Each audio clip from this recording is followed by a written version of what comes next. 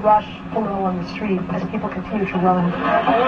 Many of the cars. A great ball of fire, smoke started billowing out. There was a voice in the Secretary Rumsfeld, huge explosion. We can see a cascade of sparks.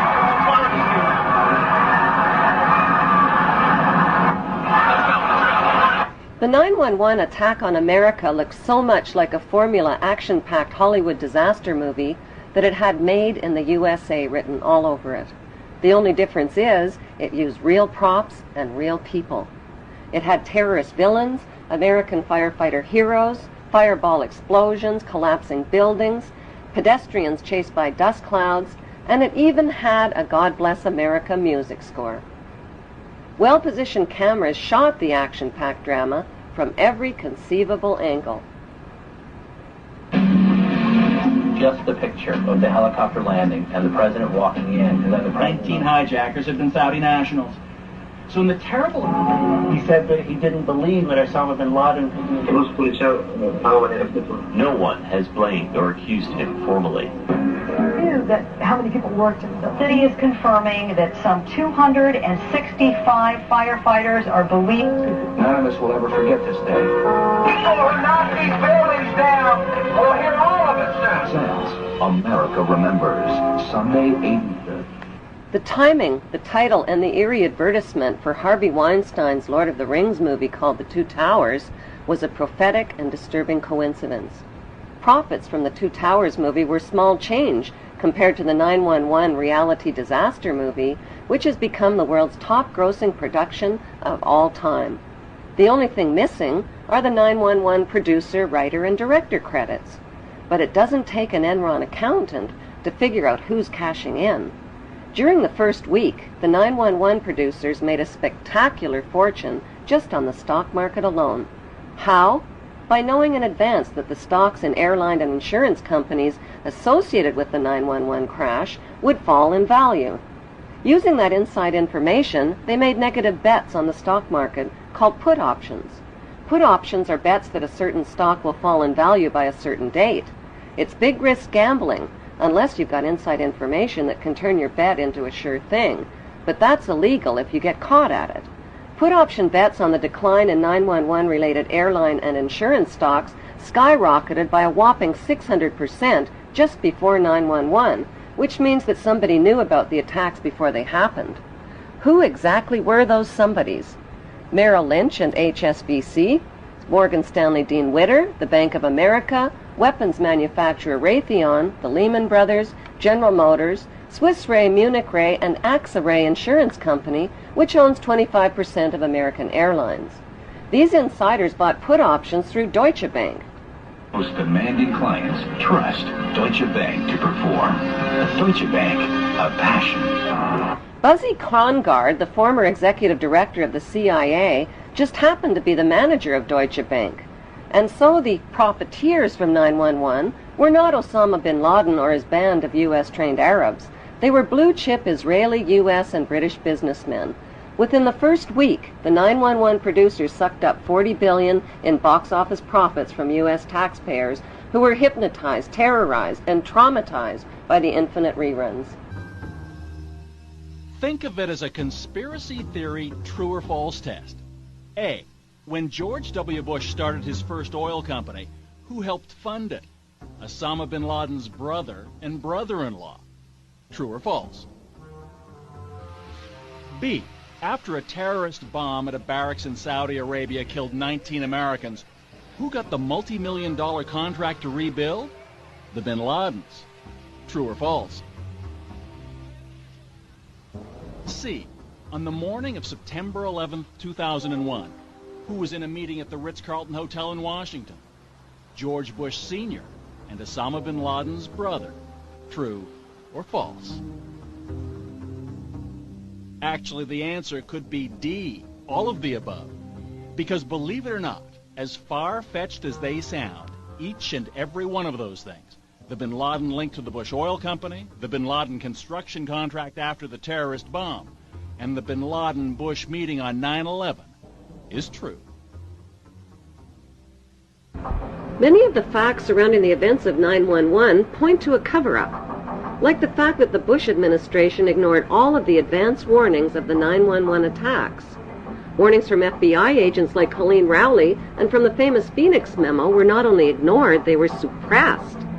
FBI Deputy Director John P. O'Neill quit his job when his investigation of Osama bin Laden was blocked. According to a September 24th Newsweek article, top Pentagon officials canceled their travel plans for 9/11 because of security concerns. While the American public were sitting ducks, all of America's political, military, and corporate VIPs were kept out of harm's way. 2 Muslims accused of the 9/11 hijackings took their flight training at Rudy Decker's Huffman Aviation School in Florida. Rudy Deckers is linked to the CIA and drug smuggling through Carib Air and Britannia Aviation, which shared the same small Venice airport with Deckers. The media reported that on the night before the attacks, accused ringleader Mohammed Atta and 2 other Muslim hijackers got drunk, fondled naked dancers in a Florida strip club called Shuckums, forgot their business card and their Quran holy book at the bar, publicly bashed America, and loudly boasted about impending bloodshed the next day. Would devoted and highly secretive Muslim hijackers risk their planned mission by attracting so much negative attention? And why were they in Florida instead of Boston the night before their suicide flights? On the early morning of September 11th, 19 Muslim men well known to intelligence and security agencies supposedly waltzed past airport security checks, boarded 4 passenger planes, and turned them into deadly missiles without even a hitch.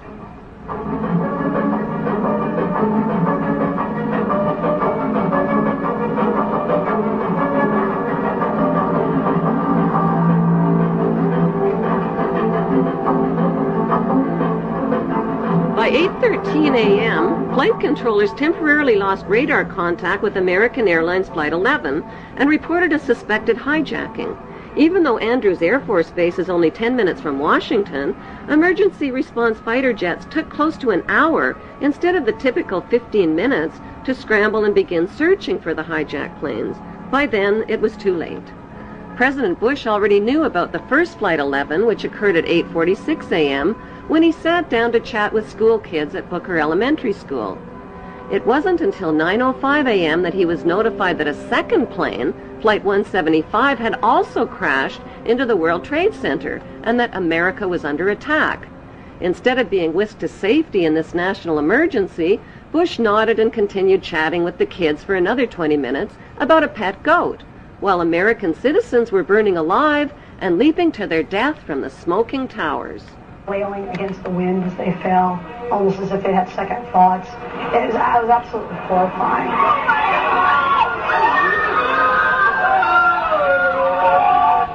And you don't have to be a conspiracy theorist to wonder exactly what President George W. Bush knew about the attack, and when he knew it. According to the official White House version, it was at this moment in a Florida classroom that Bush learned the second plane had hit the World Trade Center and that the U.S. was under attack. But here's what George Bush himself said almost 3 months later when asked about September 11th. I was sitting outside the classroom waiting to go in, and I saw an airplane hit the tower of a TV. You know, the TV was obviously on, and I used to fly myself, and I said, well, there's one terrible pilot. And I said it must have been a horrible accident. But I was whisked off there. I didn't have much time to think about it. Now, wait a minute. George Bush was told about the second plane while he was inside the classroom. So you just heard him describe seeing the first plane crash on television that day. But that's impossible. No one saw the first plane crash on TV on September the 11th because the videotape of it didn't surface until the next day.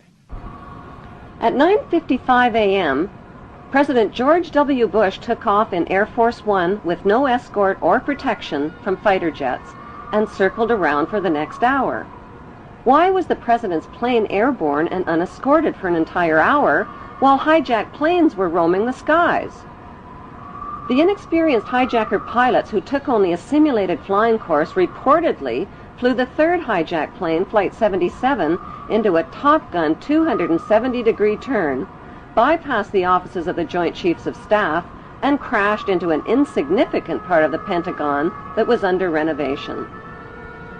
Emergency response Air Force fighter jets were finally airborne when a fourth hijacked plane, Flight 93, crashed into a field in Pennsylvania at 10:06 a.m. The media reported that passengers overpowered the hijackers, but nearby residents saw U.S. fighter jets overhead and gave eyewitness reports of debris falling from the sky. That debris was found 8 miles away, indicating that the plane had been shot down. Within hours of the 911 hijackings, a massive Blame the Muslims campaign was launched by CNN and the media and continues to this day. In less than 48 hours, the names and mugshots of 19 accused Muslims were flashed across TV screens. If government investigators knew nothing, how did they identify 19 Muslim men as the hijackers so fast, from fake passports and with no DNA evidence? How could Muhammad Atta's passport survive the fireball explosion that supposedly cremated him, fly out of his pocket, fly out of the incinerated plane, flutter to the ground into 2 feet of debris, and end up in readable condition in the hands of investigators, all within 48 hours? Why did 19 Muslim men even need passports on domestic flights? How were passports found but not the plane's voice recorders? Why did the hijackers need passports they would never use again after their suicide flights? And why were the 19 accused Muslims not under surveillance on 911 if they were so easy to identify? The suitcase of accused ringleader Muhammad Atta was never loaded onto the hijacked plane and conveniently fell right into the hands of investigators. It was jam-packed with incriminating evidence, including a Quran, a how to fly a commercial airplane video, and a fuel consumption indicator. Why would a hijacker about to die on a suicide mission pack a suitcase? It seems Muhammad Atta was a very forgetful ringleader who carried around a lot of Quran holy books. He reportedly forgot one Quran in a Florida strip club, another in a rental car, and still another one in his lost suitcase at the airport. More incriminating evidence of flight manuals written in Arabic were found within hours of the attacks in parked rental cars at the airports. Why didn't the terrorists take a taxi to the airport? Can they be that smart and that stupid at the same time? The conspicuous trail of planted evidence continued 3 weeks after the 911 attacks, when anthrax letters killed 5 people and were clearly worded to throw the blame on Muslims.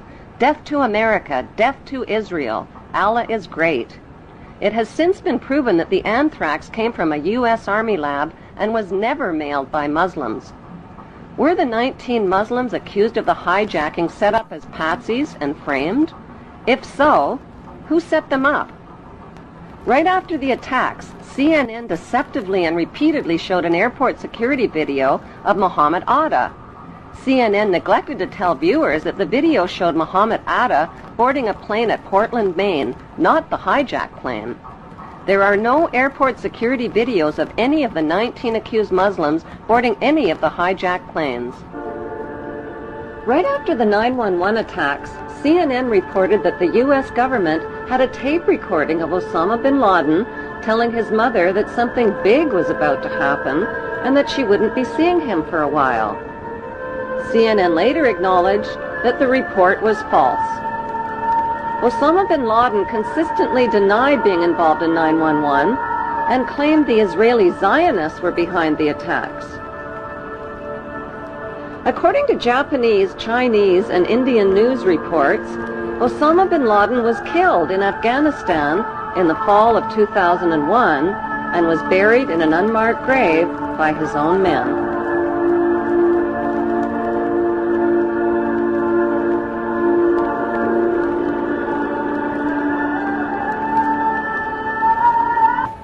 Following the money trail, Osama bin Laden.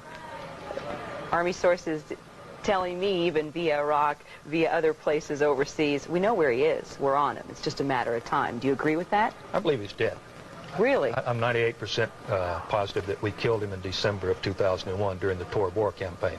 I've seen no proof of life since then, regardless of these tapes that are cobbled together. On Halloween 2004, just before the U.S. presidential election, this man, dressed in an Osama bin Laden costume, confessed to the 911 attacks, scared American voters, and tricked them into treating George Bush to another 4 years in the White House. Zionist extremists believe that Hebrew Jews are God's chosen race of people with a God-given right to the land of Israel. The Muslim world and millions of Europeans, including Germany's former Minister of Technology Andreas von Bülow, believe that Zionist extremists staged the 9/11 attacks on America to ignite the war on terrorism. That war has targeted Israel's Muslim enemies and is being fought and paid for with the blood, the lives, and the tax dollars of terrorized American citizens.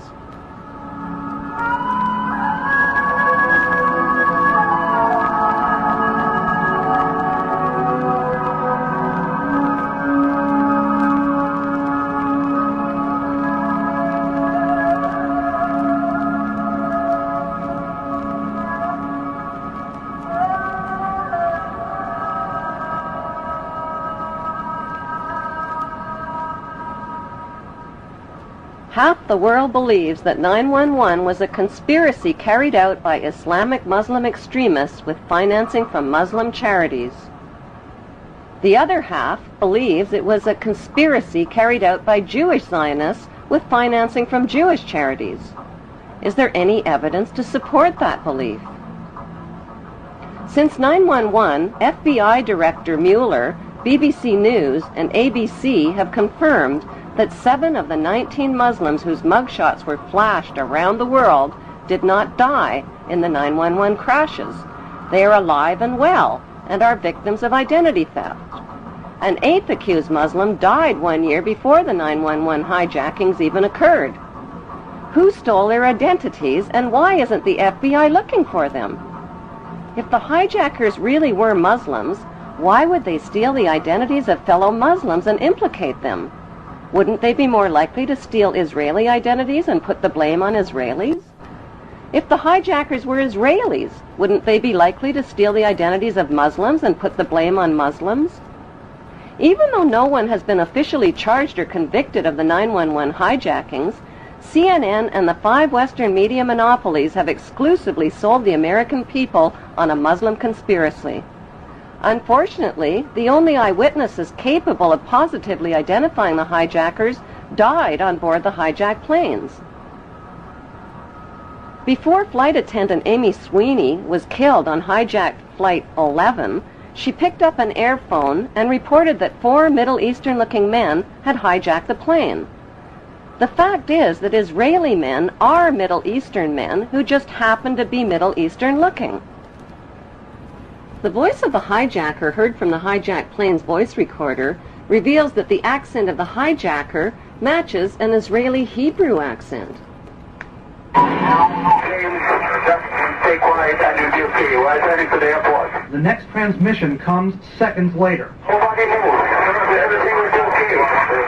If you try to make any move, you'll danger yourself and the airplane. Just stay quiet. After 9/11, 1,000 Middle Eastern-looking Muslim men were swept into U.S. custody, but the media kept quiet about 60 Middle Eastern-looking Israeli men who were also taken into custody and held under great secrecy. On December 11th, Carl Cameron of Fox News ran the first of a 4-part series about a group of Israelis who were among the 9/11 suspects. These detained Israelis failed polygraph tests about their surveillance activities against the U.S. and were caught videotaping the 9/11 attacks from different angles. Fox News also reported that the evidence linking these Israelis to 9/11 was classified, but a leaked 61-page report from the U.S. government's Drug Enforcement Agency revealed that another 120 Israelis, posing as artists, were also rounded up right after 9/11. Carrying counterfeit visas and green cards, the Israelis admitted that they served in the Israeli army in explosives, electronic, and military intelligence units. Did Middle Eastern-looking Israelis who were detained as suspects after 9/11 steal the identities of the accused Muslims? The leaked DEA report revealed that Israelis with Israeli military backgrounds had posed as artists and lived on Sheridan Street in Hollywood, Florida, just down the street from Mohammed Atta and 3 other accused Muslims. On August 18th, 1 month before the 9/11 attacks, a New York Times article by reporter Sheila K. Dewan described a group of 4 foreign artists who smuggled their way into the World Trade Center just months before 9/11. The artists occupied studio space free of charge on the 91st floor with 14 other artists and claimed to be writing a book called The Bee Thing. They also claimed that they constructed a temporary balcony on the 91st floor as a prank. Somehow, these so-called artist pranksters escaped the attention of the World Trade Center's heavy security companies. George W. Bush's brother, Marvin Bush, just happened to be the director of Securicom, which provided electronic security for the World Trade Center. By some mysterious coincidence, Marvin Bush's company also provided electronic security for 911's United Airlines and 911's Dulles Airport. So what were 18 foreign artists really doing living free of charge in one of the world's most expensive rental spaces? Many top engineering and demolition experts believe that the Twin Towers were rigged with explosives which caused the buildings to implode vertically in a typical controlled demolition. The reason the collapsing buildings looked like a controlled demolition, say experts, is because they were a controlled demolition. Photos and video recordings confirm that explosions occurred at the base of the 2 towers as well as in Building 7 before they fell. On September 24th, firefighter Louis Caccioli told People Weekly point blank, "We think there were bombs set in the building." That claim was echoed by many witnesses and by firefighters who heard the explosions just before Tower 1, Tower 2, and Building 7 collapsed. The steel-supported Twin Towers were built to withstand the impact of a passenger jetliner, yet the official explanation for their collapse is that the burning jet fuel heated the steel support beams and caused them to buckle. Expert independent investigators insist that it's impossible for jet fuel burning in oxygen to melt steel, and that most of the jet fuel burned up outside the buildings in clearly visible fireballs. After the crashes, the white smoke turned black, indicating cooling temperatures, not rising temperatures as reported. Why did a company called Controlled Demolition quickly haul away, melt down, and dispose of 499,850 pieces of structural steel that could have proved the temperature the steel had reached and the use of explosives? Why did Tower 2 that was hit last fall first, 53 minutes after being struck, whereas Tower 1 fell 1 hour and 28 minutes after being struck? An even bigger mystery is why Building 7, owned by Larry Silverstein, collapsed much later on in the afternoon, even though it had never even been hit. If these 3 World Trade Center buildings were rigged with explosives, when could the explosives have been installed, and who controlled access to the buildings? The 30-year-old World Trade Center has always been publicly owned and managed by the New York, New Jersey Port Authority. That is, until a Jewish businessman named Louis Eisenberg became the chairman. Eisenberg is an active leader in Jewish Zionist organizations. He personally oversaw negotiations that put the publicly owned World Trade Center into private hands. Those private hands belonged to 2 Jewish pro-Zionist billionaires named Larry Silverstein and Frank Lowy, even though their bid was lower than other bids. Lowy served as a commando in the Israeli army, and Silverstein just happens to be the former chairman of the United Jewish Israel Appeal. With Eisenberg's help, they landed the 99-year lease worth $8 billion for half price at $3.5 billion. During the moving, renovations, and security changeovers, explosives could have easily been installed in the buildings without detection. George W.'s brother, Marvin Bush, was not only the director of the World Trade Center's electronic security company, he was also the director of the World Trade Center's casualty insurance company called Houston Casualty. That company terminated their insurance coverage for the World Trade Center before 9/11, right in the nick of time. Another suspicious company occupied the 16th and 17th floors of the North Tower. That company, called Zim Israeli American Shipping, suddenly broke their lease, paid a $50,000 penalty, and moved out of the World Trade Center only weeks before 9/11. Zim Israeli American Shipping is owned by Zim Israel Navigation, which just happens to be owned by the government of Israel.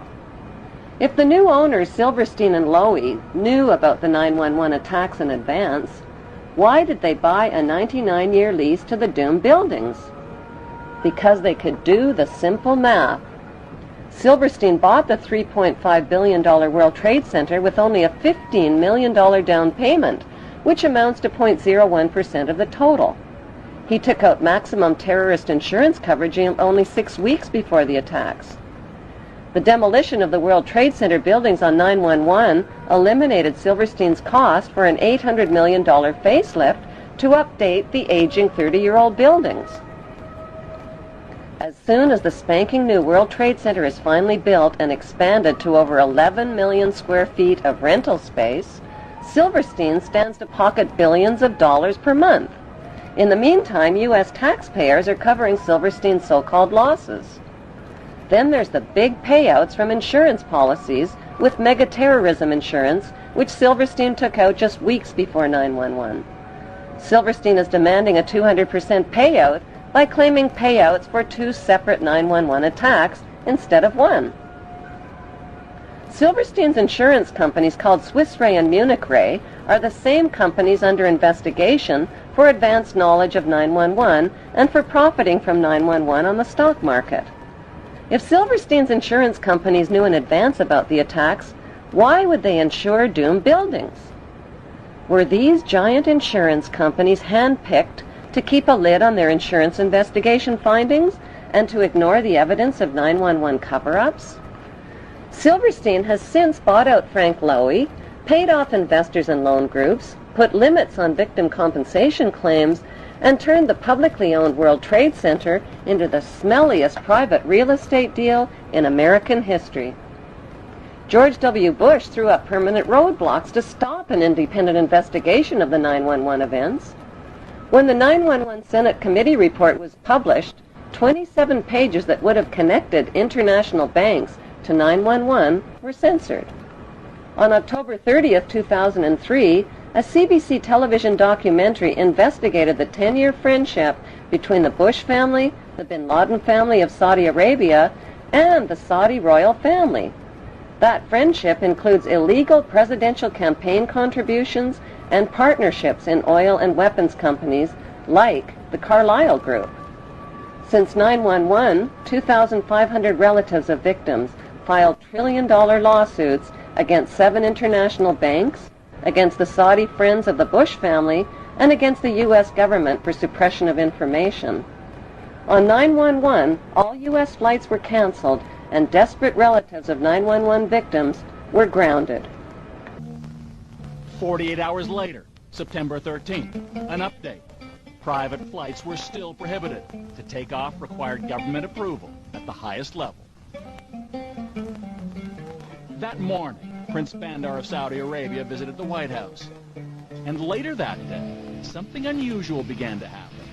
Despite the blanket aviation ban, several private planes, from Learjets to a 747, were cleared to depart from various U.S. cities.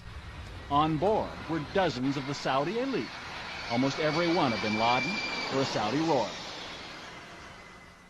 Meanwhile, Elizabeth Alderman was desperate to find a way from Paris to New York, where her son Peter was missing. The bin Laden family, whoever was in the United States, got safe passage home, and I couldn't get home to be with my children. Other families couldn't get to New York, who lived far away, to even begin to look for their children. At this point, we didn't know who was alive or who was dead. I couldn't get home, and the bin Laden family were all able to get home. Since 15 of the 19 hijackers were accused of being Muslims from Saudi Arabia, why wasn't the fury of George W. Bush directed at Saudi Arabia instead of opium-rich Afghanistan and oil-rich Iraq? Before the first plane ever even hit the first tower on 9/11, A massive military buildup was organized near Afghanistan called Operation Swift Sword and Operation Bright Star. 23,000 British troops were sent to the Oman Gulf near Afghanistan, and 17,000 U.S. troops joined NATO troops in nearby Egypt. All of these forces were positioned for attacks on the Muslim countries of Afghanistan and Iraq before 9/11. The Patriot Act, which was designed to limit American citizens' democratic rights and freedoms, was also designed and written months before the first plane ever even hit the first tower. So who exactly are the producers of the 9/11 reality disaster movie that collected billions from insider stock market trades, $200 billion and counting from terrorized U.S. taxpayers, and gazillions of dollars from the conquest of Iraq's oil fields and Afghanistan's opium fields? Contrary to popular opinion, the producers of 9/11 are not practicing Jews. And contrary to popular opinion, the producers of 9/11 are not practicing Muslims.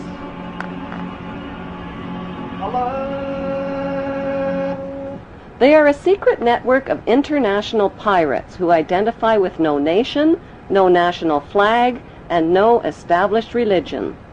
Their flag is the skull and crossbones, and their god, G-O-D, spells gold, oil, and drugs.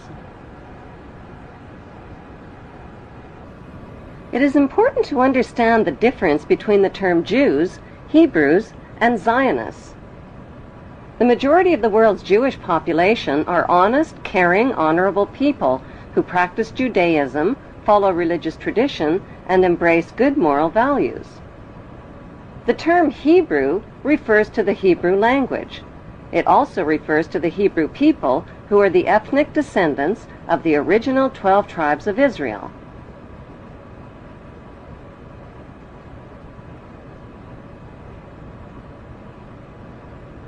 The term Zionist refers to political extremists. Zionists believe that the Hebrews are God's chosen race of people and that the Hebrews have a right to the land of the Muslim Palestinians. Why? Because according to the Bible, God said so. These Zionist extremists represent only a small minority of Jews and Hebrews. Christians who support Israel's theft of Palestinian land are called Christian Zionist extremists. Their goal is to help fulfill the prophecies of the Bible story. Countless millions of Americans are reading a series of novels called Left Behind. They're topping bestseller lists all over the country, and they're being made into movies. They chronicle apocalyptic times. The setting is the 21st century, complete with warplanes and TV correspondence. This is Buck Williams reporting live from Israel. I am standing in the middle of an all-out attack. But the plot is ripped from the pages of the Bible, so it all winds up here in Israel, where according to the book of Revelations, the final battle in the history of the future will be fought on this ancient battleground in northern Israel called Armageddon. It will follow 7 years of tribulation during which the earth will be shaken by such disasters that previous human history will seem like a day in the country.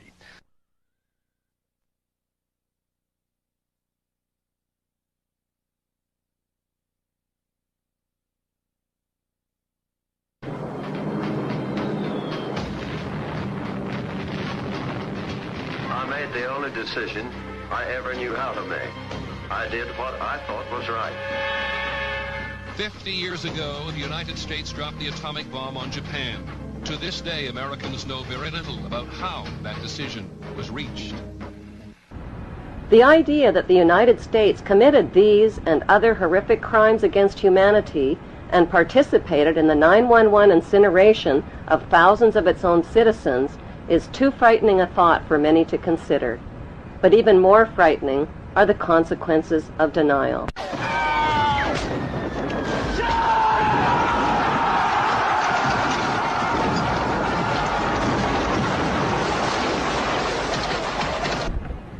Did the world wars, revolutions, and big events of human history evolve naturally, or were they calculated and pre-planned? If they were pre-planned, who planned them, and what are they planning for the future of humanity?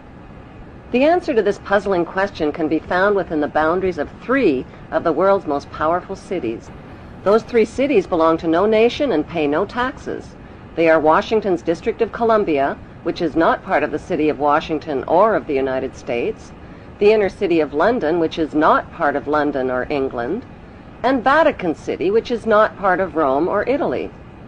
These cities, called city-states, have their own independent flag, their own separate laws, and their own separate identity.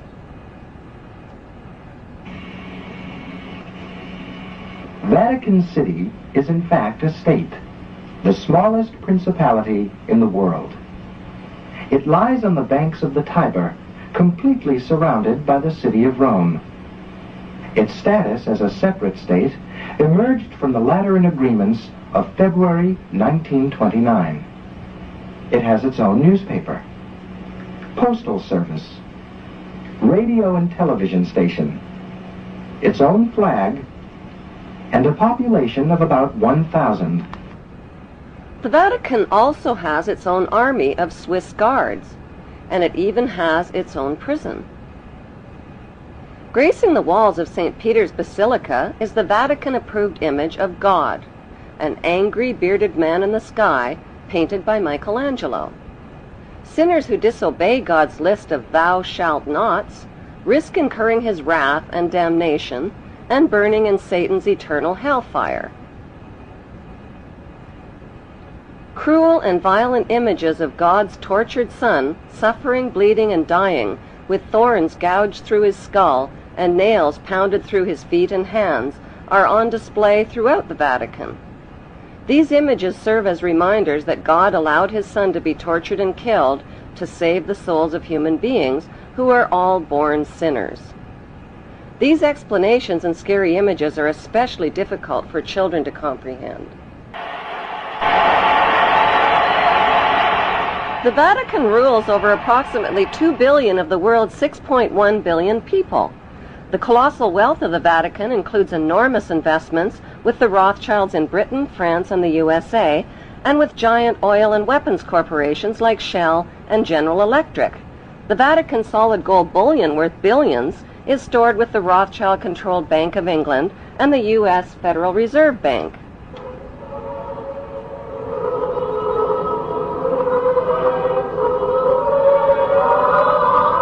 The Catholic Church is the biggest financial power, wealth accumulator, and property owner in existence, possessing more material wealth than any bank, corporation, giant trust, or government anywhere on the globe.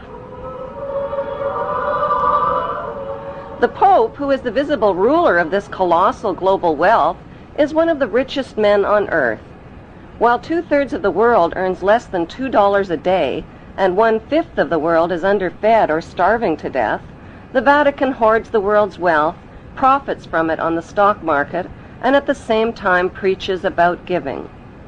How did the Pope and Vatican accumulate all that wealth over the millennium? One method was to put a price tag on sin. Many bishops and popes actively marketed guilt, sin, and fear for profit by selling indulgences. Worshippers were encouraged to prepay for sins they hadn't yet committed and get pardoned ahead of time. Those who didn't pay up risked eternal damnation in Satan's oven.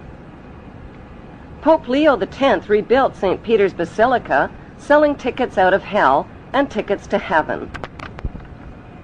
During the Dark Ages, the Catholic Church not only hoarded the wealth they collected from the poor, but hoarded knowledge.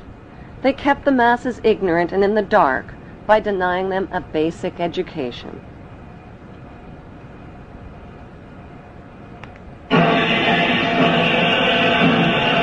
More than 60,000 armed Christians were on their way to reclaim Jerusalem from the infidel.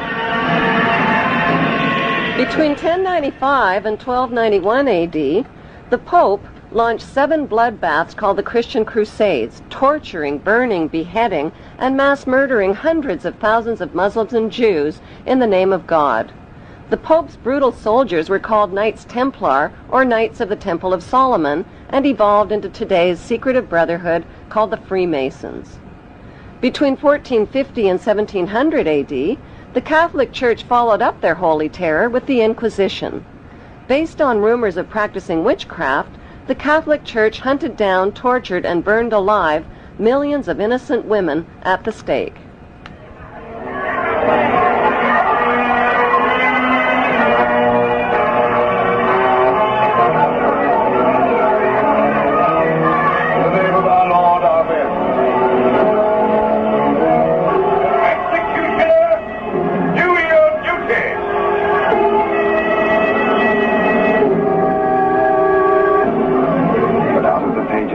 Is to emerge the one truth.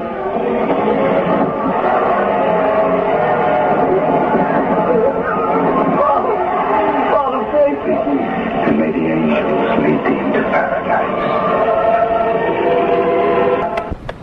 During World War II, the Vatican was criticized for supporting Hitler and his Nazi regime. To this day, the Vatican is still under investigation for plundering Nazi gold from the Swiss bank accounts of Jewish Holocaust victims. Over the past 5 decades, more than 1,500 priests and bishops have been identified in the sexual assault of tens of thousands of boys and girls in their trusting congregations and orphanages. Why is this filthy rich institution preaching spiritual values of poverty and chastity while cardinals, bishops, and priests cover up their crimes of sexual abuse? Why has the Church fought and resisted the compensation claims of their sexually, emotionally, and spiritually traumatized victims? Like Vatican City, London's inner city is also a privately owned corporation or city-state, located right smack in the heart of Greater London. It became a sovereign state in 1694 when King William III of Orange privatized and turned the Bank of England over to the bankers. By 1812, Nathan Rothschild crashed the English stock market and scammed control of the Bank of England. Today, the city-state of London is the world's financial power center and the wealthiest square mile on the face of the earth. It houses the Rothschild-controlled Bank of England, Lloyd's of London, the London Stock Exchange, all British banks, the branch offices of 385 foreign banks, and 70 U.S. banks. It has its own courts, its own laws, its own flag, and its own police force. It's not part of Greater London or England or the British Commonwealth and pays no taxes. The city-state of London houses Fleet Street's newspaper and publishing monopolies. It is also the headquarters for worldwide English Freemasonry and headquarters for the worldwide money cartel known as the Crown. Contrary to popular belief, the Crown is not the royal family or the British monarch. The Crown is the private corporate city-state of London. It has a council of 12 members who rule the corporation under a mayor called the Lord Mayor. The Lord Mayor and his 12-member council serve as proxies or representatives who sit in for 13 of the world's wealthiest, most powerful banking families. This ring of 13 ruling families includes the Rothschild family, the Warburg family, the Oppenheimer family, and the Schiff family. These families and their descendants run the Crown Corporation of London. The Crown Corporation holds the title to worldwide Crown land in Crown colonies like Canada, Australia, and New Zealand. The British Parliament and the British Prime Minister serve as a public front for the hidden power of these ruling Crown families. Like the city-state of London and the Vatican, a third city-state was officially created in 1982. That city-state is called the District of Columbia and is located on 10 square miles of land in the heart of Washington. The District of Columbia flies its own flag and has its own independent constitution. Although geographically separate, the city-states of London, the Vatican, and the District of Columbia are one interlocking empire called Empire of the City.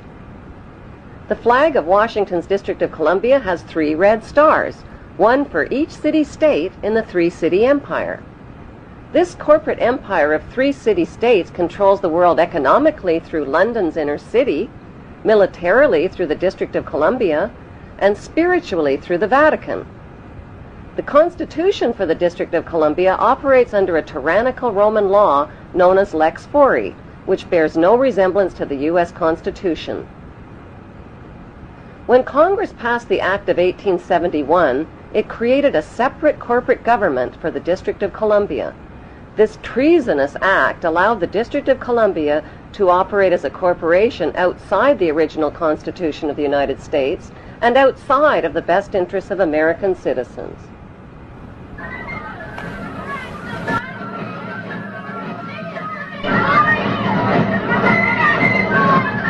A sobering study of the signed treaties and charters between Britain and the United States exposes a shocking truth. The United States has always been, and still is, a British Crown colony.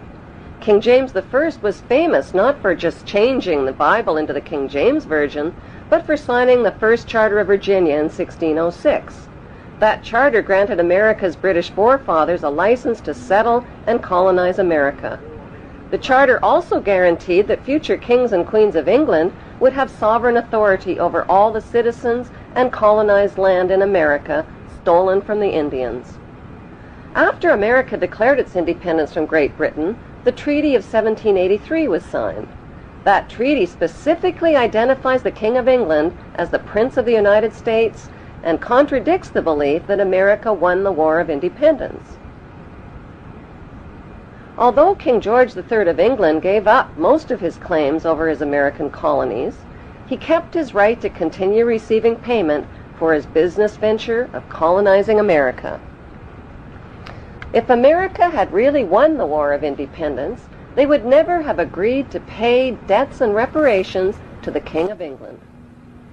When Congress passed the 13th Amendment to the Constitution, the U.S. President was made subservient to the King of England.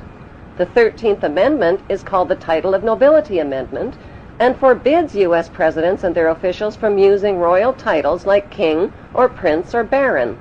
For some mysterious reason, the 13th Amendment, which was ratified in 1810, no longer appears on current copies of the Constitution. America's blood-soaked War of Independence against the British bankrupted America and turned its citizens into permanent debt slaves of the king. In the War of 1812, the British torched and burned to the ground the White House and all U.S. government buildings and destroyed ratification records of the U.S. Constitution. 1 century later, a corrupt U.S. Congress committed the biggest theft in world history. They passed Paul Warburg's Federal Reserve Act in 1913, handing over America's gold and silver reserves and total control of America's economy to the Rothschild banksters. Most Americans still believe that the Fed or Federal Reserve is the government. It is not. The Fed is a privately owned banking system whose majority Class A shareholders are the Rothschilds, Warburgs, Kuhn and Loeb, J.P. Morgan, Rockefeller, Israel Seif, and the Lehman Brothers. This private banking cartel is the Fed and is never audited and never pays taxes. They print and design America's money, which displays their symbols of an Egyptian pyramid, a Masonic all-seeing eye, and the words "In God We Trust." Who exactly is the God they trust? They also collect American taxpayers' money through the IRS. Then they loan it back again with interest to pay for roads, bridges, and other public works.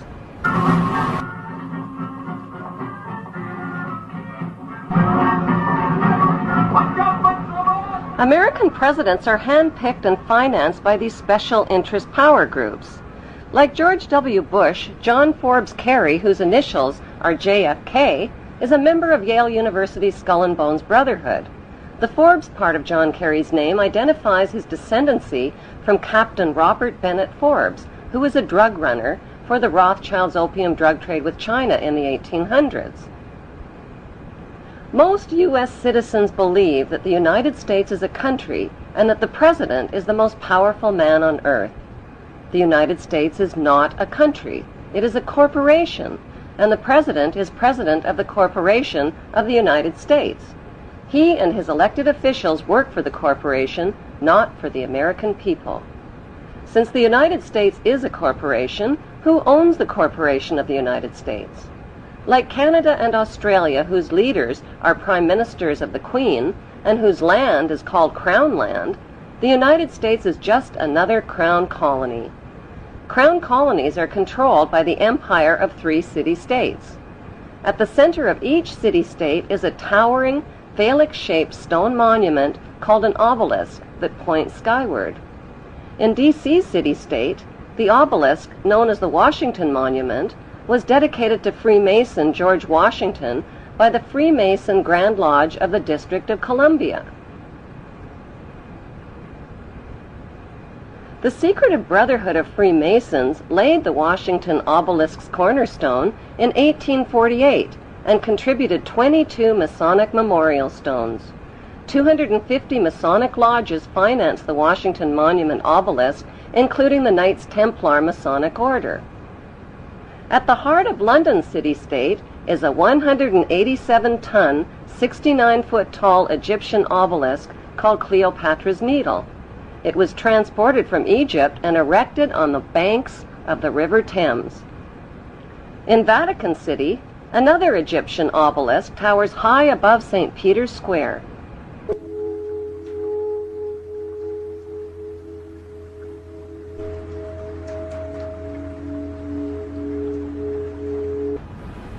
What exactly is an obelisk? Obelisks are phallic-shaped monuments honoring the pagan sun god of ancient Egypt called Amun-Ra. The spirit of this pagan god is said to reside within the obelisk. Obelisks symbolize the phallus and fertility. At the base of the obelisk is a sunwheel circle symbolizing the vagina. Together, they depict male and female sexual union. Worshippers of Amun believe Amun is the supreme god and creator of all things, and can transform himself into other gods, like Osiris, the god of the underworld, or Seth, the god of evil and chaos. Since vowels were interchangeable in the biblical Hebrew language, Amun can be spelled A-M-E-N, A-M-O-N, O-M-O-N, or A-M-U-N. Today, Amun is one of the most popularly used words in the entire world. It is used in all languages by Christians, Muslims, Hindus, and Jews at the end of prayer. Without realizing it, people all over the world are praising Amun. The Old Testament of the Bible is the holy book of both Christians and Jews. Amun is repeated over and over again throughout the Bible and is hidden within the word Testament. The word Amun literally means the hidden one. Many are fooled into believing that Amun means so be it or truly, but in Kings 1 verse 36 of the Old Testament, Amun is identified as the Lord God of my Lord. Why in the world would the Vatican, a fortress of Puritan Christian values, erect a monument symbolizing the pagan god Amun and sexual intercourse right in its own front yard?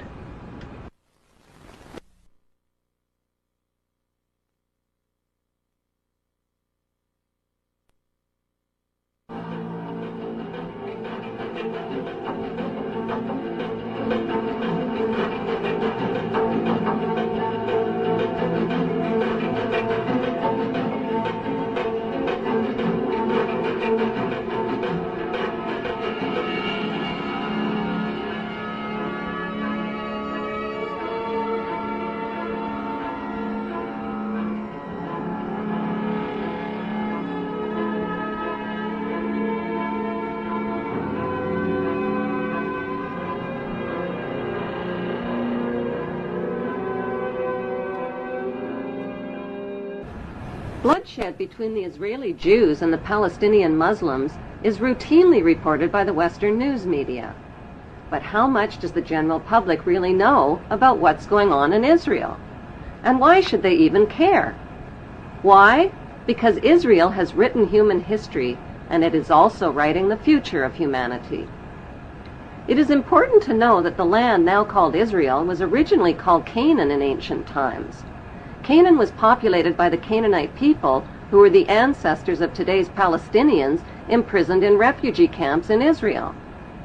About 3,500 years ago, the Semitic Hyksos kings ruled Egypt for 100 years, but were expelled from Egypt into Canaan. The Egyptians called these Hyksos people the Habarus, which means Hebrews. These expelled Hebrews invaded and conquered the land of Canaan and changed the name of the land from Canaan to Israel.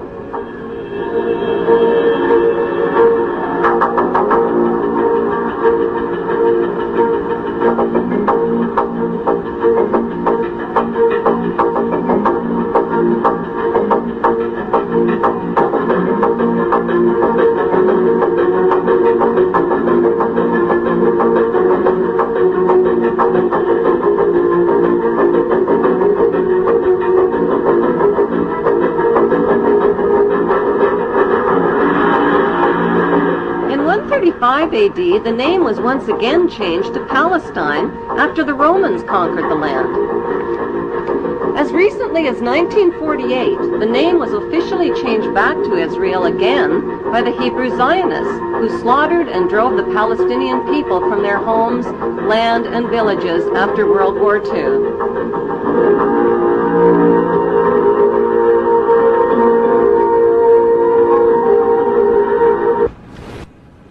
The best way to understand what's really going on in the world today is to journey back in time and dig up the ancient secrets of the past.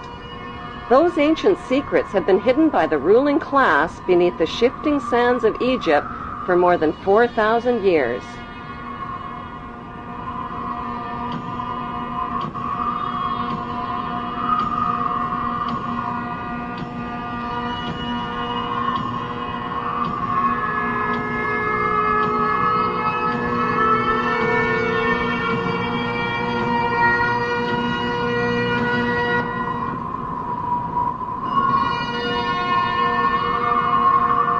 Historian travel guides like Josephus, Herodotus, and Manetho, as well as writers like David Rohl, Ralph Ellis, and Niels Peter Lemke, provide flashlights into the past.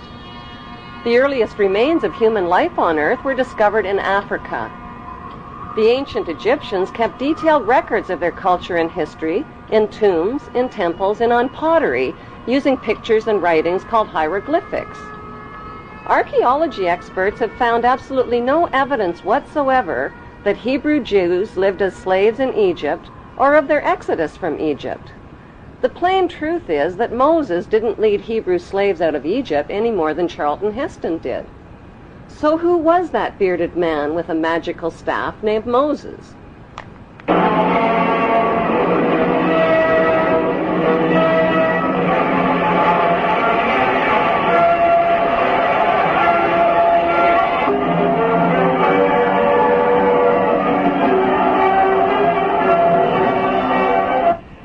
There is not one shred of archaeological evidence for the existence of Moses or of any of the Bible's main cast of Hebrew characters, from Abraham to Jacob to Joseph to King David to King Solomon. There is, however, plenty of evidence for the existence of Egyptian pharaohs who these biblical characters are based on. The Bible's Old Testament has carefully covered up the connection between the Egyptian pharaohs and the Hebrew patriarchs by mixing up historical facts with myths and legends. The job of archaeology experts and historians is to separate fact from fiction. Modern archaeologists have confirmed that the Hebrews were not a race of people as once thought. They were a Semitic and Asiatic class of foreign workers who migrated into Egypt from neighboring lands in search of work as craftsmen and builders.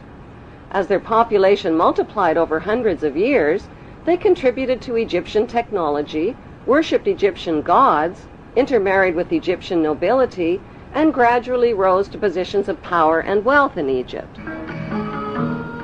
The Bible story of the Hebrew Jews begins with Abram, who was born north of Canaan in the town of Ur around 2055 BC. Abram married his beautiful sister Sarai. At God's command, the incestuous couple changed their names to the Egyptian names of Abraham and Sarah and migrated to Egypt. Once in Egypt, Abraham turned his sister wife Sarah over to the Pharaoh as his harem sex slave and was rewarded with gold and silver. Abraham received covenants or promises from God. God promised to make his name great and to make a great nation for him. God also made a circumcision covenant with Abraham, commanding him to mark the flesh of his people and slaves by cutting off the protective foreskin of their penises. Circumcision was a painful barbaric custom that was introduced into Egypt near this same time and has survived to this day. It is the unnecessary mutilation of the genitals of little boys and implies that God made a mistake in design. This mutilation custom has more to do with a mark of Hebrew ownership than with hygiene. In the continuing Bible story, Abraham married an Egyptian woman named Hagar because his sister wife Sarah couldn't conceive. But at age 90, Sarah finally gave birth to a son named Isaac. Following God's order to sacrifice his son, Abraham hog-tied Isaac and picked up a knife to kill him. Just as Abraham was about to plunge the knife into Isaac, he learned God was only kidding.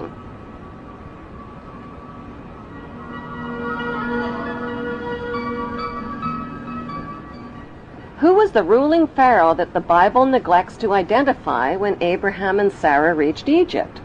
His name was Amenemhet I, and he ruled Egypt from 1991 BC to 1962 BC. The name Amenemhet means Amen is the head. Besides Pharaoh Amenemhet and biblical Abraham living in the same place at the same time, is there any other evidence connecting biblical Abraham to Pharaoh Amenemhet I? According to Egyptian history, Pharaoh Amenemhet I was not of royal blood, and his family origin is unknown. Egyptology experts believe he seized the throne of Egypt after murdering Pharaoh Mentuhotep. In 1818, Antonio Lobolo made a revolutionary discovery that identified the biblical Abraham as an Egyptian pharaoh. During Lobolo's excavations in the Egyptian Valley of the Kings, he exhumed 11 Egyptian mummies along with rolls of papyri inscribed with hieroglyphic writings and drawings. One of those drawings was interpreted by Mormon Joseph Smith and his Egyptologists as Abraham sitting on the pharaoh's throne. Abraham's name was also deciphered on a roll of papyrus.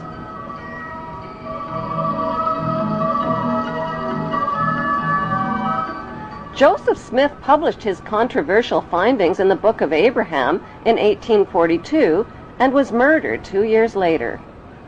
Today, the only Egyptian pyramid tomb forbidden to the public is the tomb of Pharaoh Amenemhet I, who many researchers now believe is the biblical Abraham. Why have Egyptologists never found the remains of Pharaoh Amenemhet I or of biblical Abraham?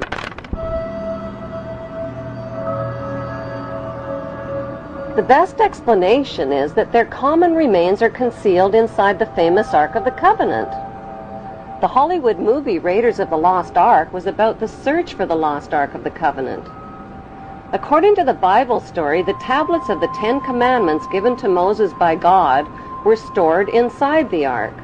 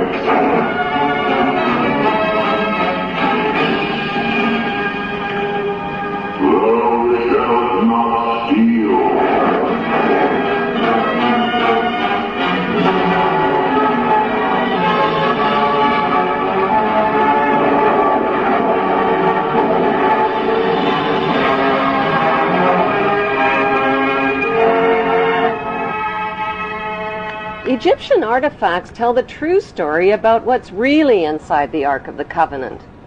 The Ark of the Covenant is, in fact, an Egyptian canopic chest, where the dried organs of royal kings and pharaohs were stored, not the Ten Commandments. Why did the Hebrews call their royal canopic chest the Ark of the Covenant? Because the name signifies the covenants or promises that God made with Abraham. Would the Hebrews carry the Ark of the Covenant into battle to kill and steal if it really contained commandments like, "Thou shalt not kill or steal"? The best explanation is that the Ark contained the remains of their ancestral leader who led them into battle. Biblical Hebrew rulers like King Solomon broke all of the commandments, just like today's rulers who make and break laws and commandments to exploit the obedient masses. The evidence shows that the ancestral patriarch of the Hebrew Jews is Amenemhet I, and that his biblical name is Abraham. Since Pharaoh Amenemhet worshipped the god Amen, are Amen and the biblical God the same God? Michelangelo's Vatican painting of God depicts God as an angry, bearded white man. God's words, actions, and deeds in the Bible's Old Testament show God's extreme favoritism for the Hebrews generally and for Hebrew males in particular. By today's standards, that behavior is considered both racist and sexist. God admits to being a jealous God who approves of ritual human and animal sacrifice as proof that he is obeyed and worshipped above all other gods. He terrorizes, punishes, and kills the enemies of the Hebrews.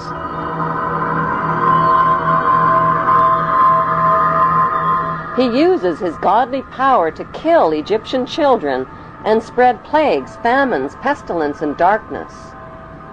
He magically turns staffs into deadly venomous snakes and turns the Nile River into blood. Like the biblical god, the god Amun-Ra also turns the Nile River into blood in the Egyptian myth of Hathor. The Bible God's opinion of humanity is that all human beings are sinful children who are all born into sin. Since his words and deeds describe an angry, violent, and jealous God, are the biblical God and the ancient Egyptian god Amun, whose name is repeated over and over in the Bible, one and the same God? What is an Egyptian pyramid and the eye of the Egyptian god Horus doing on the American $1 bill? Why have Washington, London, and the Vatican erected towering obelisk monuments honoring the pagan Egyptian god Amun-Ra? In the next Bible episode, Abraham's son Isaac, who Abraham almost stabbed to death, grows up to father twin boys named Jacob and Esau. A murderous rivalry develops between the twins, and Jacob flees to a place known today as Bethel in Israel. He lays his head down to rest on a large, smooth stone and dreams of a stairway reaching to heaven like a ladder. The stairway in Jacob's dream describes the step pyramids built by Egyptian pharaohs like ladders reaching to heaven. The symbolic stone where the Hebrew Jacob laid his head thousands of years ago in Bethel is alternately called the Stone of Jacob, the Stone of Destiny, and the Stone of Scone. Today, the symbolic stone can be found underneath the British throne chair on top of the symbolic step pyramid where the Queen and other British monarchs have been crowned. The battered oak coronation throne, on which every English monarch has been crowned, is built over the Stone of Scone. As the Bible story continues, God promises Jacob that a nation and a company of nations shall come from him, and kings will spring from him. Jacob marries 2 of his girl cousins and fathers 12 sons. As Jacob ages, Joseph becomes his favorite son, and Dan becomes his venomous son.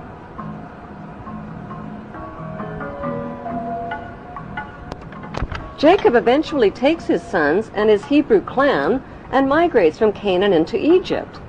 This Hebrew migration into Egypt closely parallels Egyptian history when the Semitic Hyksos migrants overthrew the Egyptian pharaohs and seized the throne of Egypt. One of the Semitic Hyksos leaders who became king of Egypt was Yaquber.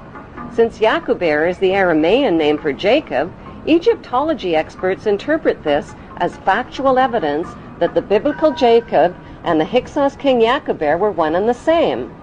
Historical records show that the Semitic Hyksos kings ruled Egypt for over 100 years. The Egyptian people rebelled against these Semitic kings and pushed them into northern Egypt. By 1500 BC, a peace agreement was reached between the Egyptians and the Semitic Hyksos, which allowed the Hyksos people to leave Egypt peaceably and move to Palestine and Jerusalem in the Egyptian-controlled land of Canaan. Their gradual and peaceful migration closely matches the Bible story of the Semitic Hebrew exodus from Egypt into Canaan in 1447 BC.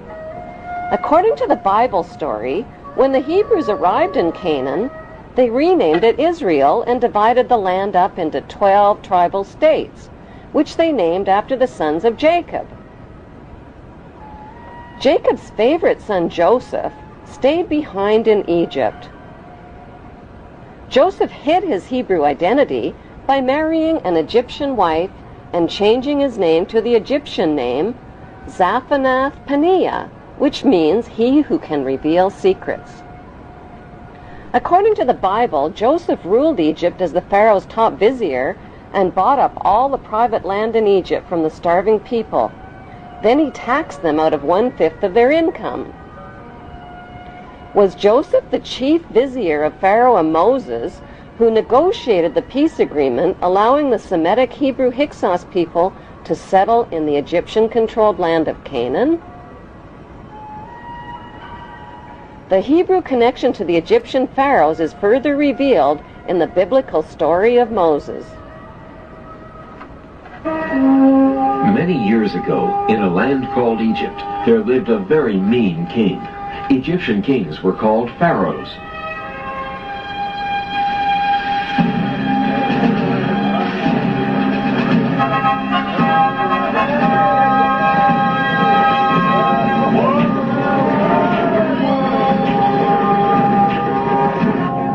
The story begins with the Egyptian pharaoh ordering the deaths of all Hebrew baby boys. Oh, no!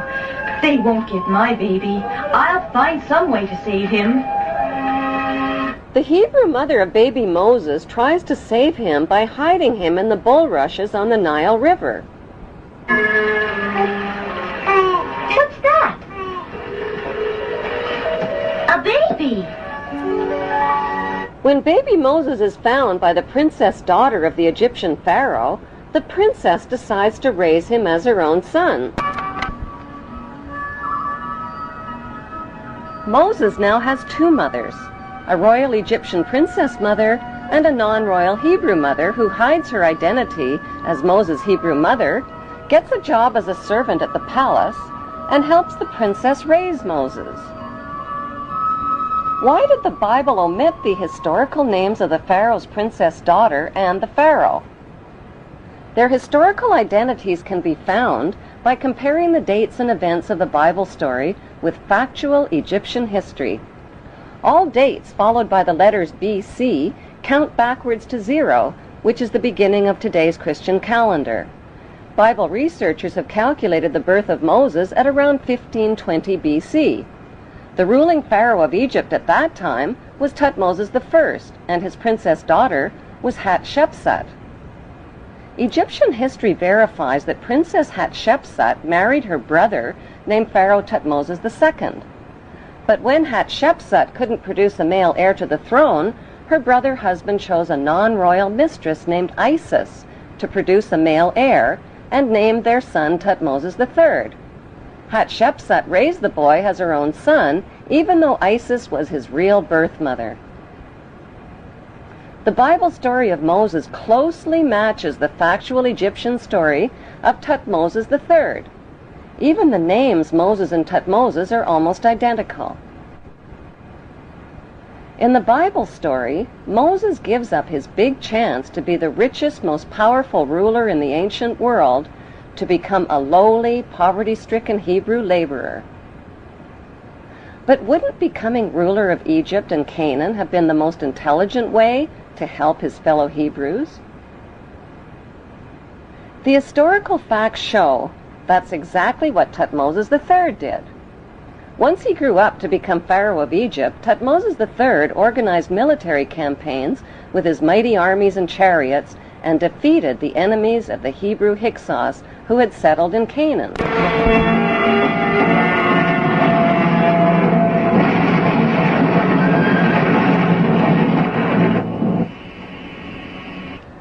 After his famous Battle of Megiddo in Canaan in 1479 BC, Thutmose installed district governors in garrison cities throughout Canaan. Did Thutmose choose his district governors from the 12 Hebrew tribes named in the Bible?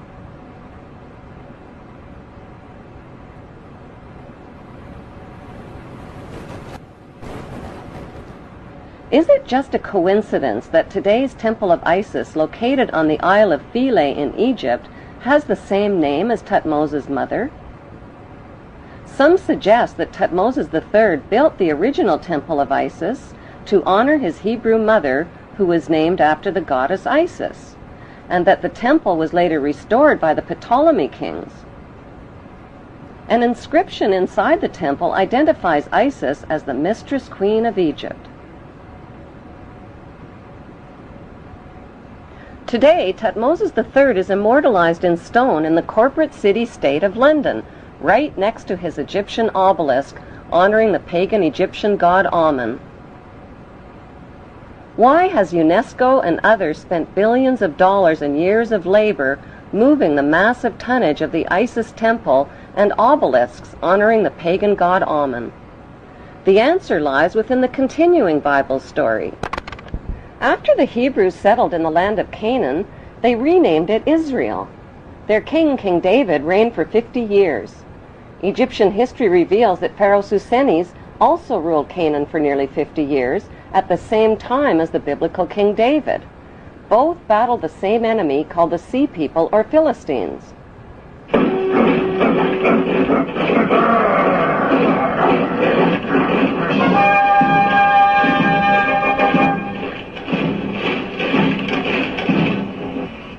Both King David and Pharaoh Susenes had sons with almost identical names, Solomon and Simon. The name of biblical King David's son, Sol-Amon, means son for Saul, and O-M-O-N is an alternative spelling of Ammon. The name of Pharaoh Susenes' son, Si-Amon, means son of Ammon. Simon and Solomon reigned at exactly the same time and fought the same enemies in Canaan, called the Mitanni, the Hittites, and the Philistines. Pharaoh Simon's documented battle with the Philistines in Palestine and his capture of the Canaan city of Gezer clearly proves an ancient alliance between the Egyptians and the Hebrews.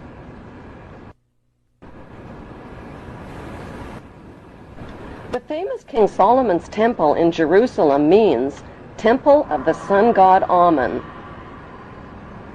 According to the Talmud, King Solomon used the dark power of his magic ring to conjure up demons to help him build his temple.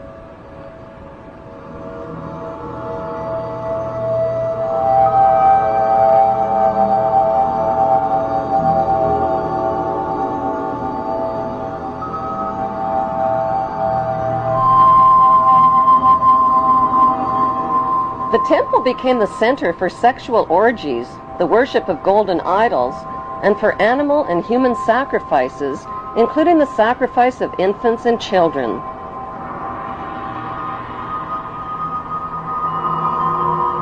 The biblical Ark of the Covenant was stored inside King Solomon's temple. The Ark had 4 gold rings built into its 4 corners, each representing the 4 corners of the earth over which descendants of the biblical Abraham are destined to rule. Since archaeologists claim the biblical King Solomon was no more real than the evil wizard Saruman from the movie Lord of the Rings, who built King Solomon's temple?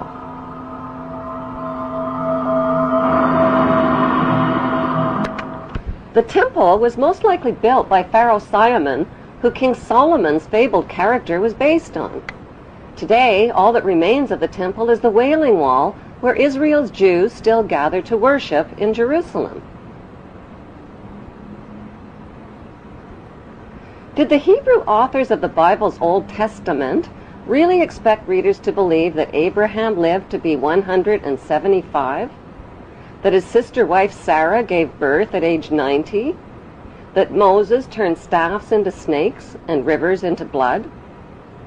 Why did the Hebrew authors of the Bible omit all of the important historical names of Egyptian pharaohs? Why did they mix up historical fact with myths and legends?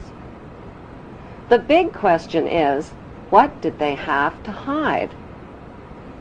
Researchers of both Bible and Egyptian history have concluded that the Hebrew authors of the Bible covered up the fact that the Hebrews and the Egyptians shared the same royal bloodline. But why? Why the cover-up? Because after the Egyptian people forced the Hebrew Hyksos kings out of Egypt, the only way the Hebrews could continue ruling Egypt was to hide their Hebrew identity from the Egyptian people. They did that by changing their Hebrew names to Egyptian names and intermarrying with Egyptian royalty, just like the biblical Joseph did.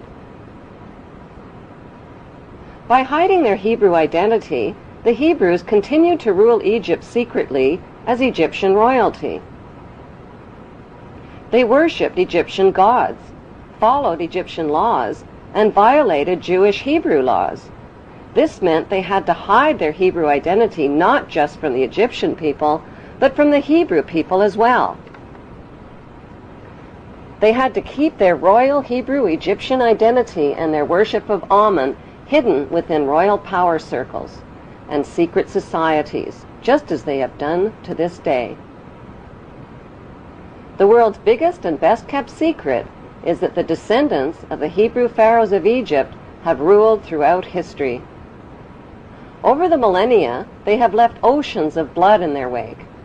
They have murdered, cheated, slaughtered, robbed, colonized, and enslaved to fulfill their biblical covenants for an eternal throne and one world empire.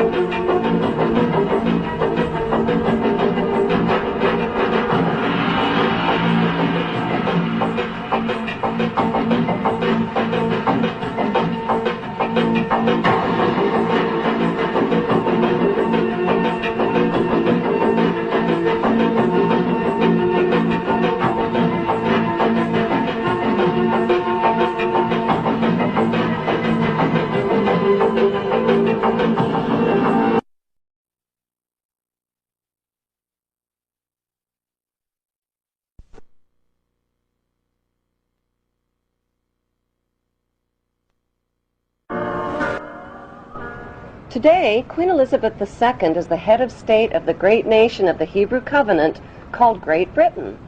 Her genealogy chart, according to the College of Heralds in London, traces her blue bloodline back to Abraham, who many modern scholars believe to be the Egyptian pharaoh, Amenemhet I. By connecting 22 dots, the true Hebrew and royal Egyptian identity of Queen Elizabeth II comes into focus. Number 1. What is the stone of Jacob, a Hebrew patriarch, doing beneath the Queen's throne chair? Number 2. Why was the Queen crowned at her coronation ceremony on top of a symbolic Egyptian step pyramid? Number 3. The monarch's crown has 12 stones at the base, each representing the 12 Hebrew tribes. The 12 stones of the 12 tribes were also worn on the breastplate of Hebrew high priests in Canaan. Number 4. The Union Jack represents the reunion of the United Kingdom of the 12 tribes of Jacob, or Jacob. The Union Jack is red, white, and blue, the same colors as the 3 crowns of Egypt. Number 5. The royal scepter originates in ancient Egypt and was carried by the Egyptian god Amun and by Egyptian pharaohs, who called themselves the Son of God.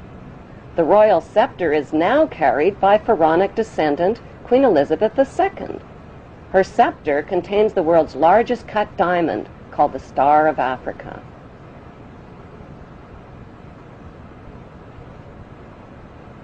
Number 6.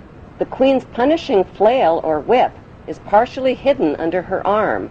The flail or whip also originates with the pharaohs of ancient Egypt. Number 7. The symbol of the bee can be found within the Queen's royal wardrobe. In ancient Egypt, bees were the symbol of Egyptian royalty as well as the symbol of Egypt. Number 8. The symbols on the British coat of arms reveal Britain's Hebrew origin. According to the Bible, the harp symbolizes the Hebrew King David. The biblical lion and unicorn holding up the shield symbolize the nation of Israel. The motto, Dieu est mon droit, means God and my right, indicating the divine right of the British monarch to an eternal throne. Number 9. The headdress worn by judges and the Queen's high-ranking officials originate in ancient Egypt.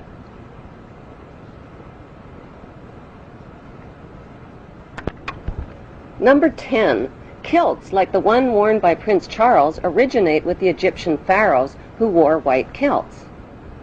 Number 11.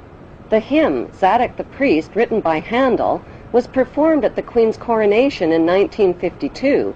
Zadok the Priest was the biblical priest who anointed the Hebrew King Solomon while the people cried, "God save King Solomon! Long live King Solomon! May the king live forever!" God save Queen Elizabeth. Long live Queen Elizabeth. May the Queen live forever.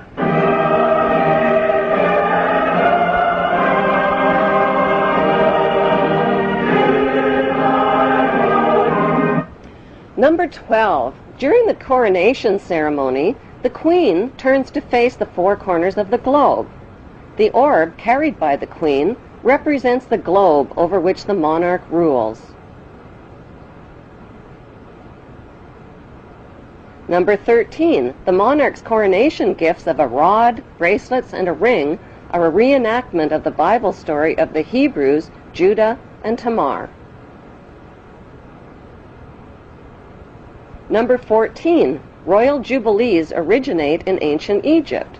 Egyptian pharaohs celebrated their jubilees after 30 years of rule. In pharaonic tradition, the Queen has celebrated both silver and golden jubilees.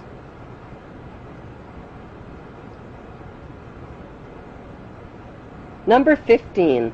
Incest was practiced by ancient Egyptian royalty. Mothers married sons and brothers married sisters to keep the power and the money all in the family. Like their pharaonic ancestors, the British monarchy have a long history of incestuous inbreeding. Number 16. The corpses of deceased pharaohs were preserved and entombed beneath their pyramid temples.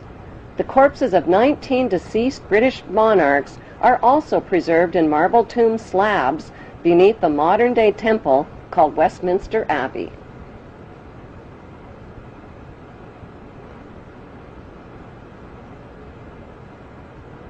Number 17.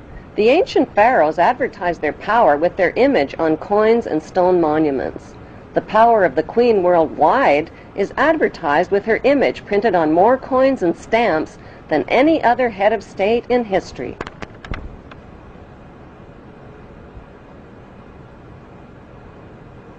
Number 18. The structure of government in ancient Egypt was a step pyramid model, with the Grand Vizier and priesthood one step below the pharaoh. Today's monarchy reigns using a much more sophisticated pyramid model of authority.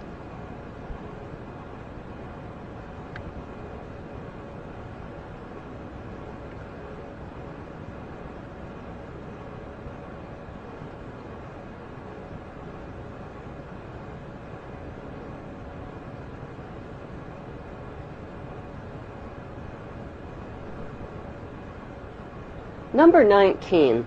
The Pope's headdress is strikingly similar to the headdress of the Egyptian god Amun. His bent cross resembles the scepter of Amun. Number 20. Like the Egyptian pharaohs, British monarchs wear signet rings, which over the millennia have been passed down from their Hebrew ancestors. Number 21.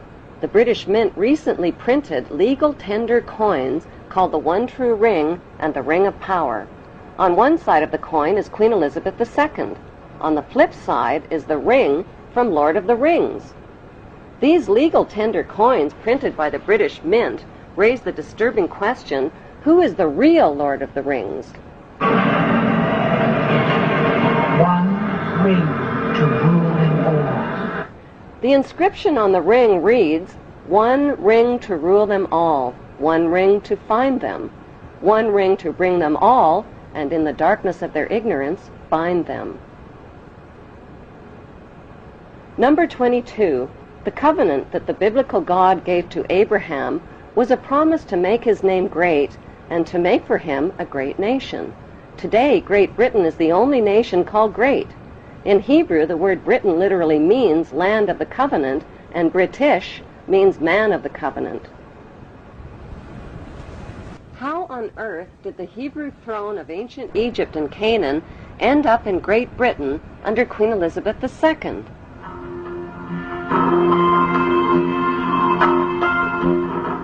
Historically, a series of powerful invaders, the Philistines, Assyrians, Babylonians, and Persians, conquered the land of Canaan, which the Hebrews called Israel.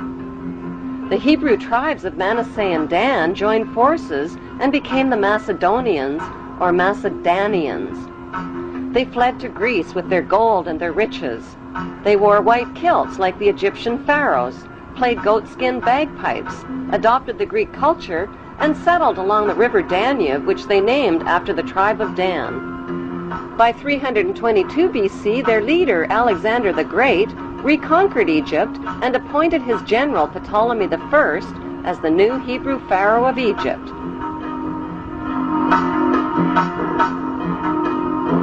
Cleopatra was the last in a succession of Hebrew Ptolemy kings. Although Cleopatra is considered to be the last of the Egyptian pharaohs, author Ralph Ellis claims that Jesus was the last of the Hebrew pharaohs of Egypt. Jesus, a pharaoh? How is that possible? The historical facts show that the last pharaoh of Egypt was Ptolemy XV, who was nicknamed Caesarion or Little Caesar. Born in 47 BC, Caesarion was the son of two of the most famous parents in world history, Roman ruler Julius Caesar and Egyptian pharaoh Cleopatra. When Caesarion's mother, Cleopatra, proclaimed herself to be the reincarnation of the virgin goddess Isis, Caesarion became the son of a virgin mother goddess. When Caesarion's father, Julius Caesar, was elevated to the status of god by the Roman Senate, Caesarion was recognized as the son of God and heir to God's kingdom, the Roman Empire. Caesarion was also recognized as the son of God in Egypt after his mother named him co-ruling pharaoh of Egypt. Cleopatra declared Caesarion to be the king of kings at the age of 13 during the donations of Alexandria ceremony in 34 BC.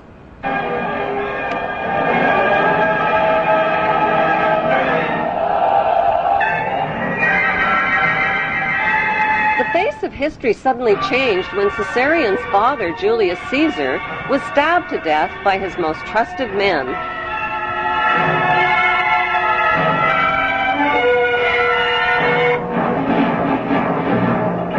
Octavian, the adopted son of Julius Caesar, swiftly seized power as the new Roman emperor.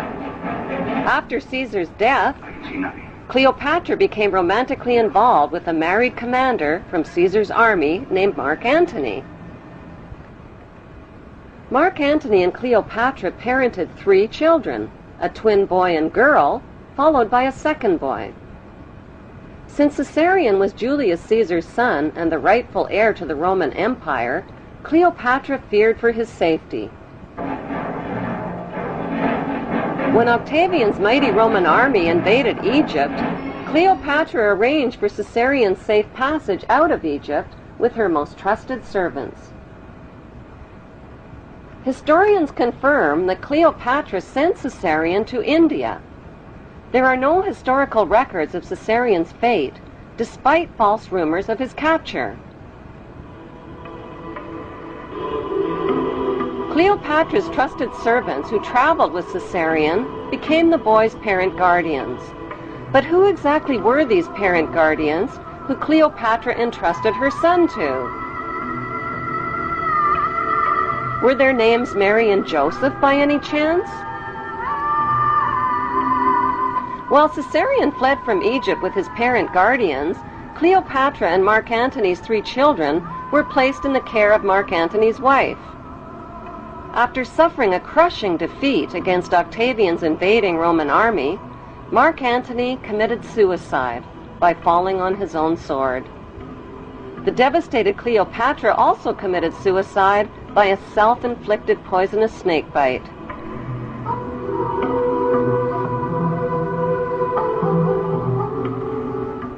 While traveling undercover through Egypt with his parent guardians, Caesarion was forced to hide his identity and change his name.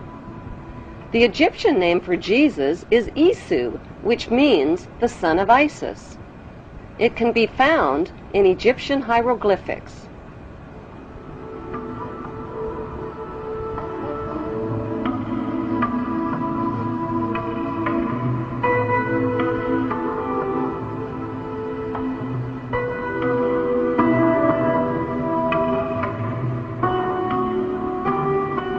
Matthew 2, verses 13 and 14 of the Bible tell a parallel story of the young child Jesus and his mother fleeing into Egypt with Joseph under the cover of night.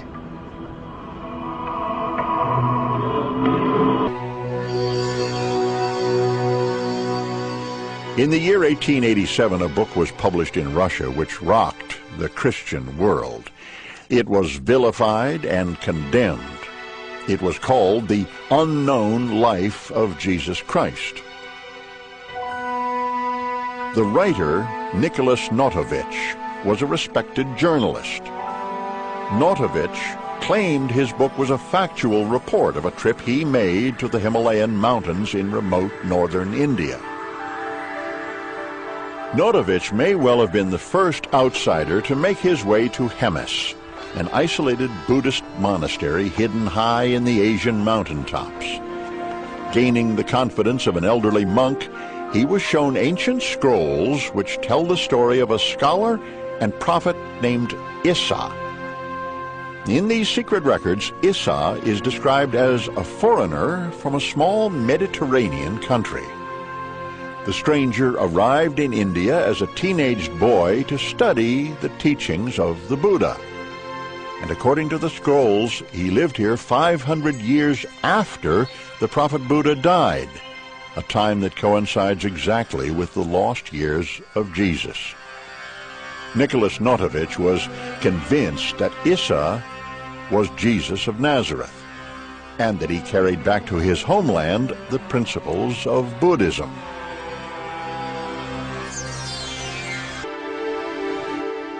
Half a century after Notovich was in Hemis in 1902, a Hindu priest sought refuge in the same remote Indian monastery.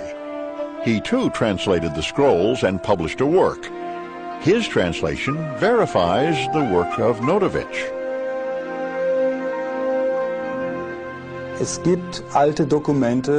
Ancient writings do exist from both Persia as well as India that Jesus did indeed travel to India, but we do not have 100% proof that he was there.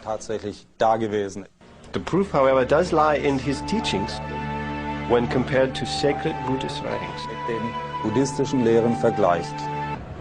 The authenticated ancient scrolls found at the Hemis Monastery near Leh in Kashmir document the life of Saint Issa, leaving home at the age of 13, joining a merchant caravan, traveling the Silk Route, and arriving in India at the age of 14. The Egyptian word for Jesus is Isu, the Greek word is Iesus, and the Arabic word for Jesus is Isa. Issa continued his travels through India and Tibet and the holy cities, where Brahmin priests taught him to read and understand the Vedas. He learned Pali and studied the sacred sutras and how to cure by aid of prayer.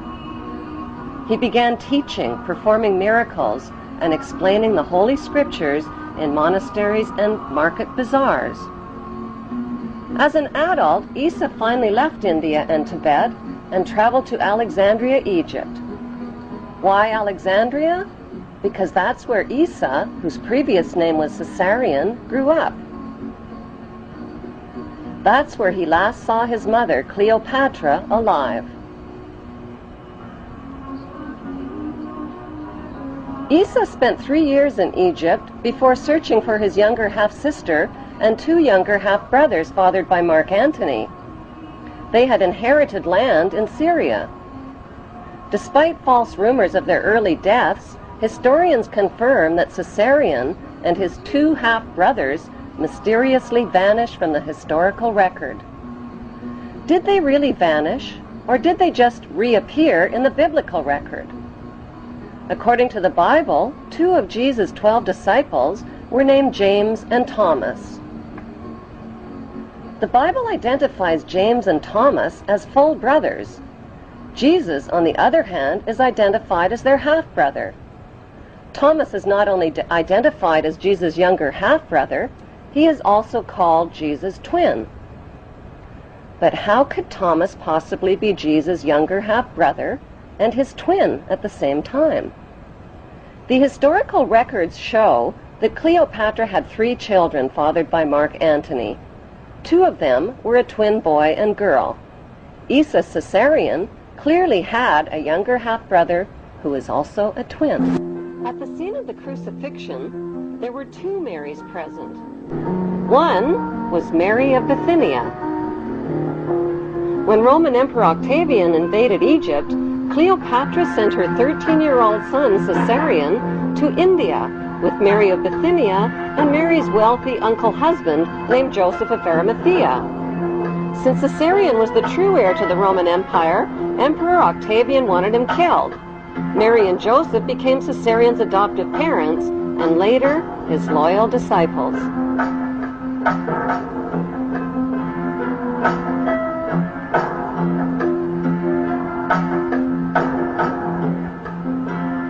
The second Mary present at the crucifixion was Jesus' younger half-sister, Mary Magdalene, whose birth name was Selene. She is also identified in the Bible as Mary of Cleopas, meaning Mary of Cleopatra. Selene was the orphan daughter of Cleopatra and Mark Antony, who both committed suicide. After being captured by Emperor Octavian, Selene was raised in Octavian's royal household with her 2 brothers and with Octavian's son, Tiberius, who became the next Roman emperor. They were raised together by the emperor's sister, Octavia.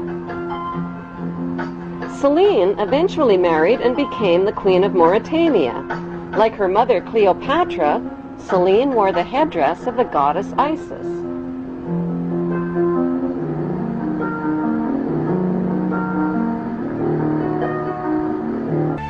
Perhaps the most unusual legend of the missing years recounts a journey that would have taken Jesus thousands of miles from Nazareth. He would have traveled across 2 seas to England, a land whose history would become intertwined with Christian mythology. To this day, in southern England, in Cornwall, villagers speak of Jesus having once walked here. Beneath these rolling meadows, the earth is laced with tin. 2,000 years ago, the story goes, the gospel character Joseph of Arimathea came to England to trade for the precious metal.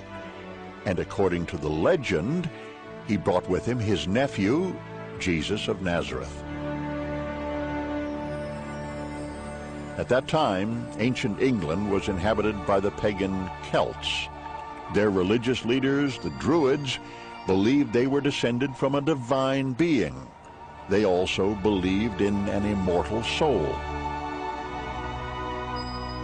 Some people in these valleys speculate that the Druids adapted their pagan religion to Christianity, not because they had heard stories of the Messiah, but because they had seen him. However, most scholars believe that it was the conquering Romans who arrived 2 centuries later who would convert the Druids to Christianity by persuasion and genocide. Since they were first found in a desert cave in 1947, the Dead Sea Scrolls have fueled speculation about the life of Jesus. Was he a member of the religious community which wrote the scrolls? They were found at Qumran, an easy walk from the very spot where it is said Jesus was baptized by John. The scrolls detail the beliefs of a Jewish sect called the Essenes, a group that flourished during the lifetime of Jesus. The beliefs of the Essenes often seem to mirror the teachings of Jesus. Zealots.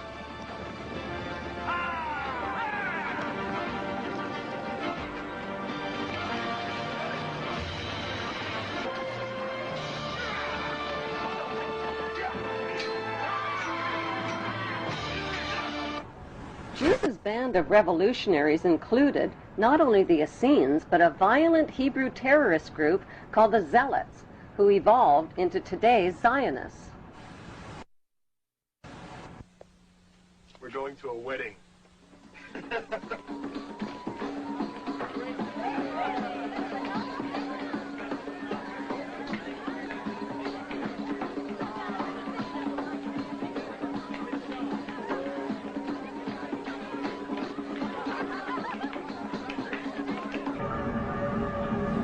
There is speculation that Jesus married his half-sister, Mary Magdalene.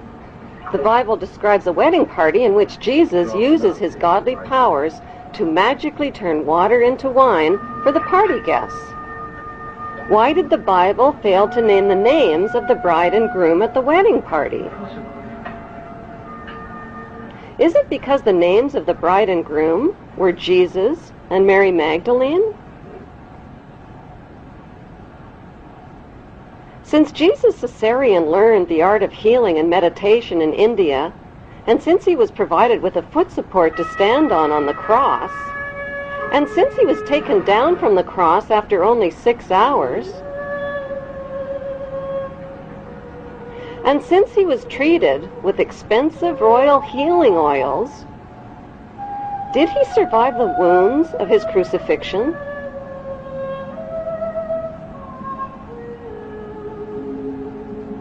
Since Jesus and his wealthy Hebrew relatives all knew about Jesus' arrest and crucifixion in advance, was it planned, along with stories of his resurrection, to convert the Roman Empire into the Holy Roman Empire? My Lord and my God! Like his father Julius Caesar, who was officially elevated to the status of God, Jesus Caesarean was not only elevated to the status of God, he recaptured his father's kingdom and expanded the Holy Hebrew Empire all the way to Great Britain and the United States of America. What then, little king? A review of royal genealogy charts confirms that today, Israel, Great Britain, and the United States are all ruled by descendants of the Hebrew tribes of Israel. The big question is, if Caesarean was born in 47 BC, how could Caesarean possibly be Jesus? Jesus was born in the year 0, wasn't he?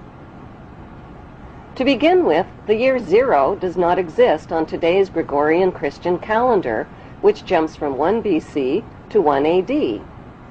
Experts confirm a 7-year error was made in converting from the Egyptian to the Roman to the Christian calendar. The only way to calculate Jesus' real age is from a Bible quote which states that Jesus was baptized in the 15th year of the reign of Emperor Tiberius. Since Tiberius grew up in Octavia's royal household with Caesarean's half-sister and brothers, that means Caesarean was very close in age to Tiberius, who was born in 3 BC. By comparing important dates in the Jewish, Muslim, and Christian holy books, there is a margin of error of at least 30 years. So what proof is there that Caesarean's half-sister Selene is in fact Mary Magdalene? They were both wealthy, they both shared the same names, they were both Hebrew, and they both lived in the same place at the same time under the same Roman rulers.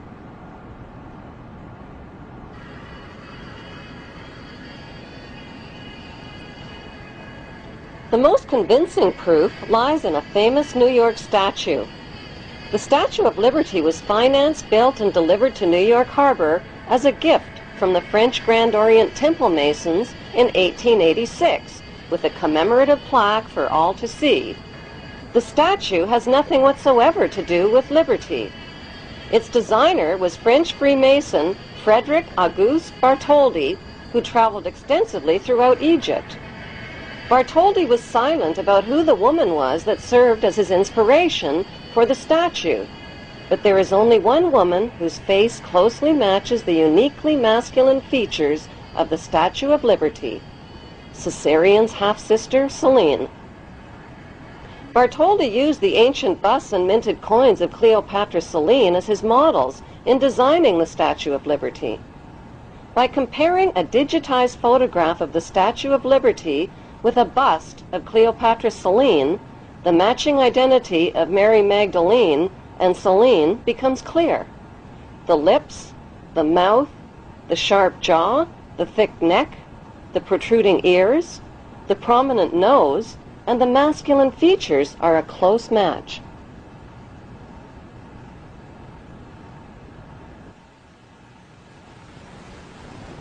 An ancient minted coin of Cleopatra Selene reveals that even her hairstyle and hair tie ribbons are an identical match with the Statue of Liberty's hairstyle and ribbons. The Statue of Liberty was intentionally designed to appear pregnant beneath the folds of her robe.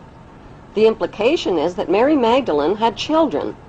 Their names were Tamar and Jesus the Justice, whom the Merovingians, British royalty, and elite brotherhood of Freemasons claimed to be descendants of.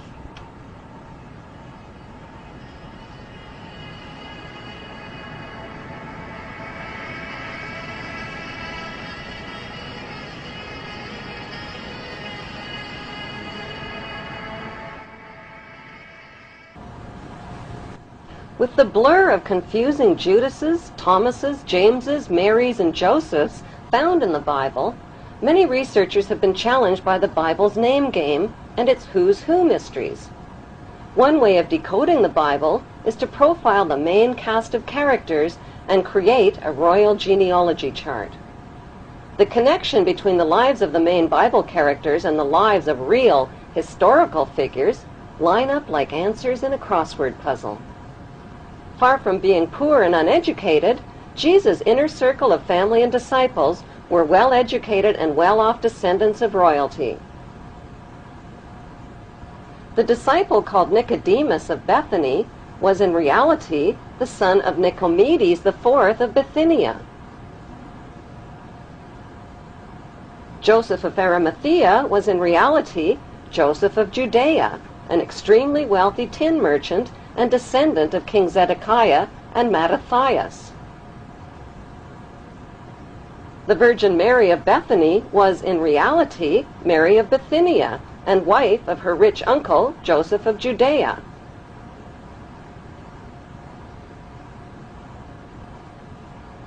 Mary Magdalene, Jesus of Nazareth, Thomas, and James were the wealthy royal offspring of Hebrew-Egyptian Ptolemy queen Cleopatra VII.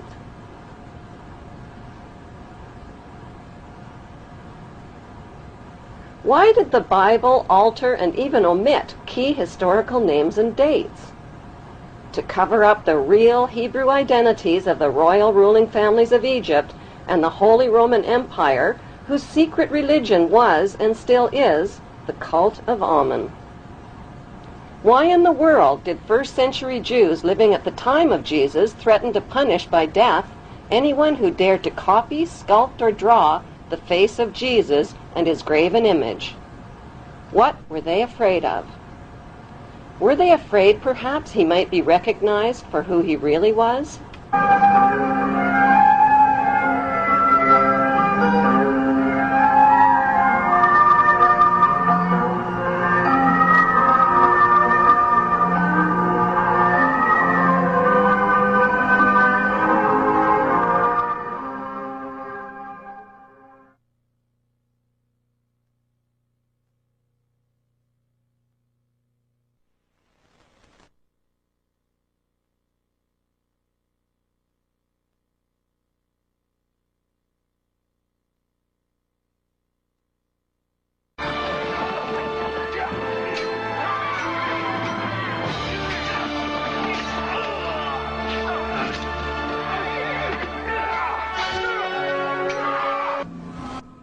After the crucifixion, a Jewish rebellion against Roman rule broke out in Jerusalem.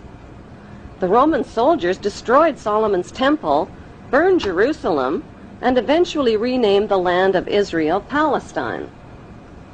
The Hebrew tribes dispersed from the land of Israel and joined together into a ferocious force of brutal seafaring warriors.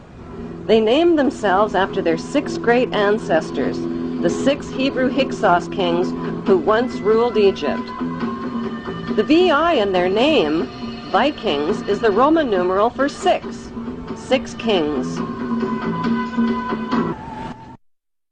Was the largest tribe of Israel and the first to replace the god of Judaism with pagan fertility gods. The tribe of Dan became seafaring pirates, looting their way from Greece along the Mediterranean, leaving evidence of their migration route. Like signposts, they incorporated the name of Dan into the names of mountains, towns, and rivers, like the mighty river Danube. They raided their way up the coast of Europe and built settlements in the British Isles and in Scandinavia. The country of Denmark literally means the mark of Dan. Carvings of snakes and dragons on their ships, the red and white stripes on their sails, and archaeological relics reveal that the tribe of Dan became none other than the dreaded Vikings. The pagans arrived like stinging hornets, and spreading on all sides like fearful wolves, robbed, tore, and slaughtered not only beasts of burden, but even priests and monks and nuns. They came to the church of Lindisfarne and destroyed everything, trampled and polluted the holy places. Their mouths froth, their eyes stare, they howl like wild beasts. Joined by the Israeli tribe of Naphtali, they continued their reign of terror through the British Isles, accumulating massive amounts of wealth. Then the unthinkable happened. Their king, King Canute, was crowned King of England, Denmark, Norway, and Sweden in 1016 AD. And so the tribes of Israel had found a new homeland, and the throne of Israel had found a new throne, the throne of England.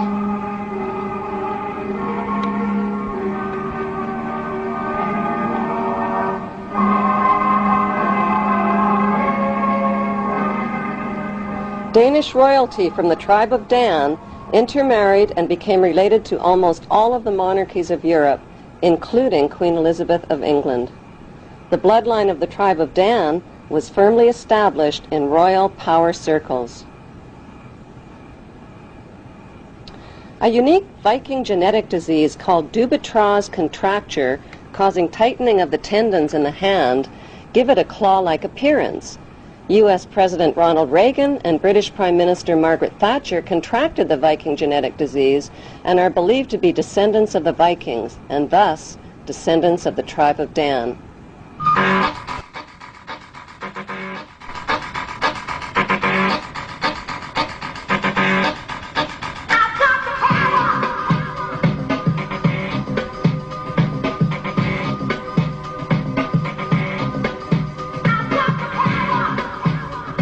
The media has misled the public into believing that Queen Elizabeth II is a symbolic ceremonial figurehead with little or no real power, that she is a cold but harmless old relic who passes her time sipping tea at the palace.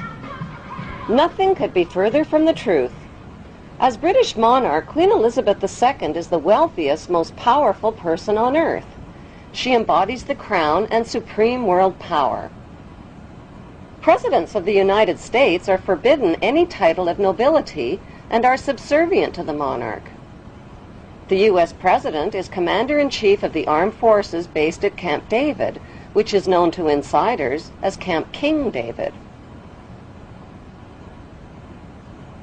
Prime Ministers in Commonwealth nations like Canada and Australia are also subservient representatives of the British King or Queen. They are her spokesmen. The Governor-Generals of the Queen's Commonwealth nations represent and exercise the Queen's power on her behalf. What the general public doesn't realize is that their leaders are only representatives of the monarch and do not possess the power. They exercise the power. They do not reign, they rule. The monarch, on the other hand, reigns but does not rule, possesses the power but does not exercise it. By delegating her powers instead of exercising her powers, the Queen is left safely outside and above the conflicts and divisions of the political process. She is protected from becoming a target of political hostilities. Meanwhile, the general public is kept in the dark about the true powers that the Queen actually possesses, powers that she delegates but has not yet chosen to exercise. So what exactly are these powers that the Queen possesses but has not chosen to exercise? Her powers include the power to choose the Prime Minister and to dismiss the Prime Minister through her Governor General, the power to dismiss ministers and the government, the power to dissolve Parliament and call new elections, the power to refuse legislation passed by Parliament, the power to command the armed forces and raise a personal militia. She has the power to read confidential government documents and intelligence reports, the power to declare a state of emergency and issue proclamations. She has the power to call elections and enact laws in Her Majesty's name. Few people realize that not a single law is passed without the Queen's consent. She has the power to exercise Crown prerogatives, which means the Queen can declare war through her Prime Minister without even the agreement of Parliament. She has the power to grant and bestow titles and honors like Sir, the power to pardon convicted criminals. So why has the Queen been allowed to legally possess all of these supreme powers? For the sake of tradition? What exactly is the meaning of the term the Crown? The Crown is defined as executive powers exercised in the name of the monarch. The actual crown itself, worn by the monarch, is a symbol of the Queen's executive powers. The Parliamentary Oaths Act of 1866 requires all leaders of 54 Commonwealth nations to swear an oath of loyalty to the Queen, not to the people who elected them. I swear by Almighty God that I will be faithful and bear true allegiance to Her Majesty Queen Elizabeth, her heirs and successors according to law, so help me God. Those who do not swear allegiance to the Queen are deemed unfit for office, including the Prime Minister, police, military, judges, legislators, lawyers, and public servants. New citizens to the Queen's Commonwealth nations must swear allegiance to Her Majesty the Queen. Public land in the Queen's colonies like Canada is called Crown land and includes Aboriginal land. Government corporations are called Crown corporations. The Central Bank of Canada and the Canadian Mint are Crown corporations independent of most government controls. Neither Canada nor Australia, two huge and independent countries in their own right, has dispensed with her services as their head of state. Forms, stationery, and printing are printed by the Queen's printer. Canadian warships are called HMCS, Her Majesty's Canadian Ship, and in Australia they're called HMAS, Her Majesty's Australian Ship. Canada's National Police Force is called the Royal Canadian Mounted Police. All government contracts are between a company or individual and Her Majesty. Court summons are issued in the name of the Queen, and all public inquiries are called royal commissions. Commonwealth money carries the Queen's image worldwide as a reminder of her authority. The Queen is the lifetime hereditary head of state of Great Britain and her colonies and is unelected and unaccountable. It is against the law to advocate the abolition of the monarchy. After the revolution, the French started calling her the lady, but in English, the Queen is still the Queen. Move, I tell you. Originally in India, Persia, and Arabia, she was male and weak. Checked, Your Grace. But she changed sex in Europe in the Middle Ages and became the strongest of all chess pieces. I hear the Queen is powerless now. The Queen is never powerless. For example. What is the cost to British taxpayers to support the Queen and her blue blood entourage? The Public Accounts Committee and National Audit Office are forbidden to examine Queen Elizabeth Windsor's family finances, but the civil list payments are reviewed every 10 years. So for the year ended March 2002, the running expenses of the Windsor household were £7.9 million. Family spending, $35.3 million. Security, $30 million. And the list goes on. How much is the Queen actually worth? The Queen's wealth is divided into three categories. Her wealth as the monarch, her visible personal wealth, and her invisible personal wealth. The Queen's wealth as the monarch includes 54 Commonwealth nations worldwide, millions of acres of Crown land and resources, thousands of Crown corporations, and the corporate city-state of London, which is the capital of world finance. The Queen's visible personal wealth, which was accumulated tax-free until 1992, includes royal yachts, Rolls-Royces, racehorses, 5 castles, the world's largest collection of jewels, 20,000 old masterpieces, and billions of Class A shares in blue-chip stocks and bonds which have been invested and reinvested over and over again tax-free. Most of the Queen's family fortune was inherited from her ancestors' illegal opium trade with China and the black slave trade. In 1977, the Bank of England Nominees was established to hide the Queen's personal portfolio of wealth. As the British monarch, the Queen has access to privileged information, state secrets, and the world's top financiers. She is immune to accusations of insider trading or conflicts of interest. Her financial portfolio includes Rio Tinto, General Electric, Royal Dutch Shell, British Petroleum, Archer Daniels Midland, and the list goes on. The Queen's visible billions are but a tiny fraction of her invisible wealth accumulated through the black nobility. What is the black nobility? The black nobility is a wealthy aristocracy of elite ruling families who solidified their power in the 12th century by intermarrying with the wealthy godfather families of Venice, Italy. During the bloodbaths of the Christian Crusades, this brutal Italian oligarchy captured the trading monopolies. Over the centuries, the black nobility have used their power and wealth to rape, plunder, and exploit every corner of the globe. Dr. John Coleman's book, The Committee of 300, describes the history of assassinations, kidnappings, robbery, rape, blackmail, coercion, and terror committed by these inbred families on a grand scale. Today, they enrich themselves from the illegal drug and arms trade using well-distanced intermediaries. An estimated $280 billion in flight capital and drug money flows into their secret Swiss accounts. Who are these ruling black nobility families? They include the House of Hanover, Germany, the House of Habsburg, Austria, the House of Orange, Netherlands, the House of Liechtenstein in Liechtenstein, and most importantly, the House of Guelph in Britain. All of these family houses can be found on Queen Elizabeth II's family tree. The black nobility are the founders of the Committee of 300, which is also known as the Illuminati or Illuminated Ones. Queen Elizabeth II is head of the committee of these 300 ruling families. The Illuminati was formed to achieve one main objective, one world government called the New World Order. NWO spells own, backwards.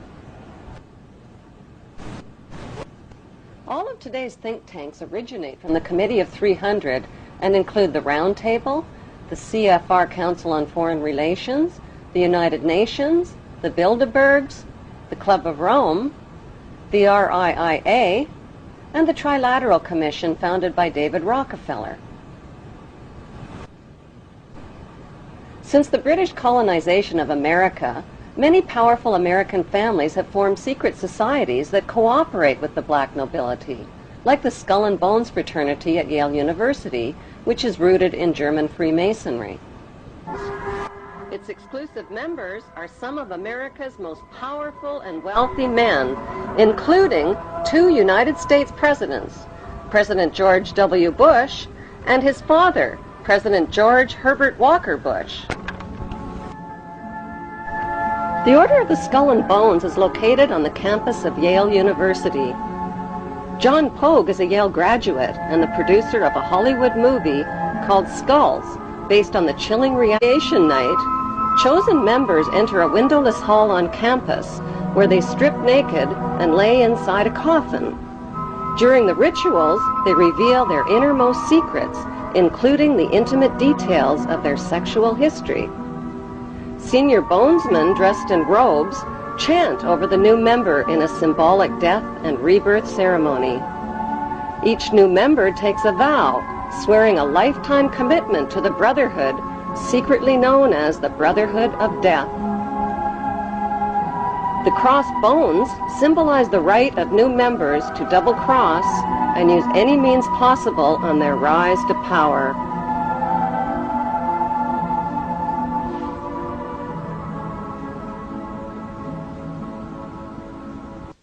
They're supposed to recount their entire sexual histories in sort of a dimly lit, cozy room. The other 14 members are sitting on plush couches, and the lights are dimmed, and there's a fire roaring. And this activity is supposed to last anywhere from between 1 to 3 hours. So George W. Bush, recounted his sexual history? That would have been something they would have done, yes. What is the point of this? I believe the point of the year in the tomb is to forge such a strong bond between these 15 new members that after they graduate, for them to betray Skull and Bones would mean they'd have to betray their 14 closest friends. One can't help but make certain comparisons with the mafia, for example. Secret society, bonding, stakes may be a little higher in one than the other, but everybody knows everything about everybody, which is a form of protection. I think Skull and Bones has had slightly more success than the mafia, in the sense that, you know, the leaders of the 5 families are all doing 100 years in jail, and the leaders of the Skull and Bone families are doing 4 and 8 years in the White House. Bones is not restricted to Republicans. Yet another Bonesman has his eye on the Oval Office. Senator John Kerry. Skull and Bones is so tiny, that's what makes this staggering. There are only 15 people a year, which means there are about 800 living members at any one time. We know that a lot of Bonesmen have gone to positions of great power. That's what Skull and Bones' purpose is, to get as many members as possible into positions of power. Though there is this mythology about Skull and Bones pulling the strings of government. You're saying the fact is Skull and Bones are pulling the strings of government. They do have many individuals in influential positions, and that's why this is something that we need to know about.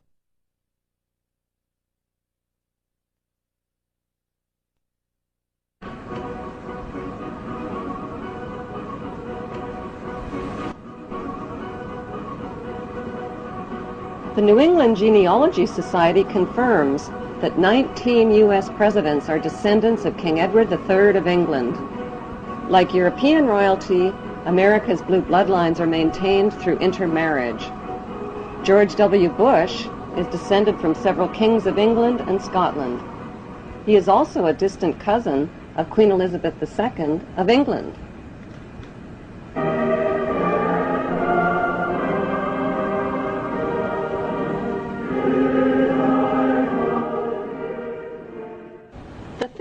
Of the Committee of 300 have given birth to the Tavistock Institute, HARP, the RAND Corporation, Stanford Research Institute, and the Institute for Policy Studies, among others. One study group at the RAND Corporation specializes in predicting the timing and direction of thermonuclear war. These institutes and corporations are engaged in the secretive development of brainwashing and population control techniques, the mapping and patenting of human and animal DNA, and the genetic engineering of human, animal, and plant life. They are also developing chemical, bacteriological, and psychological weaponry, as well as tectonic and climate weaponry. How does the Committee of 300 justify their monstrous acts of evil? Their common philosophy is that the end justifies the means, no matter how diabolical. That end is to fulfill their biblical covenant using apocalyptic weaponry for an eternal throne and one world empire. Was the timely earthquake in Iran triggered by natural causes or by man-made causes? In the late 1800s, Serbian-American inventor Nikola Tesla developed tectonic weaponry capable of triggering earthquakes. He claimed the technology could split the earth in half with the press of a button. Tesla sold the patents for his earthquake technology to U.S. weapons manufacturer Westinghouse, in 1885. Today, the U.S. military controls and uses the technology at their high-frequency active auroral research project called HAARP, located at Gakona, Alaska. In his book, Angels Don't Play This HAARP, Dr. Nick Begich claims the U.S. military has developed tectonic and climate weaponry that can trigger earthquakes, manipulate weather systems, and cause floods, droughts, and hurricanes that threaten the economies of other nations. HAARP's vast installations of antenna towers zap the sky's protective ionosphere with an electromagnetic beam, creating extremely low-frequency radio waves called ELF waves. These ELF waves bounce back to Earth as plasma balls. This tectonic weaponry can be more lethal than any of America's most powerful nuclear weapons. Only one nation in the world has been insane enough to drop atomic weapons of mass destruction on the innocent populations of 2 large Japanese cities, chemical weapons of mass destruction on innocent civilians in Vietnam, and depleted radioactive uranium weapons of mass destruction on the people of Iraq.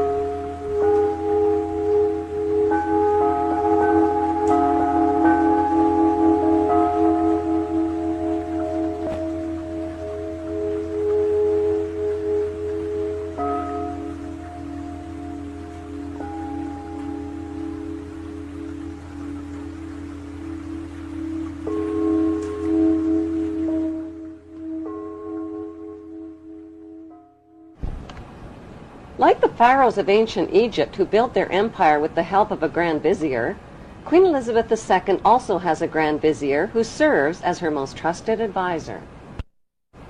His name is Lord Evelyn Rothschild, and he is the second wealthiest and most powerful person on earth. He is also Lord of the world's financial capital, the city-state of London. Lord Rothschild and his ring of power hide their identities behind 13 city council members who stand in as their representatives. On November 30th, 2000, Lord Rothschild, now in his 70s, got married in London to a wealthy Zionist businesswoman named Lynn Forrester. The couple then jetted to Washington and spent their wedding night in the White House. Just months before 9/11, they moved to New York and settled into their 18th floor luxury palace at River House, where 2 private terraces offered them front row seats for the scheduled 911 show.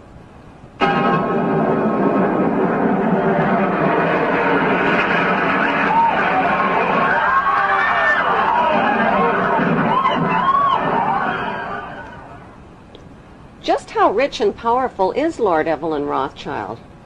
Historically, the Rothschild family wealth was hidden in underground vaults. The Rothschilds' secret financial records were never audited and never accounted for. Their family commissioned biographies give the illusion that their family fortune has dwindled, but researchers estimate their wealth at close to $500 trillion, more than half the wealth of the entire world.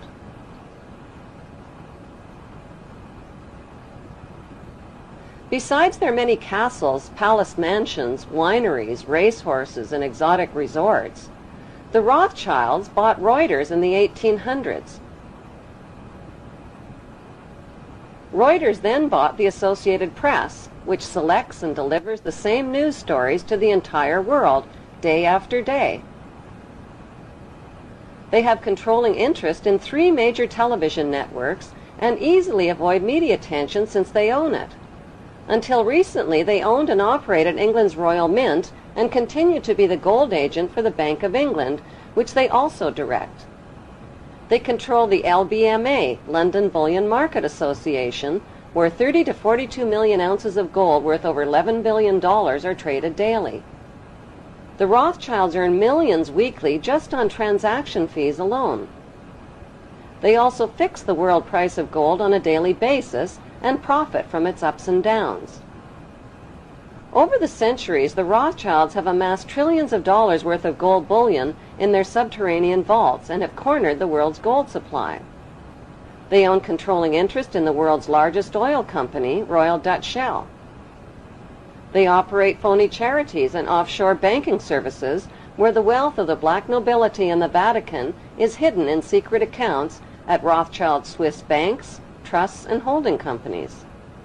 Although Evelyn Rothschild looks like a harmless gray-haired old man, make no mistake about it, Rothschild and his ancestors have handpicked presidents, crashed stock markets, bankrupted nations, orchestrated wars, and sponsored the mass murder and impoverishment of millions.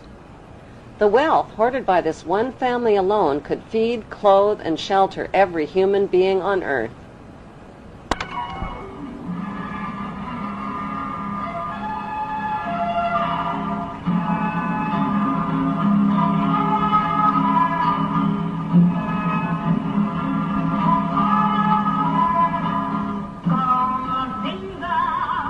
How did Evelyn Rothschild become the filthy rich Grand Vizier to Queen Elizabeth II and godfather of the black nobility?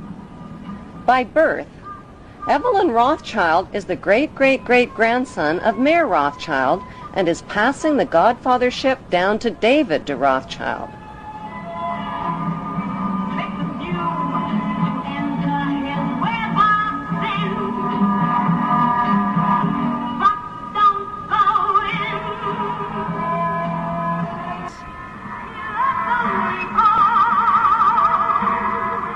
Their story begins in 18th century Frankfurt, Germany, on a cobblestone street called Frankfurt on the Main.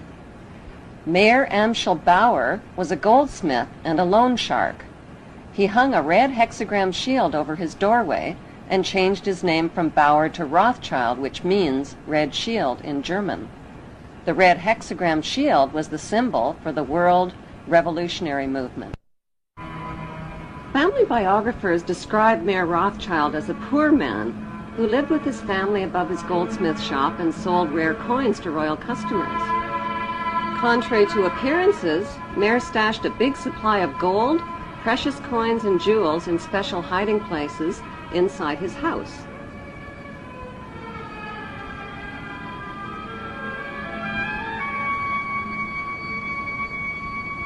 One special hiding place was beneath the back courtyard, where he accessed his strongbox through an underground passageway.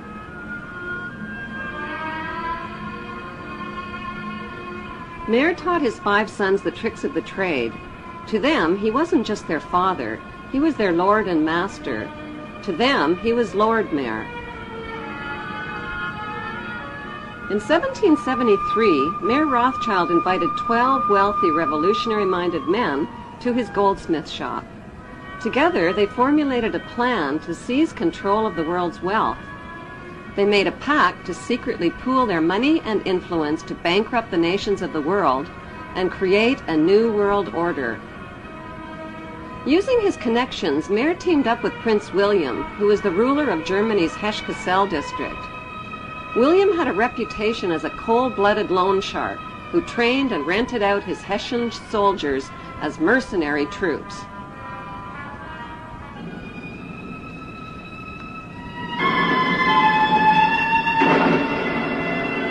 It was a profitable blood-for-money business that made Prince William one of Europe's richest men.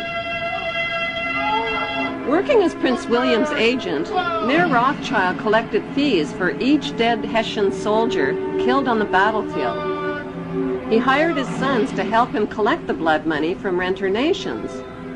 Since wars were good for the rent-a-troop business, Prince William used his royal connections in Denmark and England to provoke these wars. King George III of England rented Hessian soldiers from Mayer Rothschild and Prince William to fight the American colonists. American colonists had already shot down millions of North American Indians whose spears and arrows were helpless against the deadly gunfire. The worst Holocaust in human history occurred not in Nazi Germany, but on American soil.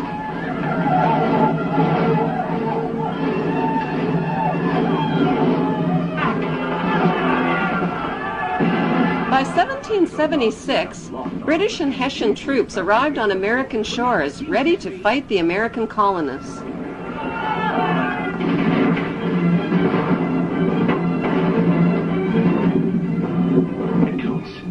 They're preparing for an attack.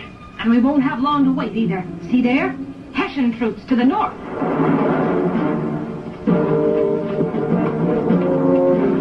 Hessian mercenaries. I can't believe the king is paying Germans to come here and kill British colonists.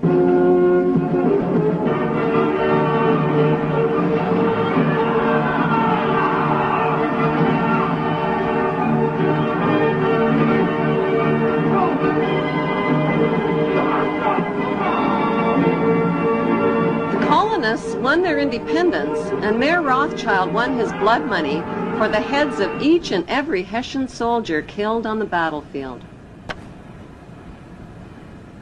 Back in Europe, Napoleon, with his mighty French army, became master of Europe.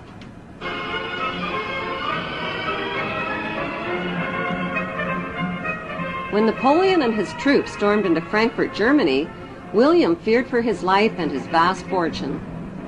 He left $3 million in the hands of Mayor Rothschild to pay the Hessian soldiers. Then he escaped to Denmark to stay with his royal relatives, all of whom were descendants of the tribe of Dan.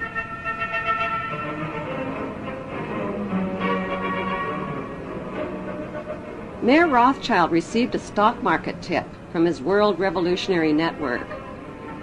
Instead of paying the Hessian soldiers with the $3 million that was left to him by William, he bet the money on his insider stock market tip.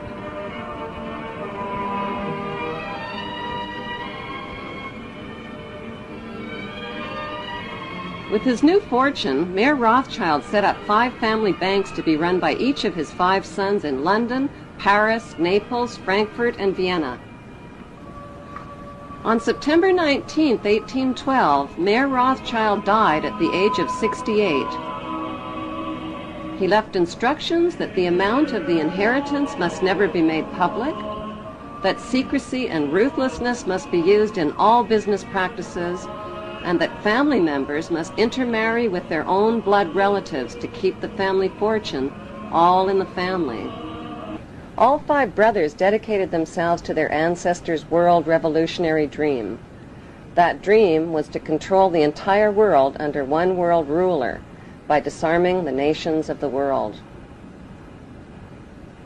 A king, the son of David, will purify Jerusalem from the nations that trample her down, destroy the lawless nations, and gather a holy people whom he will lead in righteousness.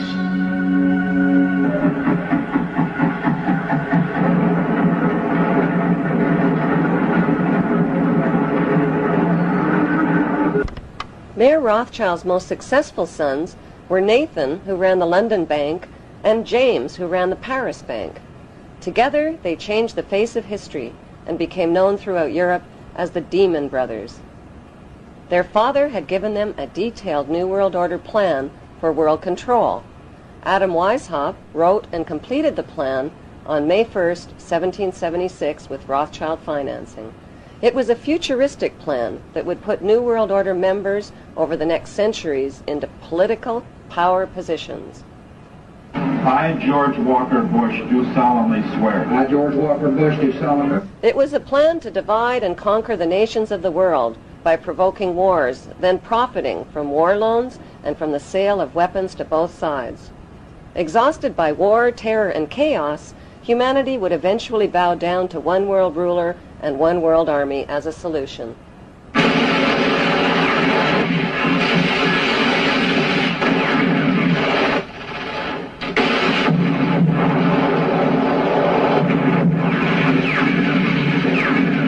It was a plan to control public opinion by purchasing the controlling shares in TV networks, newspapers, publishing houses, and film studios.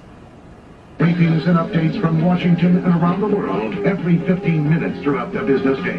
As influential leaders, global markets, and your money take center stage on CNBC. Completely on his game, but he was on his game. Sports, games, and alcohol would be used to distract the masses.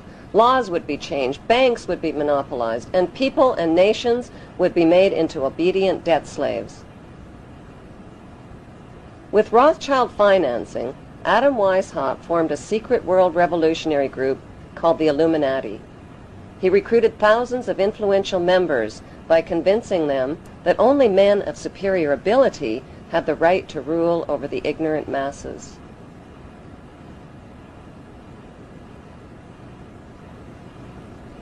French police exposed the plan when they found documents on an Illuminati courier who was struck by lightning while traveling from Germany to France. The Illuminati was forced underground. They took refuge in the lodges of a secret brotherhood called the Freemasons, who practiced death and rebirth rituals and whose history dates back to the construction of Solomon's Temple.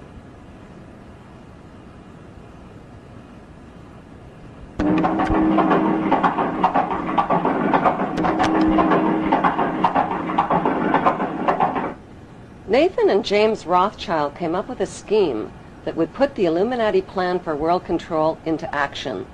It would also make them filthy rich.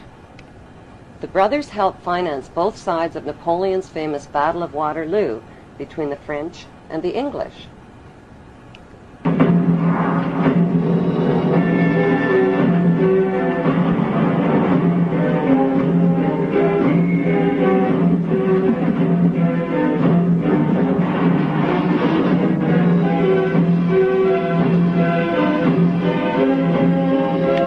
With advanced knowledge of the British victory, Nathan Rothschild spread lies that the British had been defeated, which caused a stock market crash.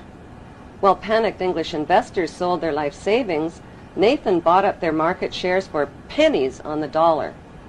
When official news of the British victory over Napoleon was announced, the English stock market skyrocketed, and so did Nathan's wealth. In one foul swoop, the Demon Brothers had double-crossed the English masses and taken control of the Bank of England. Flaunting their stupendous wealth, the brothers went on a lavish spending spree. They bought mansions, fashionable clothes, and hosted extravagant parties.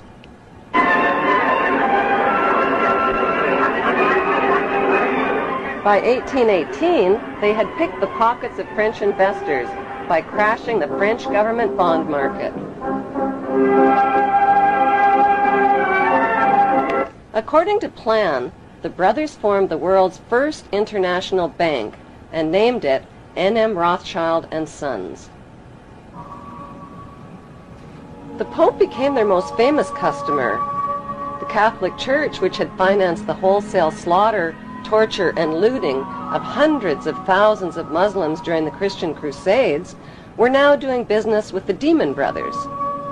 By 1823, the Rothschilds were guardians of the entire papal treasure and took over the financial operations of the Catholic Church.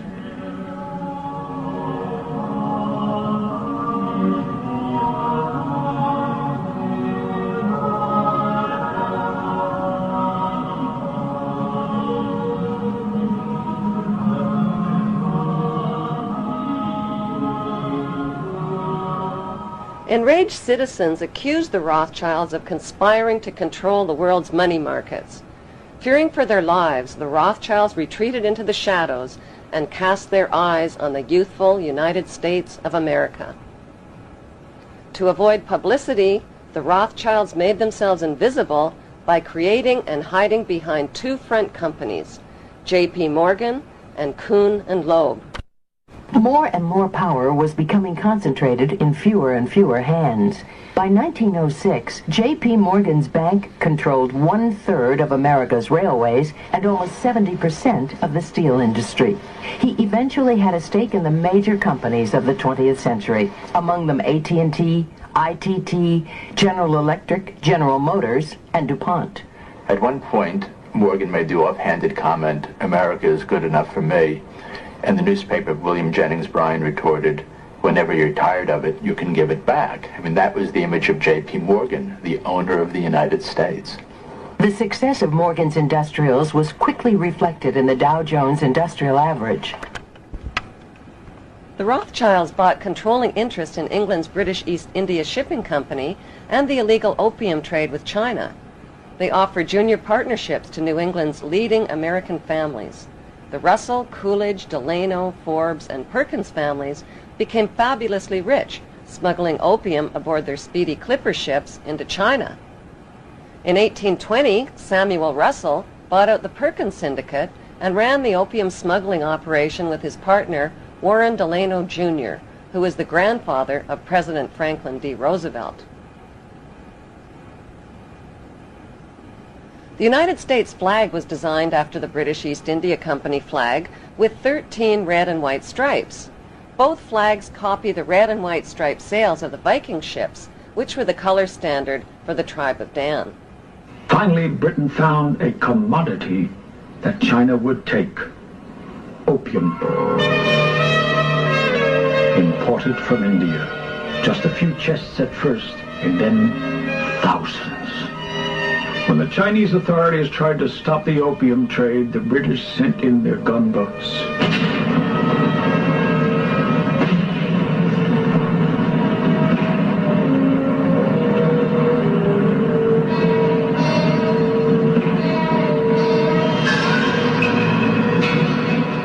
After nearly 20 years of turmoil, the Treaty of Tianjin in 1858 not only allowed opium to be imported, but handed over China's ports and all her international trade to Western control. After the war, opium poured into China on an even greater scale, and her emperors were powerless to stop it. In 1842, the British stole Hong Kong from China in an opium drug deal called the Treaty of Nanking. The Russell family, who controlled the U.S. arm of the Rothschild drug smuggling operations, set up the Skull and Bones fraternity at Yale University. America's big money families formed the fraternity's inner power circle. Taft, Russell, Schiff, Harriman, Bush, Warburg, Guggenheim, Rockefeller, Stimson, Weyerhaeuser, Vanderbilt, Goodyear, and Pillsbury were all members. These families intermarried over the generations to form America's big money aristocracy. Skull and Bones member Alphonso Taft catapulted his son William Taft right into the top job at the White House. President Taft's 17th Amendment to the United States Constitution guaranteed the right of big money insiders to hand-pick senators and buy control of the United States Senate. Today, the most influential members of the CIA, the U.S. government, and big finance are Skull and Bonesmen.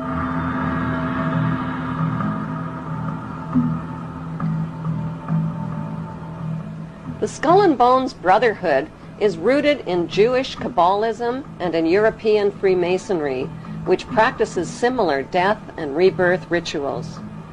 Freemasons are blindfolded, symbolically slain with a noose around their neck, and lowered into an open grave. Once raised from the grave, they must look towards a light called the morning star. The Latin translation for morning star is Lucifer. The phoenix bird and double-headed eagle are important symbols in Freemasonry. In Egyptian mythology, the phoenix bird is a god who rose to heaven in the form of a star like Lucifer after his fire immolation of death and rebirth. Death and rebirth themes in satanic witchcraft are marketed to youth in movies like Harry Potter and Lord of the Rings.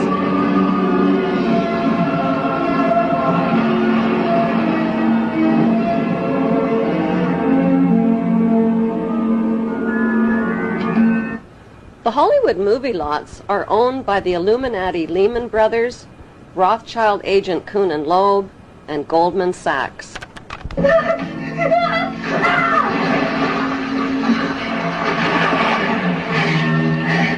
Freemasonry has a pyramid structure. The highest level is a 33rd degree Mason.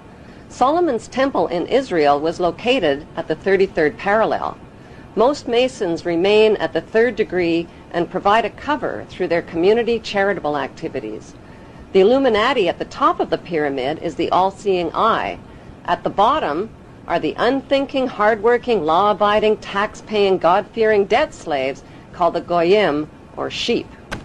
Giuseppe Mazzini of Italy was a 33rd degree Mason who replaced Adam Weishaupt as head of the Illuminati in 1834. Mazzini was a member of the Italian Carbonari and created the Mafia's blood rituals and secret oath. He gave the dreaded Cosa Nostra the name Mafia. Mafia is an acronym spelling the names of the original mafiosa godfathers: M for Mazzini, A for Otto Riza, F for Ferti, I for Incendi, and A for Avaligmenti. The Mafia arrived on American shores in the 1890s with Illuminati financing to establish underground networks and the black market system. Mazzini appointed America's Albert Pike as sovereign pontiff of Universal Freemasonry and the coordinator of the Illuminati U.S. activities. Pike was a Tennessee Ku Klux Klan judicial officer. A known Satanist, Pike indulged in phallic worship and the occult. He wore a satanic Baphomet symbol around his neck and used his bracelet to summon Lucifer. Pike used the KKK to keep blacks out of the Masonic lodges. In August 1924, Imperial Wizard Hiram Wesley Evans organized a parade of 40,000 Klan members down Washington's Pennsylvania Avenue to the Washington Monument.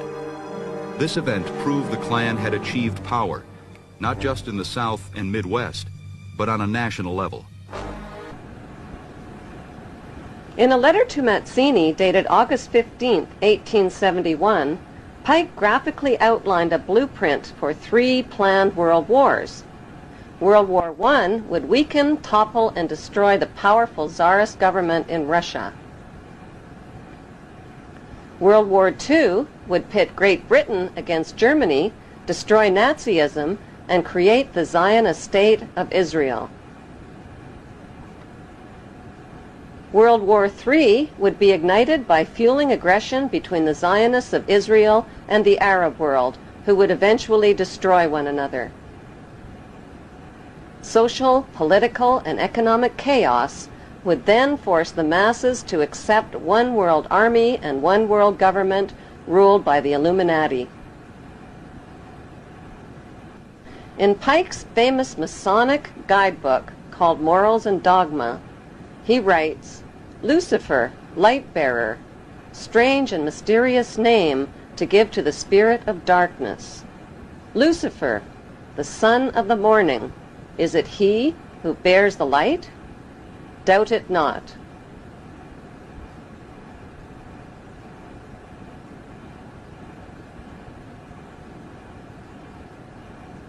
Albert Pike was a Confederate general in the American Civil War. The Rothschilds sent British agents to conspire with Pike and with U.S. politicians and provoke the rebellion that started the American Civil War.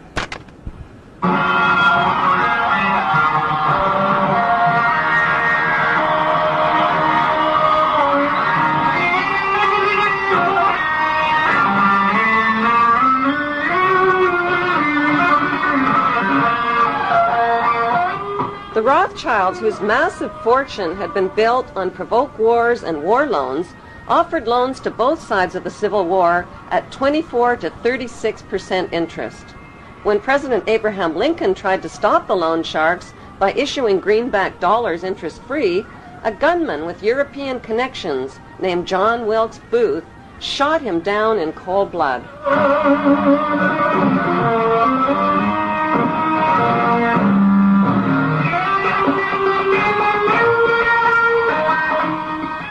Following the Civil War, Albert Pike was convicted of treason and sent to prison, but President Andrew Johnson, a 33rd degree Mason, pardoned him.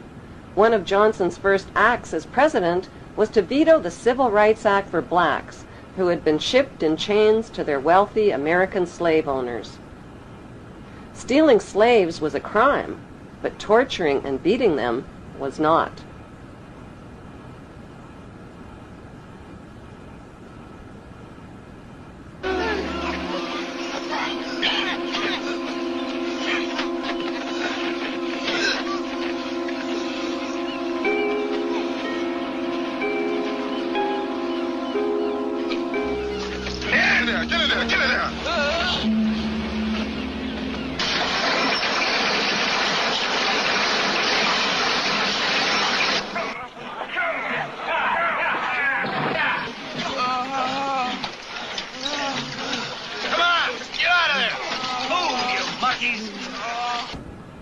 A statue of Albert Pike, a convicted traitor, Satanist, 33rd degree Mason, and Ku Klux Klan racist, stands today in the heart of Washington, D.C. On the opposite side of America stands an honorary statue of Giuseppe Mazzini, the Illuminati mafia boss who put the letter M for Mazzini into the name Mafia. Close by is another statue donated by the French Grand Orient Temple Masons to the Masons of America, celebrating the first Masonic republic called the United States of America. 14 U.S. presidents, including George Washington, are known to be 33rd degree Masons.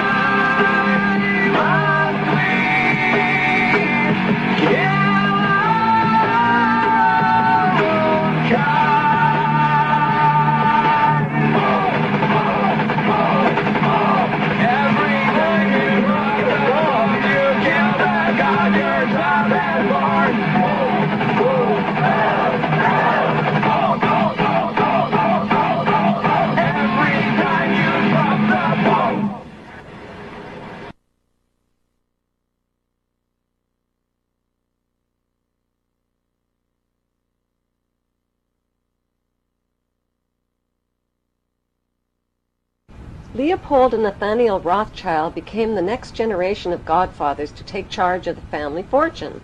They were like the Parker brothers of Monopoly, and they played the game like they invented it. The brothers were the world champions, and that's because they knew the secret to winning. The secret to winning was to cheat, and the best way to cheat was to become the banker and rewrite the rules, so that's exactly what they did.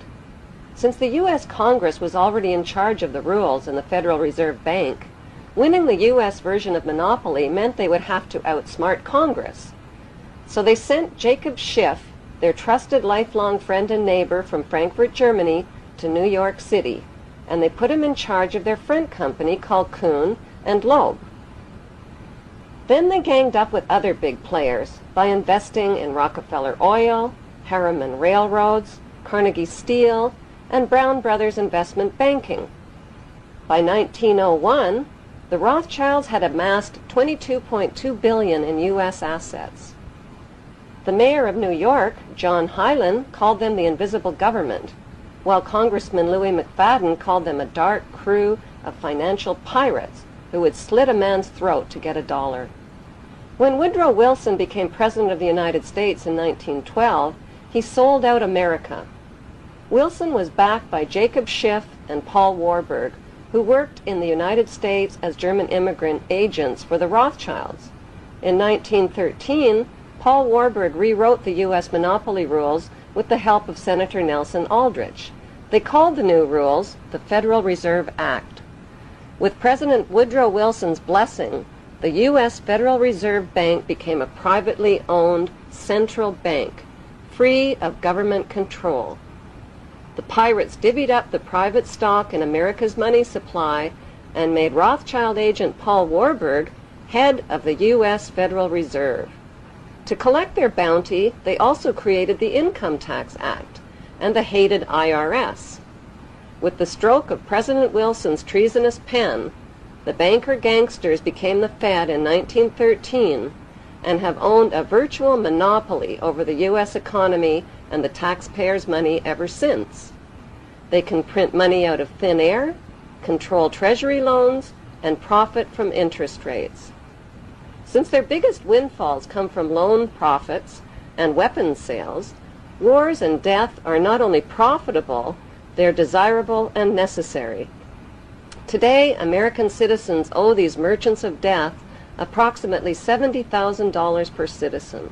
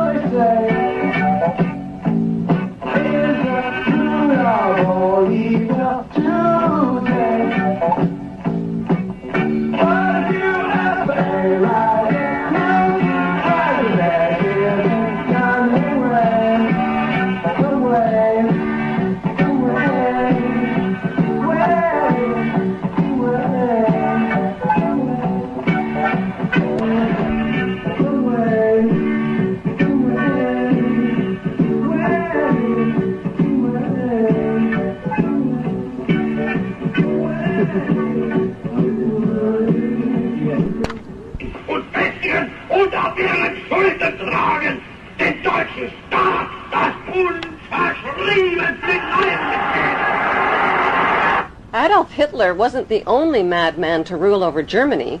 Kaiser Wilhelm II led Germany to its destruction in World War I. Crippled since birth with a useless arm, Kaiser Wilhelm was the grandson of Queen Victoria and the great-uncle of today's Queen Elizabeth II. It was no accident that Kaiser Wilhelm chose Max Warburg as head of Germany's Secret Service. The Warburgs and the Rothschilds controlled Germany's central bank, called the Reichsbank, which was founded by Mayer Rothschild. While Max and Felix Warburg helped finance Germany in World War I, their brother Paul Warburg of Kuhn and Loeb helped finance the American side by selling war bonds through the U.S. Federal Reserve Bank. The Rothschild and Warburg printing presses worked tirelessly on both sides of the Atlantic, rolling out debt money.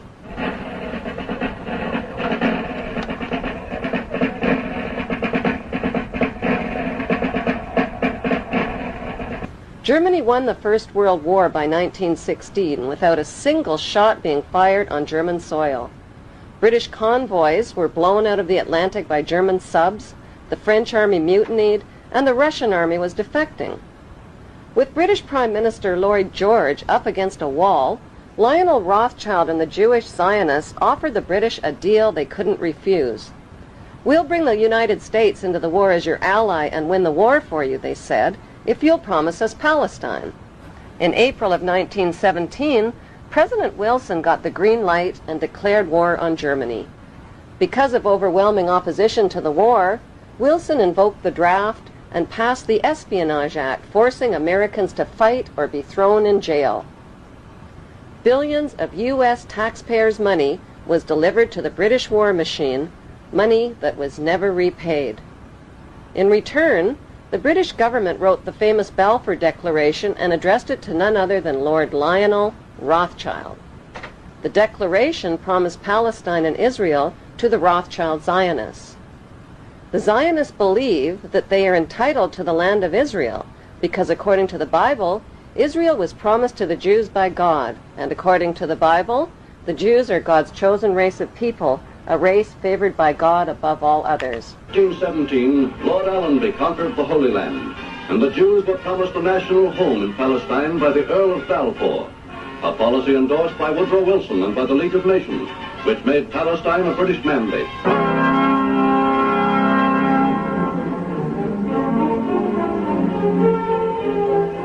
The Versailles Treaty negotiations after World War I were held behind closed doors at the luxurious private mansion of yet another Rothschild family member named Edmund Rothschild. Treaty negotiators included Rothschild agent Paul Warburg as a United States delegate and Paul's brother Max Warburg as a German delegate.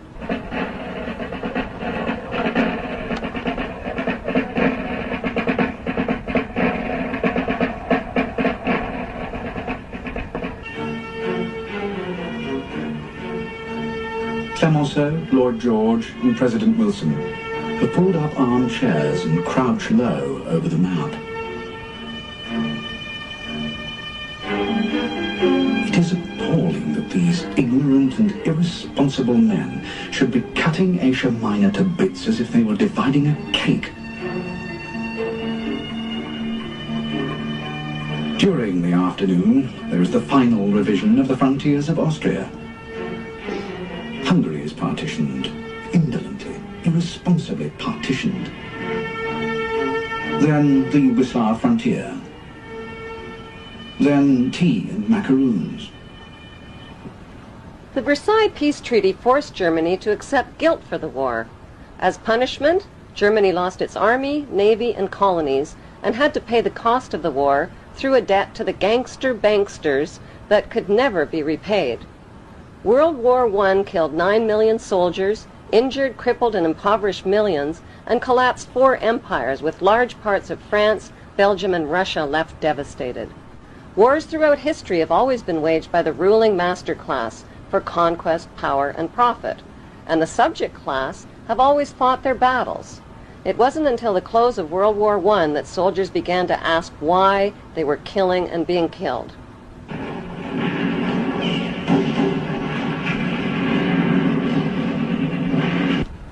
The League of Nations was the money cartel's first attempt at world control, but Tsar Nicholas II of Russia caught on to their plot and sabotaged it. That proved to be a deadly mistake. Schiff, Warburg, Rockefeller, Harriman, and Morgan backed the uprisings that led to the 1917 Russian Revolution. Their strategy was to finance both sides of wars and revolutions, which gave them control over the winners, the losers, and the outcome. The execution and removal of the bodies took 20 minutes. 3 centuries of Tsarist Russia were gone.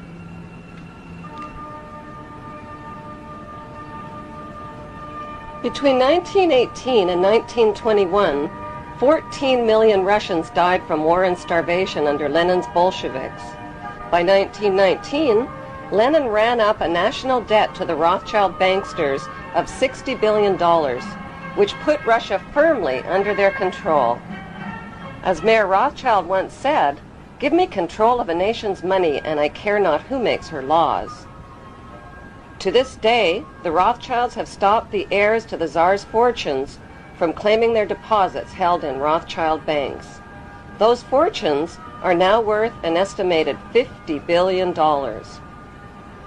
Joseph Stalin, who was financed by the same money cartel, replaced Lenin as Russia's brutal new dictator.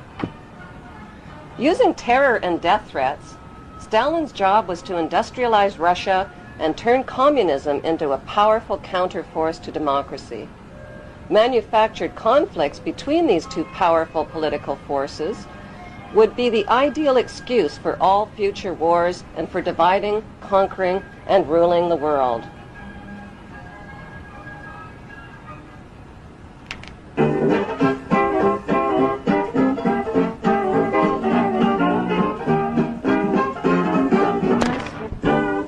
The Roaring Twenties was a decade of peace and prosperity in the United States. Installment plans were created to make buying high-priced items more affordable. Instead of shelling out $100 for a new washing machine, consumers would put $5 down and pay $8 a month. The dangers of debt and high interest rates didn't enter the minds of most Americans, and shopping raged throughout the decade. Advertising became part of the fabric of American culture as ads dominated newspapers and magazines. Sex appeal, social snobbery, outrageous claims, and fabricated scientific studies convinced consumers to buy more. With massive corporate growth, high employment, and a post-war bull market on Wall Street, first-time American investors went on a stock market buying spree. One wanted a piece of this prosperity. People bought stock on margin or credit for as little as 10% down. They then used the stock as collateral to borrow more money to buy more stock. Then they did it again. The market was a free-for-all with no regulations of any kind. The party ended on October 29, 1929, when the stock market crashed and caught everyone off guard, everyone except the banksters. J.P. Morgan and Kuhn and Loeb sent advance warnings to their group of insiders. These Federal Reserve pirates caused the crash by printing a whopping 62% inflation rate, then raising interest rates to an alarming 6%. While the Rothschilds, Warburgs, and other Federal Reserve pirates escaped the fallout, outsiders lost everything, some of them leaping to their death from office towers. 30 of the 80 billion that industrial stocks had been worth vanished into thin air, but thin air was just another name for the international banksters. Following the crash, the Great Depression put 1/3 of the U.S. workforce out of work. The bankster-owned banks foreclosed on property and took possession of people's homes and farms. When panicked citizens lined up at banks to withdraw their hard-earned savings, the banksters gave them only 10 cents on the dollar. Bonnie Parker and Clyde Barrow decided to do something about it.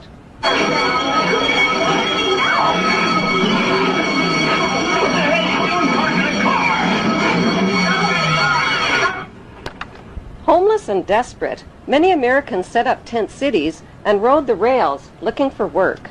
I went walking that riven-up highway. I saw above me an endless skyway. Saw below me that golden valley. This land was made for you and me. A paradise to live in or see. But believe it or not, you won't find it so hot if you ain't got the do-re-mi.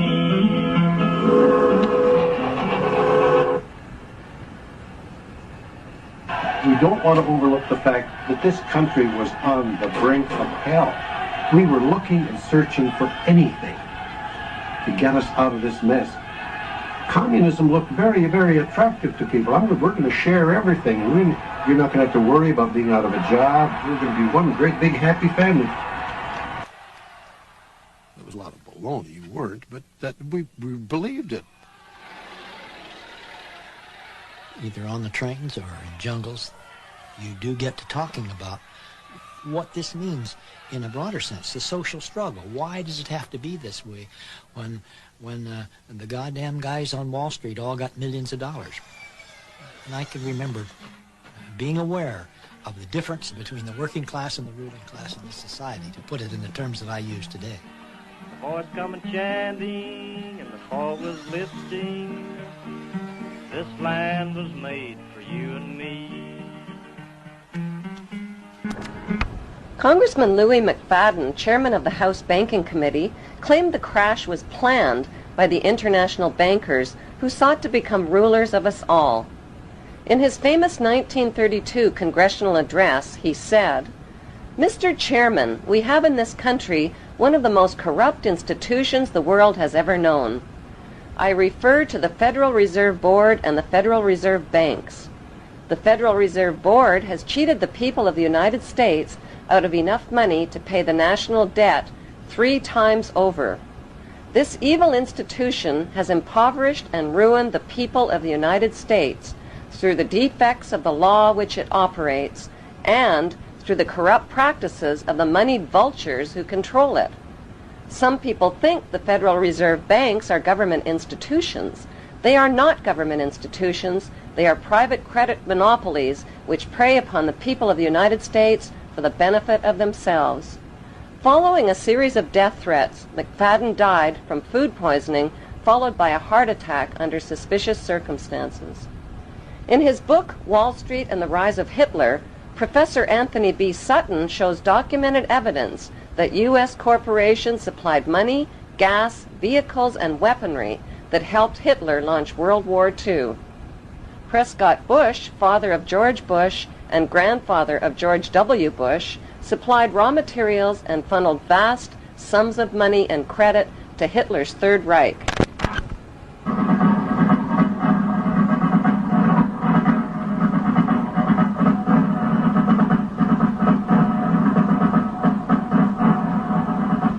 Under Trading with the Enemies Act, the U.S. government seized businesses operated by Prescott Bush and Skull and Bonesman Averell Harriman, including New York's Union Banking Corporation. These seizures were based on evidence that Bush and Harriman had been operating front organizations for Hitler's Third Reich. Their German partner was the notorious Nazi industrialist named Fritz Thyssen, who wrote a book of confessions called I Paid Hitler. Professor Sutton lists Rockefeller Standard Oil, Henry Ford's Ford Motor Company, J.P. Morgan's General Electric, ITT, and the DuPonts as suppliers for Germany's rearmament program. But why on earth would Jewish bankers and corporations finance a monster like Adolf Hitler? It is a well-known fact that Adolf Hitler went to great lengths to cover up his family history, even arranging for the assassination of Austrian Chancellor Dollfuss, who investigated Hitler's family.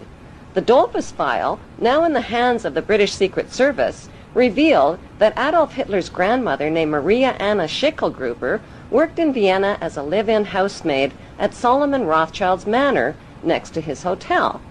The information was traced through her compulsory registration card. Solomon Rothschild was one of Mayor Rothschild's 5 banker sons. Separated from his wife, Solomon had a reputation with police as a lecherous womanizer. When Maria Anna Schicklgruber's pregnancy was discovered, she was dismissed. Adolf Hitler, the grandson of Solomon Rothschild, earned a reputation as the most evil man the world has ever known.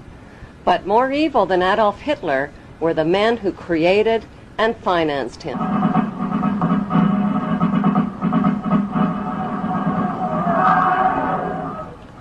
Hitler's revolutionary activities in Germany landed him in prison for 5 years. This so-called prison was Landsberg Castle, a comfortable, privileged pastoral setting where Hitler was groomed for the job of Führer. His coaches, Rudolf Hess and Hermann Göring, helped him write the infamous book Mein Kampf. Upon his release, the book was widely circulated, and Hitler traveled throughout Germany, delivering prepared speeches with Rothschild Warburg financing via the secret Thule and Veril societies. The Jews were to blame, shouted Hitler, for the humiliation of the Versailles Treaty and for Germany's financial ruin. What possible explanation could there be for Jewish businessmen supporting an anti-Semitic madman like Adolf Hitler and the extermination of millions of innocent Jews? One of the world's dirtiest secrets is that the exterminated Jews in Nazi Germany were not considered real Jews. They were considered Khazar Russians and Eastern Europeans whose ancestors converted to Judaism in 740 AD under their king, King Bulan. Their bloodline dates back to the Turkish tribes and to the powerful empire of Khazaria that once controlled all of Russia. Arthur Kessler, who wrote The 13th Tribe, claims that over 90% of today's Jews are racially non-Jewish and have no genetic relationship to the 12 tribes of Israel. Today's Jews, says Kessler, are more related to Attila the Hun than King Solomon of Israel. 2,000 years ago, when the Roman conquerors evicted the 12 tribes from Israel, the largest tribes, called Dan and Naphtali, settled in Denmark and Norway. Their Viking king, called King Canute, was crowned king of England, Denmark, Norway, and Sweden. Kessler calls the majority of today's Jews the 13th tribe because they are racially not Jewish. The Rothschilds' incestuous bloodline can be traced through their ancestor, Naphtali Hertz, who is named after their tribe of Naphtali. Over the centuries, the Rothschilds have intermarried with authentic Jewish royalty, ensuring their bloodline back to King Solomon of Israel. Denmark, which literally means the mark of Dan, maintained a truce with Germany's Nazi occupying forces for nearly 3 years. When Hitler's SS moved to arrest the Jews of Denmark, the Danish government helped ferry them to safety in Sweden and Britain. But why were the Jews of Denmark, Norway, and Sweden spared, while Jews from Russia and Eastern Europe were captured, interrogated, and thrown into slave camps and death camps?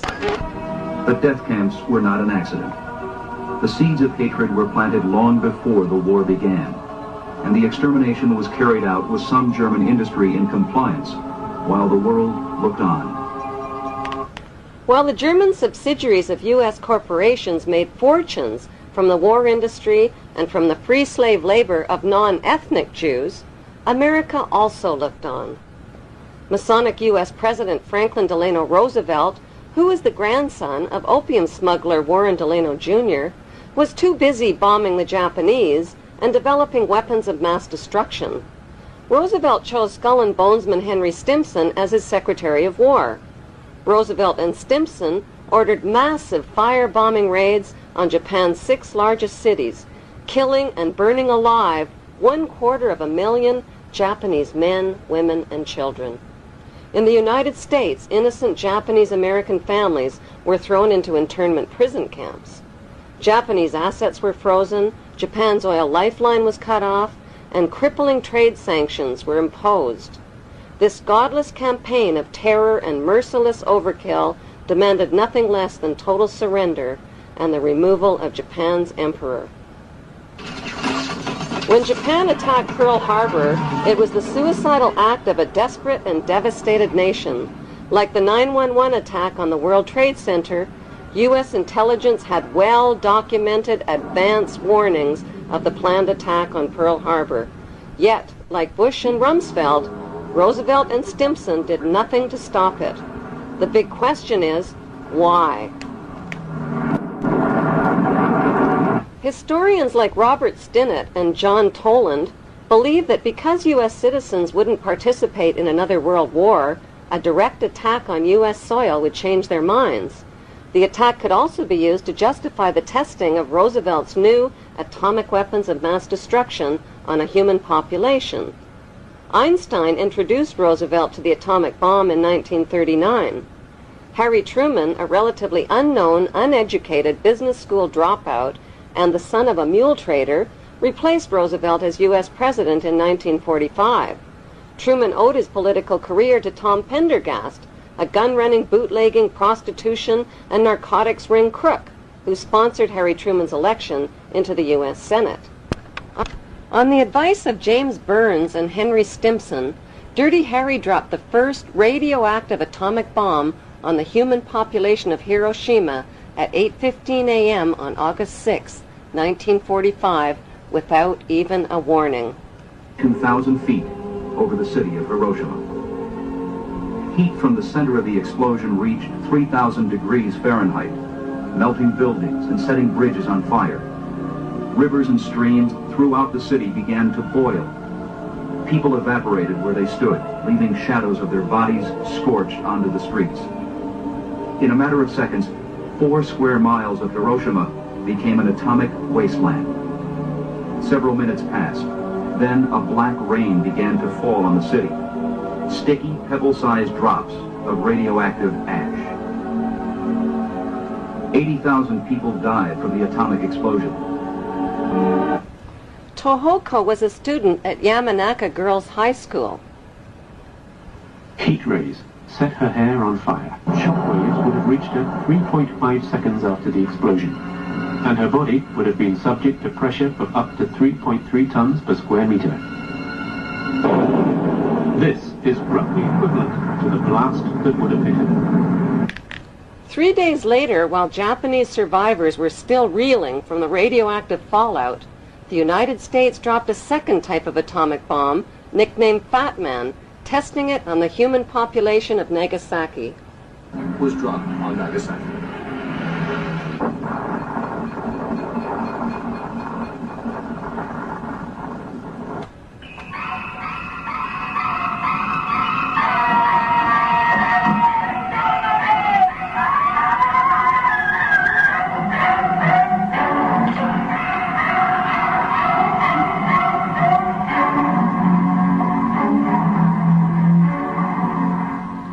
In retaliation for 2,400 American military deaths at Pearl Harbor that could have been prevented because of advance warnings, 2 U.S. atomic bombs evaporated 130,000 Japanese civilians and their families, and another 90,000 in the horrendous aftermath.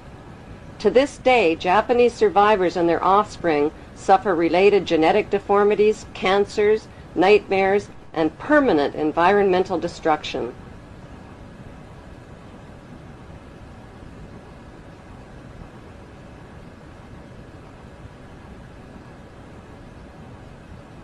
my goodness alive. Young lady with the red hair right behind the school teacher there. Mr. President, why did you drop the atom bomb? Mr. President, the future wants to know, was it right to drop the atom bomb?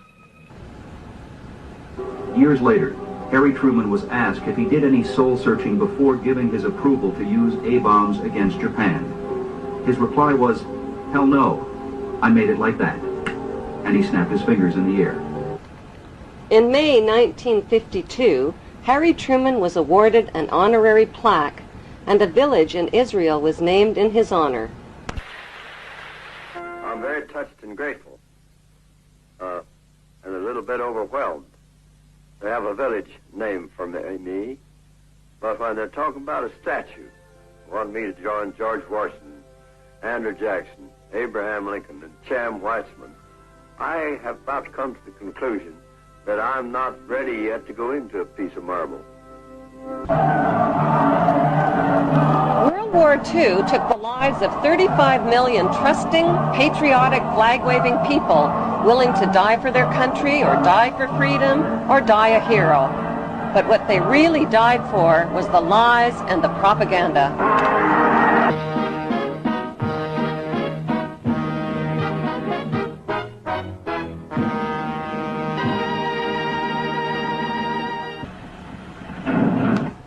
With the fall of Nazi Germany right on schedule, Stalin officially announced to the world that Hitler had escaped. U.S. and British spin doctors quickly changed the story, claiming that Hitler had committed suicide and that his body had been burned beyond recognition by his own officers. The key words are beyond recognition.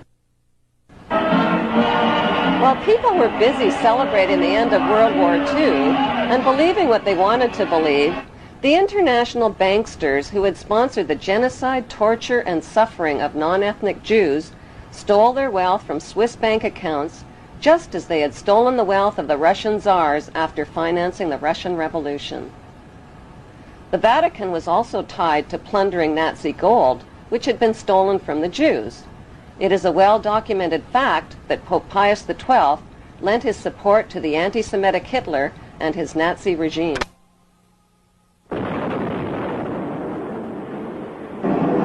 With the fall of Nazi Germany, the Rothschilds wasted no time waving their Balfour Declaration at the British government and reminding them of their written promise to give them Palestine. But how could the British promise the Arab land of Palestine to the Jews? In 1917, the British parachuted free opium and hashish to the Turkish troops and stole Palestine from them. One ingenious stratagem was to parachute hashish and opium to the Turkish troops to try to keep their minds off the fighting. Allenby's strategy worked brilliantly. During World War II, the British needed Arab oil and signed an agreement with the Arabs which forbid Jewish immigration into Palestine. Then at the end of the war, the British broke their agreement with the Arabs and allowed the Rothschild Jewish Zionists to smuggle hundreds of thousands of Jews from around the world into Palestine. To win public support, the Rothschilds, who owned Reuters and the Associated Press, bombarded their media empire with images of homeless Jewish Holocaust refugees crowded together in ships off the coast of Palestine. On October 24, 1945, the bankster pirates gave birth to their most powerful weapon of global control, the United Nations. According to plan, the British pulled out of Palestine and gave the land to the Jewish Zionists. These Zionist extremists call themselves God's chosen race of people and believe they have a God-given right to the land of the Palestinians. It is important to know that the land now called Israel was originally called Canaan in ancient times. Canaan was populated by the Canaanite people, who were the ancestors of today's Palestinians imprisoned in refugee camps in Israel. About 3,500 years ago, the Semitic Hyksos kings ruled Egypt for 100 years, but were expelled from Egypt into Canaan. The Egyptians called these Hyksos people the Habarus, which means Hebrews. These expelled Hebrews invaded and conquered the land of Canaan and changed the name of the land from Canaan to Israel.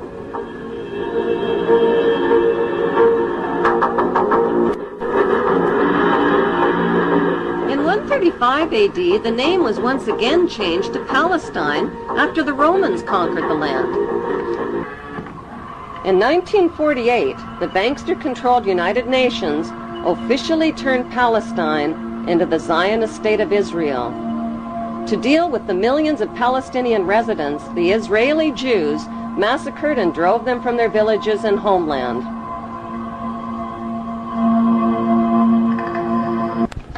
The Jews herded the Palestinians into two separated regions called the West Bank and the Gaza Strip. The Rothschilds soon began financing Jewish Holocaust refugees to build illegal Jewish settlements on Palestinian land.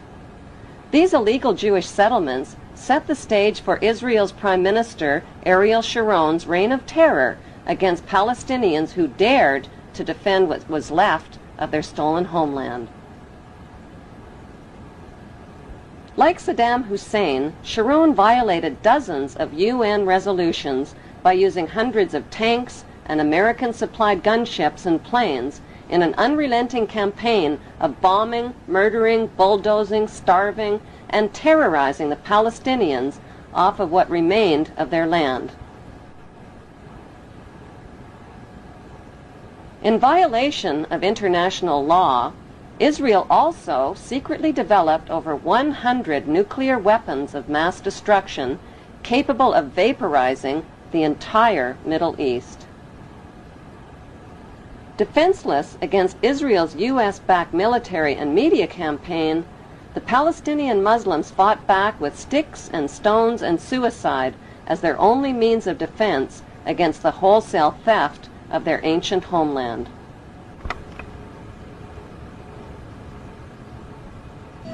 The story of the Bible was written by Hebrew Jews, who tell us that the Hebrew Jews are God's chosen race of people.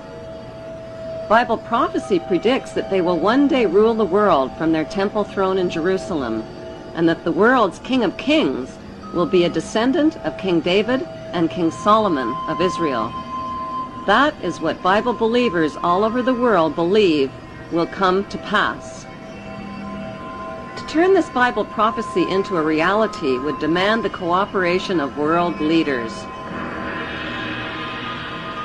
It would also mean building a third temple in Jerusalem over the ancient ruins of King Solomon's temple. But there is one giant-sized problem. A sacred Muslim shrine called Dome of the Rock was already built on top of the ruins of Solomon's temple in the 7th century. It still stands majestically today in the heart of Jerusalem, and it would have to be destroyed.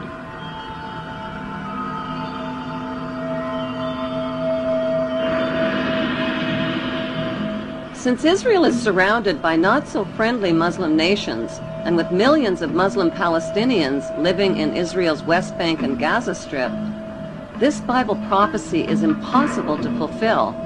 Or is it? Like a screenplay for a movie, the Bible story was written by Hebrew Jews. But who is the director and the producer? Is it God, or is it a special interest group of the world's wealthiest men?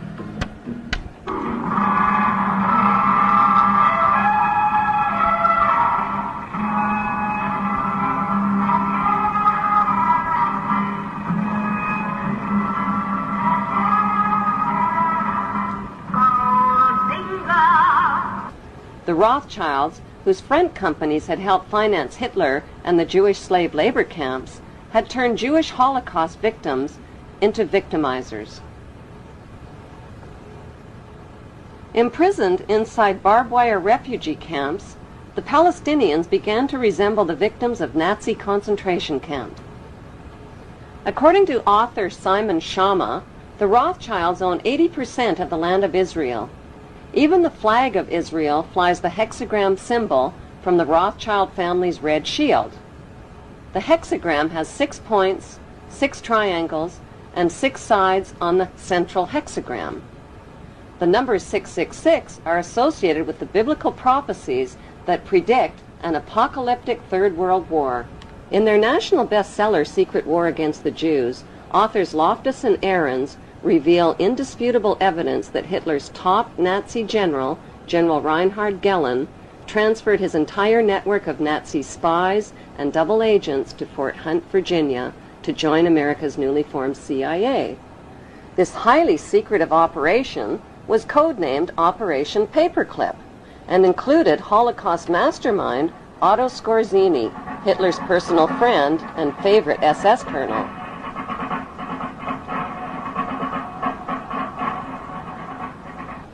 Since its illegitimate birth at the close of World War II, the CIA has always represented the interests of the banksters, not the American people.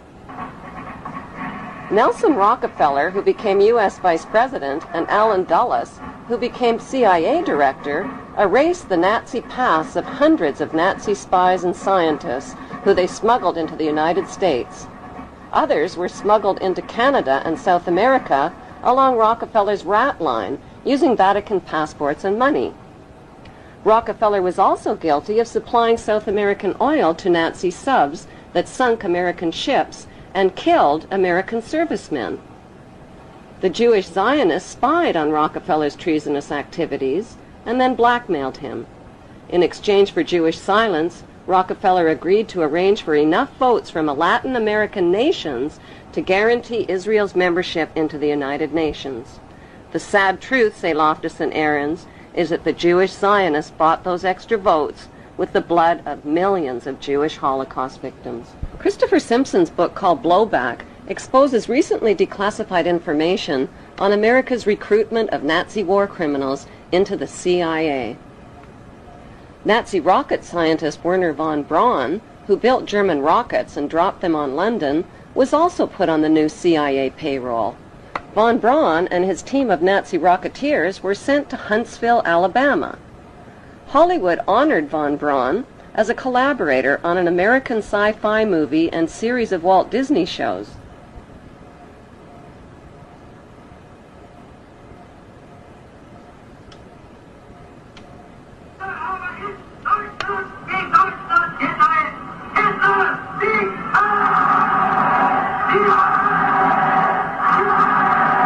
Let's take you back to 1958, 59, and I'm suddenly required to work with a Nazi. I grew up in World War II. Now, you couldn't expect me to suddenly have a great love for somebody that came out of Peenemünde and was firing rockets at the people in England and blowing them up, and furthermore had been in Peenemünde where he had slave labor, etc. So how am I supposed to suddenly like that guy? The international banksters and the men who served them had won the American, Russian, and British versions of monopoly by seizing control of the Bank of England and the U.S. Federal Reserve, and by wiping out the Russian czars. But the ultimate goal of the banksters was to win the world game. Their devious game plan was to divide the world into two warring power blocks: the Western capitalist bloc, led by the United States, and the Eastern Communist Bloc, led by Russia.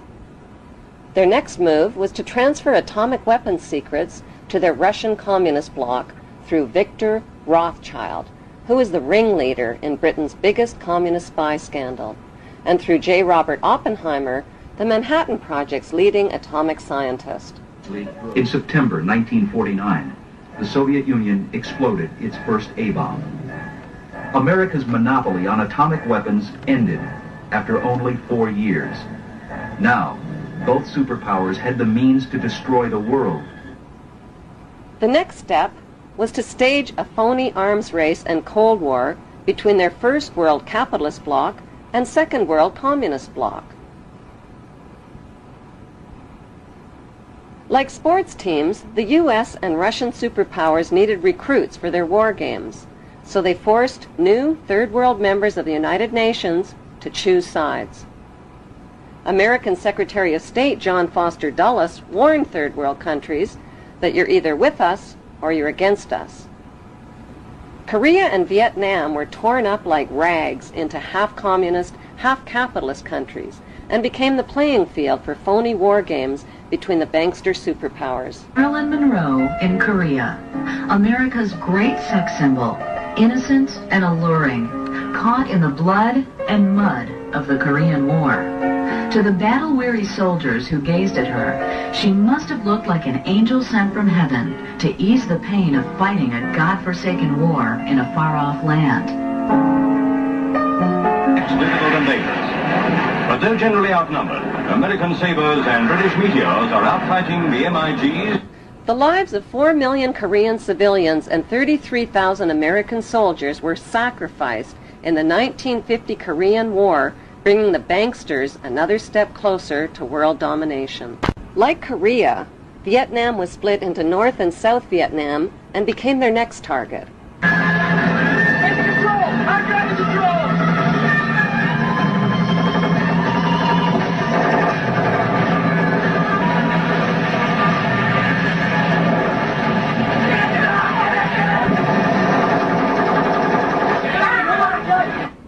In 1954, the U.S. military dropped millions of tons of bombs on undefended Vietnamese civilians and turned their lush green countryside into blood-red killing fields. It was a butcherous campaign of terror, rape, torture, lies, and cover-ups. The U.S. military, who had already tested 2 radioactive atomic weapons of mass destruction on the people of Japan, decided to test their chemical weapons of mass destruction on the people of Vietnam.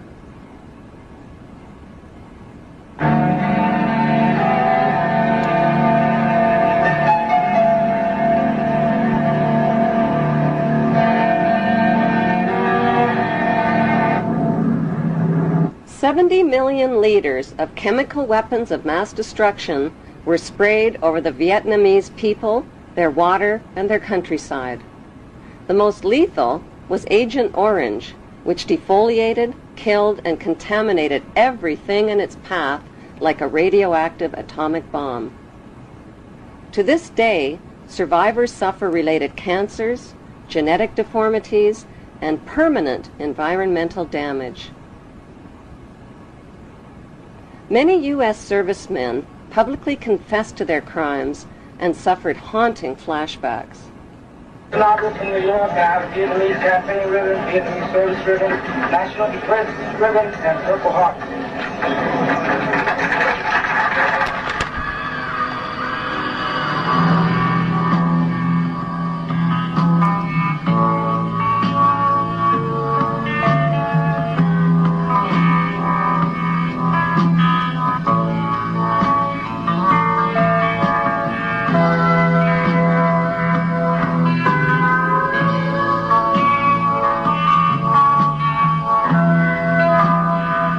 In spite of massive U.S. war protests, President Nixon increased America's military presence in Vietnam to 500,000 soldiers by 1969. It was Nobel Peace Prize winner Henry Kissinger who convinced Nixon to expand the Vietnam War to the neighboring countries of Cambodia and Laos, causing the mass murder of another 1 million innocent people and their families. On May 4th, 1970, America got a wake-up call. 6 peaceful anti-war student demonstrators from Kent State and Jackson State universities were shot dead by U.S. armed guards, while dozens of others were wounded. The message came through loud and clear. The power of the U.S. military could turn its weapons on its own citizens.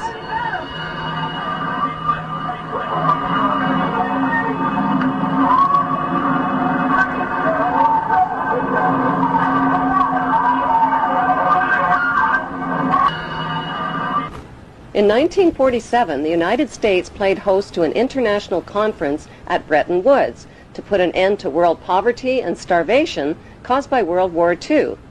The idea was to give humanitarian loans to needy nations by creating a World Bank and an International Monetary Fund. But who would be put in charge of these billion-dollar megaloans? Who else but the U.S. Federal Reserve bankster families?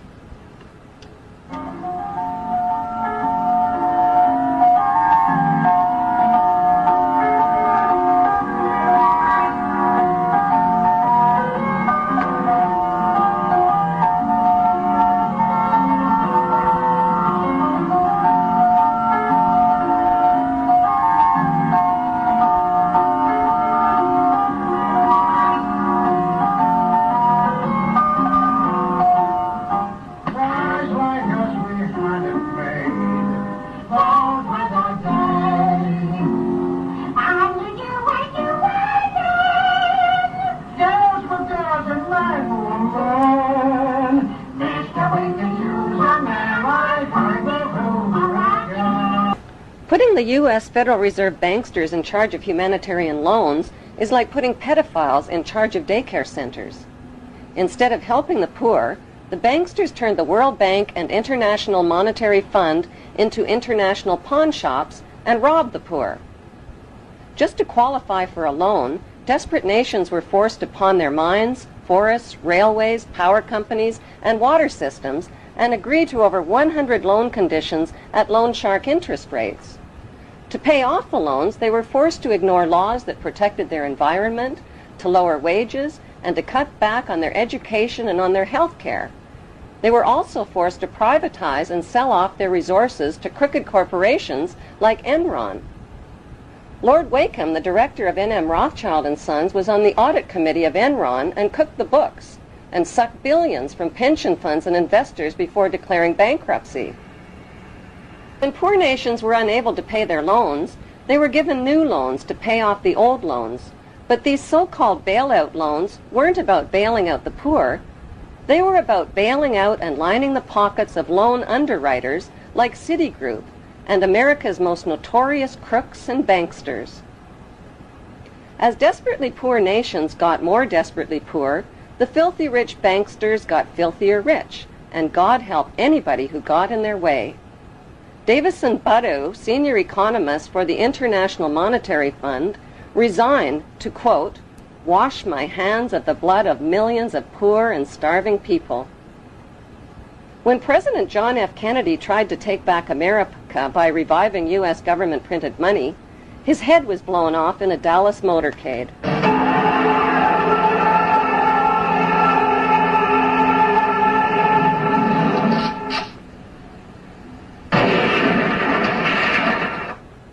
When his son planned to expose the ugly truth about his father's assassination, his small plane plunged into the ocean, killing all on board.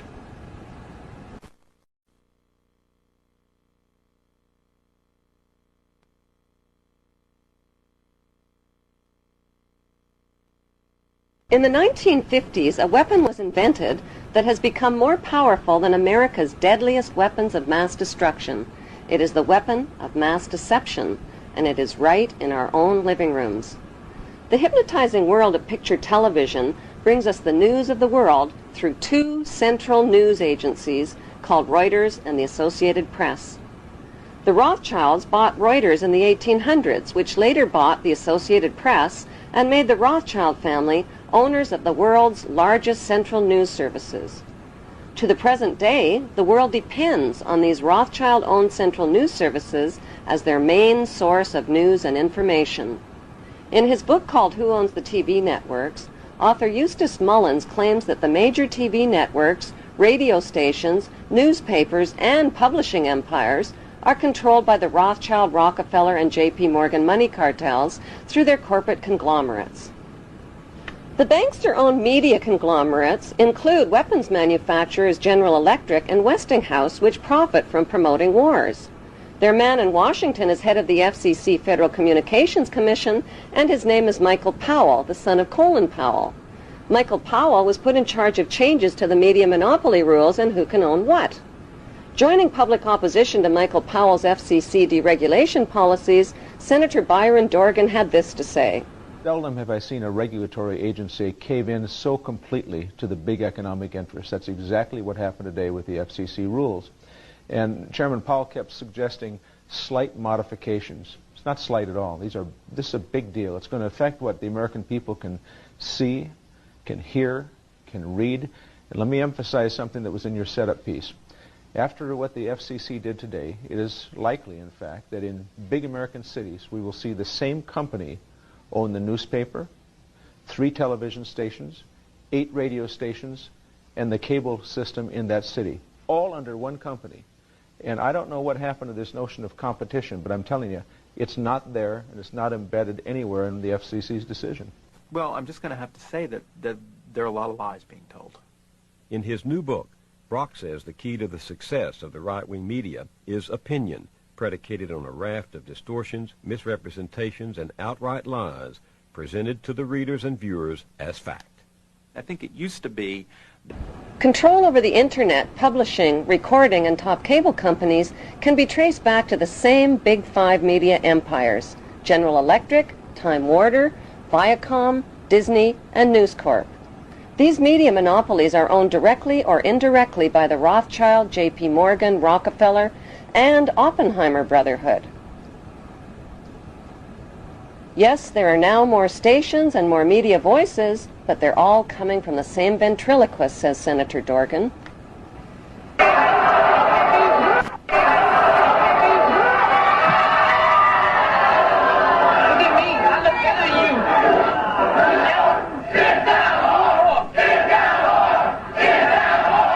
Every TV show needs corporate sponsors, and corporate sponsors sponsor pro-business, pro-government programming, and journalists who support the agenda of the Big Five media owners. While 2/3 of the world goes hungry, these banksters offer gazillion-dollar sponsorships to sports athletes to play with their balls. Why? Because they keep the masses distracted from the important issues, like the passage of the Patriot Act to limit your civil rights and freedoms. The Patriot Act allows the government to come into your home, take things from your home, search your home, and never tell you about it. Increasingly, however, Americans are speaking out. The media and banking monopolists now have the power to make or break political leaders around the globe. Why haven't the networks made a TV movie of the week about how the Bush family made their family fortune? The movie could be called The Awful Truth, starring George W.'s great-grandfather, Samuel P. Bush, whose Buckeye Steel Castings Company supplies parts for Edward Harriman's railroads, who in turn provides rail shipments for John D. Rockefeller's Standard Oil, who in turn gets monopoly financing from the Rothschilds. The movie could be made into a TV series starring Samuel's son, Prescott Bush, as the managing director of a Nazi steel manufacturing plant in Poland called Silesian Consolidated Steel. In Episode 1, Prescott Bush forwards American financing to his German partner Fritz Thyssen through the Union Banking Corporation in New York. Fritz Thyssen arranges a contract with Nazi Germany's IG Farben Company for free Jewish slave labor in Bush's steel manufacturing plant at the Auschwitz concentration camp. Episode 2 shows Skull and Bonesman Prescott Bush and Averell Harriman getting caught under Trading with the Enemy Act, as the U.S. government moves in and seizes all of their shares in Union Banking Corporation.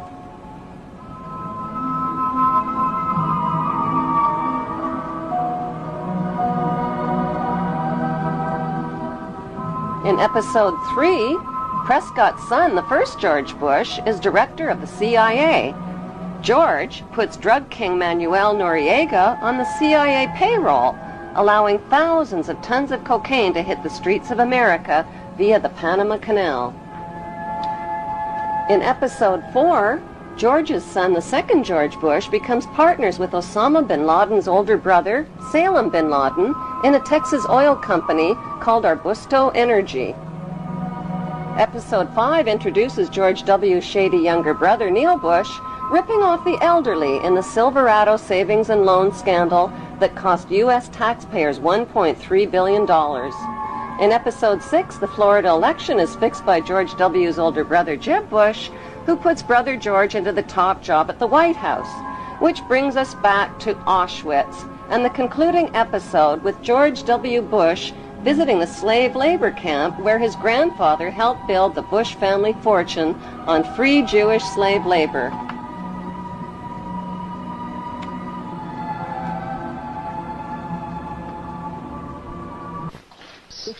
The sights are a sobering reminder of the power of evil and the need for people to resist evil.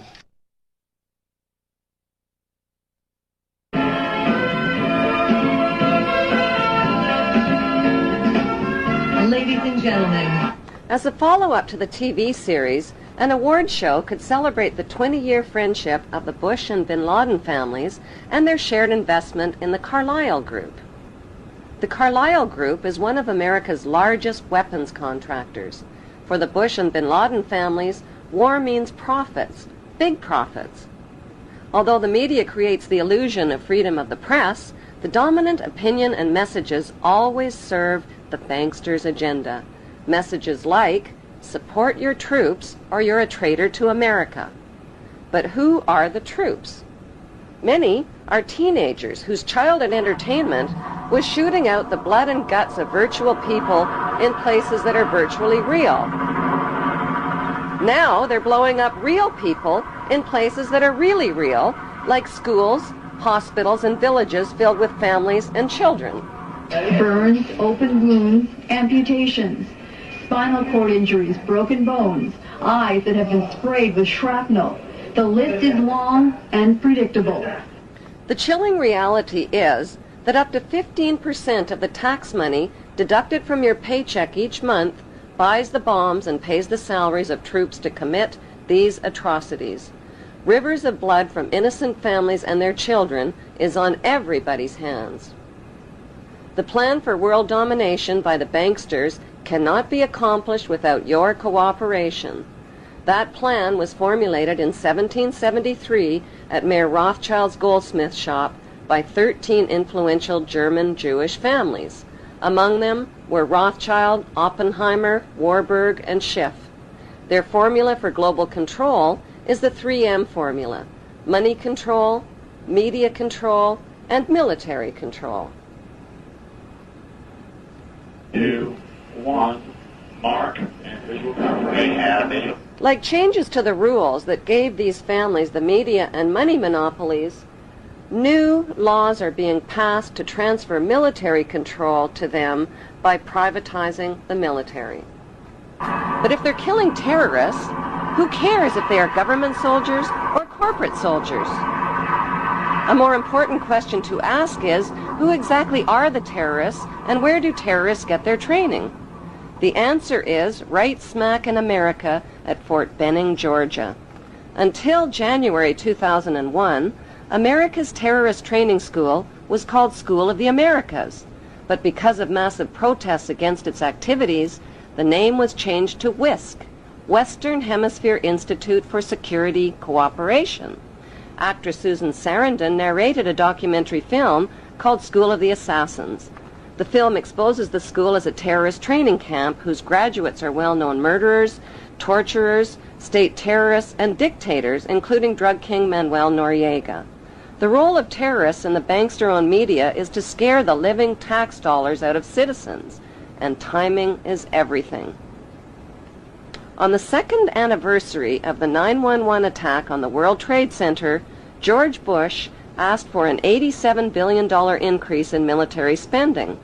At the same time, the media released a dramatic video showing Osama bin Laden alive and well and threatening to make the 9/11 attack seem like foreplay. How much do we really know about America's favorite villain? Multimillionaire Osama bin Laden was the 17th of 52 children fathered by a wealthy construction baron named Mohammed bin Laden, who had close ties to the Saudi royal family and the Bush family. In 1979, the American CIA and Pakistan's ISI financed an anti-Soviet group in Afghanistan and provoked a profitable 10-year war with the Russians. When the Russians invaded Afghanistan, the CIA hired Osama bin Laden to recruit and train al-Qaeda fighters to fight the Russian army. Invasion. Anti-communist guerrillas in Afghanistan have been at the front line in the fight against the spread of communism. But what was the fight really all about? Not carrots or potatoes. It was about poppies, endless fields of opium poppies that provide over 70% of the world's heroin supply to heroin addicts worldwide. These are very uncomfortable issues for politicians.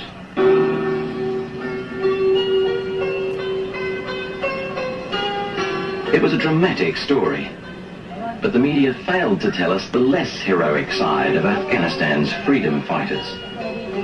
America's new friends had become hooked on the economics of the poppy.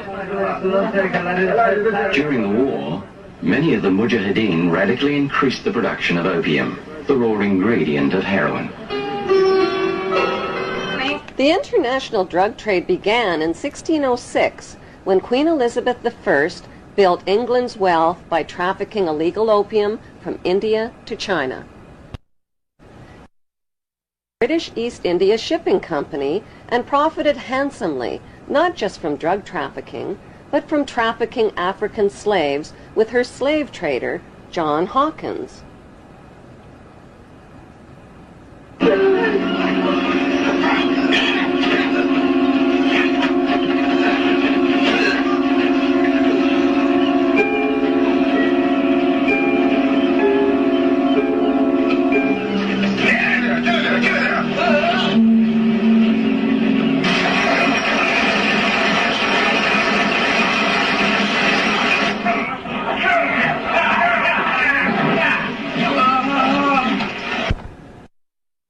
First, knighted her slave trader with the noble title of Sir John Hawkins.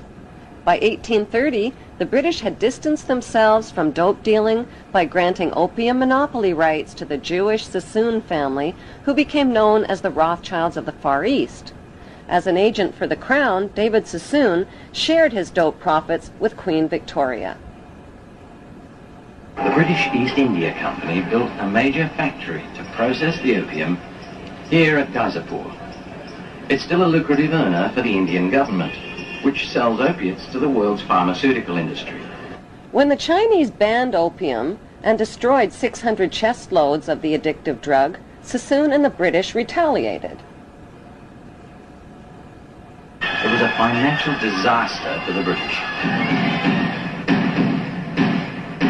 With huge profits at stake, they retaliated with the Opium Wars of 1843 and 1858. The forces of the market were to defeat China's moral prohibition. Sassoon and the British forced drug addiction onto an entire nation, stole the island of Hong Kong, and made Hong Kong the capital of the British international drug trade. In 1872, Queen Victoria knighted David Sassoon's son, Albert Sassoon, who spread the illegal opium trade throughout China and Japan. In 1887, Sir Albert Sassoon married Aline Carolyn Rothschild and joined the pirated fortunes of the Sassoon drug cartel with the Rothschild money cartel. Today, it's business as usual for the descendants of the Sassoon and Rothschild families, who socialize with Queen Elizabeth II and Prince Charles as elite members of Britain's inner power circle.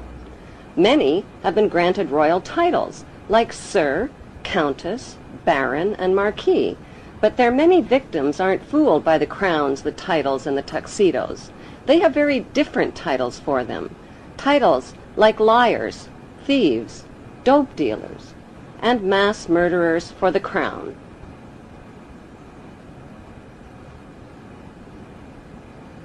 On the other side of the Atlantic, a member of the same opium smuggling syndicate, Samuel Russell, founded Yale University's Skull and Bones Brotherhood with drug money.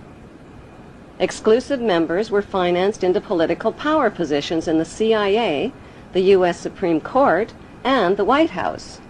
When Skull and Bonesman George Bush Sr. became CIA director in the 1980s, the CIA recruited Osama bin Laden to train al-Qaeda and Mujahideen fighters in Afghanistan. The job of Osama's trainees was not just to fight the Russian communists, it was to run Afghanistan's multi-billion-dollar opium trade. Heroin, manufactured from Afghan opium, supplied $250 to $300 billion annually to Wall Street and the U.S. banks. Authors Alfred McCoy and Michael Levine tied the CIA to this unholy drug alliance and received national attention when the CIA tried to suppress their books. Michael Levine became a best-selling author when he wrote about his experience of this unholy alliance. After 30 years' distinguished service with the DEA, he could write with some authority. You could look at what they did to me as an example in microcosm of Central Intelligence's actions and the State Department in completely subverting the drug war. You know, the drug war was something that only existed in the minds of Americans, on the streets of America, for kids like my brother, for cops who died. There was no drug war. The biggest drug dealers in the world were given a license to sell drugs to Americans to support themselves. And this continued right down from Southeast Asia, through the Mujahideen, through the Contras. But how was the heroin smuggled into the United States? One of America's most gruesome secrets is that during the Vietnam War, heroin was smuggled into the United States by hiding it inside the body bags of dead American soldiers.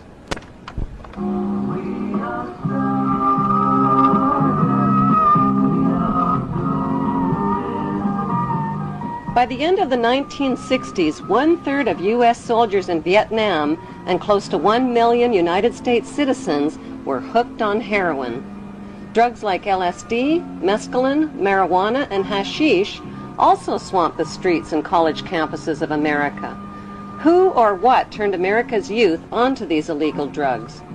Celebrity anti-war activists like Aldous Huxley, Timothy Leary, Allen Ginsberg, and Bertrand Russell sold America's youth on acid rock, tripping out, and one world government. Their financing came from the Warburg Banksters and IPS, Institute for Policy Studies. Over 100 million doses of LSD that hit the streets of America were purchased by Timothy Leary and Allen Dulles through S.G. Warburg's Sandoz AB Pharmaceutical Company in Switzerland. Free sample-sized packages of acid were handed out not only on college campuses, but at rock concerts, where musicians persuaded millions of fans to get high.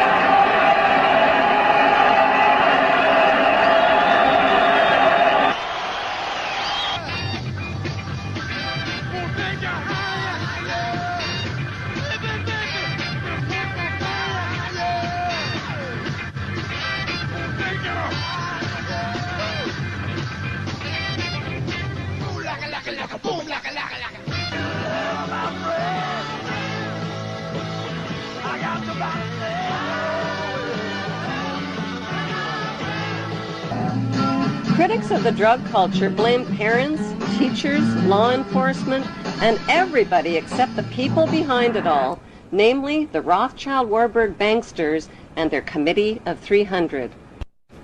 According to Dr. John Coleman, who wrote the story of the Committee of 300, the Beatles rock group were brought to America by the Tavistock Institute.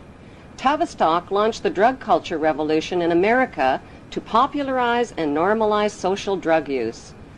Through their record companies and advertising monopolies, the banksters have packaged and financed their celebrity salesmen to anesthetize, addict, and enslave billions of people worldwide with dependencies on both prescription and non-prescription, legal and illegal drugs.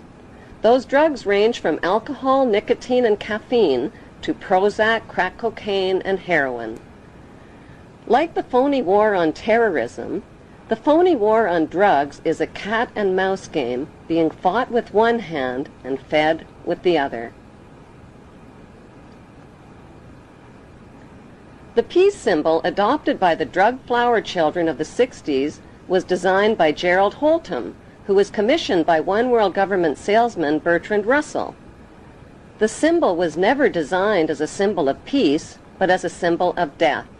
It is actually a cross turned upside down with the arms broken and is used by Satanists and in Druid witchcraft. In Germany, the symbol is known as the Death Rune and is found on tombstones of Hitler's Nazi SS officers. CIA's team of ex-Nazis and Skull and Bonesmen financed and trained Osama bin Laden, who pushed the Russians out of Afghanistan by 1989. The CIA then trained and installed the ruthless Taliban regime to run the booming opium trade. After a decade, the long friendship between America and the Taliban suddenly turned ugly. At a meeting held on December 4th, 1997 at Unocal headquarters, American oil men made a proposal to the Taliban about building a pipeline through Afghanistan. Rothschild Shell Oil and Rockefeller's Exxon Oil had invested billions in the Kazakhstan oil and gas reserves just north of Afghanistan.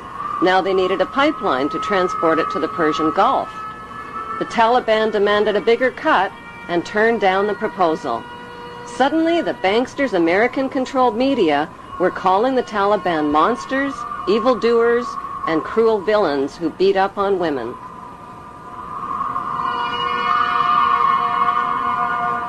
On July 4th, 1999, President Clinton froze the Taliban's U.S. assets and bank accounts and imposed trade sanctions on Afghanistan. By February 2001, the Taliban destroyed most of Afghanistan's opium crops. In May, Secretary of State Colin Powell announced a gift of 43 million U.S. taxpayers' dollars to the Taliban. He called it a reward to the Taliban for destroying the opium crops, but members of the new George W. Bush White House knew the Taliban would use the 43 million for more sinister purposes.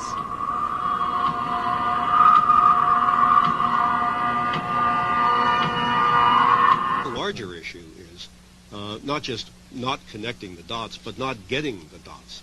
Why was it that CIA was unable to collect information for years inside Afghanistan when they had authority to kill bin Laden for over 2.5 years? Why were they unable to kill him or his lieutenants? Why didn't they have a better capability to do something about it at the source? Could it be that the bankster-supported U.S. administration is controlling both sides of the war on terror?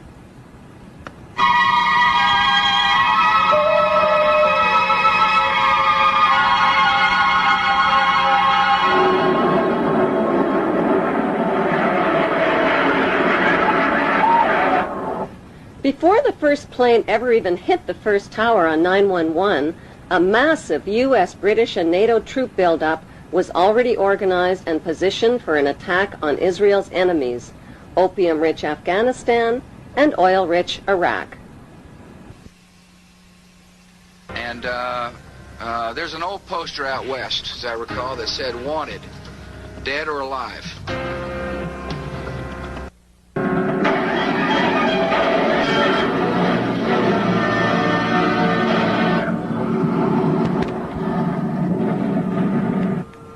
With no solid proof of who was responsible for 9/11, George Bush Jr. attacked the poverty-stricken, war-ravaged country of Afghanistan only 4 weeks after 9/11. The U.S. and British military dropped 12,000 bombs on thousands of buildings and homes, pounding them into dust and rubble and killing 8,000 Afghan people. 20,000 more people died from war-related cold, starvation, and disease. Nobody made a big-budget TV production out of the massacre with a God Bless Afghanistan movie score. The U.S.-British war on Afghanistan left behind millions of starving people and thousands of women who are still veiled, still homeless, and still penniless.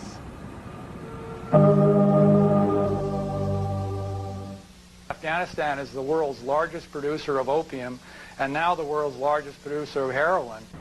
دې علت دا ده چې 14 کاله دلته جنگ تیر شوی، زراعت تباه شوی، شفاخانې تباه شوي، تجارت تباه شوی، تعلیمي ادارې تباه شوي، مکتبونه تباه شوي، سرکونه تباه دي، ولږه ده، فقر ده، خلک بله چاره نه لري څه وکړي. There can never be peace and democracy in Afghanistan. Why? Because peace and democracy would expose and cut off corporate America's opium and heroin trade at the source. So what was the payoff for the U.S.-British war on Afghanistan? 1, the uncooperative Taliban warlords got kicked out and replaced by the cooperative Northern Alliance warlords. 2, opium and heroin production and revenues skyrocketed. 3, Afghanistan got a new leader named Hamid Karzai, who just happens to be an ex-employee of Unocal Oil. 3, America got permission to build their oil and gas pipeline through Afghanistan. And 4, the Bush administration's favorite excuse for war, Osama bin Laden, was allowed to escape. America's second favorite excuse for war, Saddam Hussein, has always been America's patsy. In the 1980s, the United States supported Iraq's invasion of its neighbor, Iran, to stop the spread of Iran's Islamic Revolution. America played both sides of the Iran-Iraq war by supplying Saddam with chemical and biological weapons of mass destruction, and at the same time, America secretly sold weapons to Iran and illegally diverted the money to the Contra-revolutionaries in Central America. During the war, the United States sent a special envoy to see Saddam in 1983. He was Donald Rumsfeld, now the U.S. Defense Secretary. The two men discussed how to reinforce Iraq against a common enemy. This was at a time when Iraq was using chemical weapons on Iranian troops. U.S. companies were supplying components with Washington's knowledge. By 1990, President George Bush Sr. tricked Iraq into another war with another oil-rich neighbor, Kuwait. How? By supplying Kuwait with horizontal drills that could reach beneath the border of Iraq and siphon oil from Iraq's oil fields. Kuwait used the U.S.-made drills to steal 300,000 barrels of oil per day from Iraq, worth over $3 billion annually. The fuse was lit, and Kuwait did nothing to put it out. They pumped oil without restraint from Rumaila oil field, which was accessible to both Kuwait and Iraq, and they exceeded OPEC quotas, flooding the market and driving prices even lower. George Bush Sr. officially promised not to interfere in Iraq's legitimate oil battle with Kuwait, but when Saddam's army entered Kuwait to defend their oil reserves, Bush pounced on them. Our goal is not the conquest of Iraq. It is the liberation of Kuwait. America disposed of its toxic waste problem by building radioactive depleted uranium right into their bombs and dropping them on Iraq. Bush Sr. not only devastated and poisoned Iraq's water systems and infrastructure, he weakened the economies of both Kuwait and Iraq, collected giant profits from rationed Iraqi food for oil programs, and landed massive rebuilding contracts in Kuwait.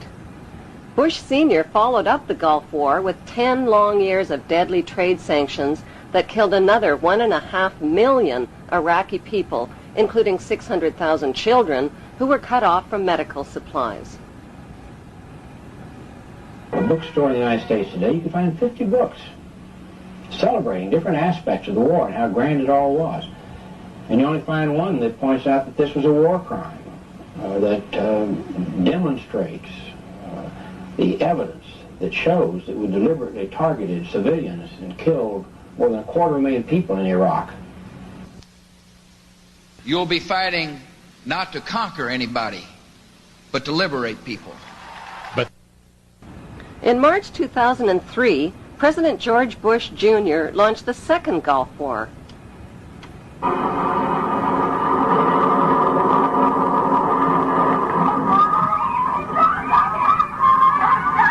The war on Iraq wasn't about revenge for 9/11, since not one of the 19 accused terrorists were Iraqi citizens. It wasn't about weapons of mass destruction, which inspectors hadn't found. It wasn't even about Saddam Hussein, who had been financed into power by the U.S. in the first place and who got his chemical and biological weapons from American companies. No, the U.S. wars against Iraq and against Afghanistan were about mass murder and piracy. They were about big weapons sales, big oil, big pipelines, big drugs, and big rebuilding contracts. They were about colonizing the Middle East and moving 2 giant steps closer to world domination. أنا أروح أشتريها ب6 أنفار. أنا ما أريد هاي الحرية، ما أريد هاي الديمقراطية، وأخويا وأطفاله راحوا من عندي، وهذا اللي ترونه ها من الدماء والجروح واللي الدمار اللي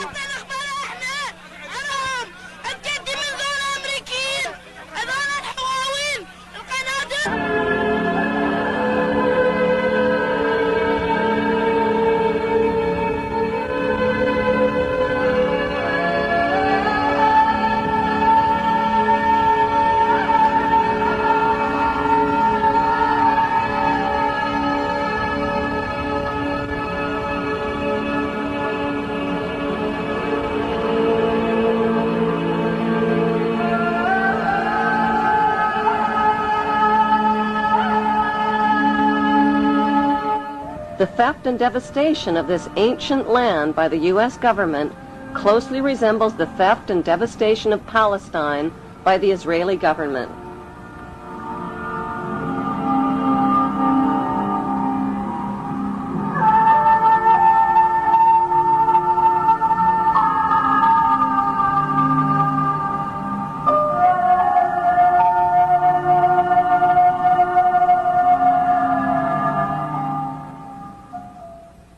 Showed the POWs and the dead soldiers. Al Jazeera showed them.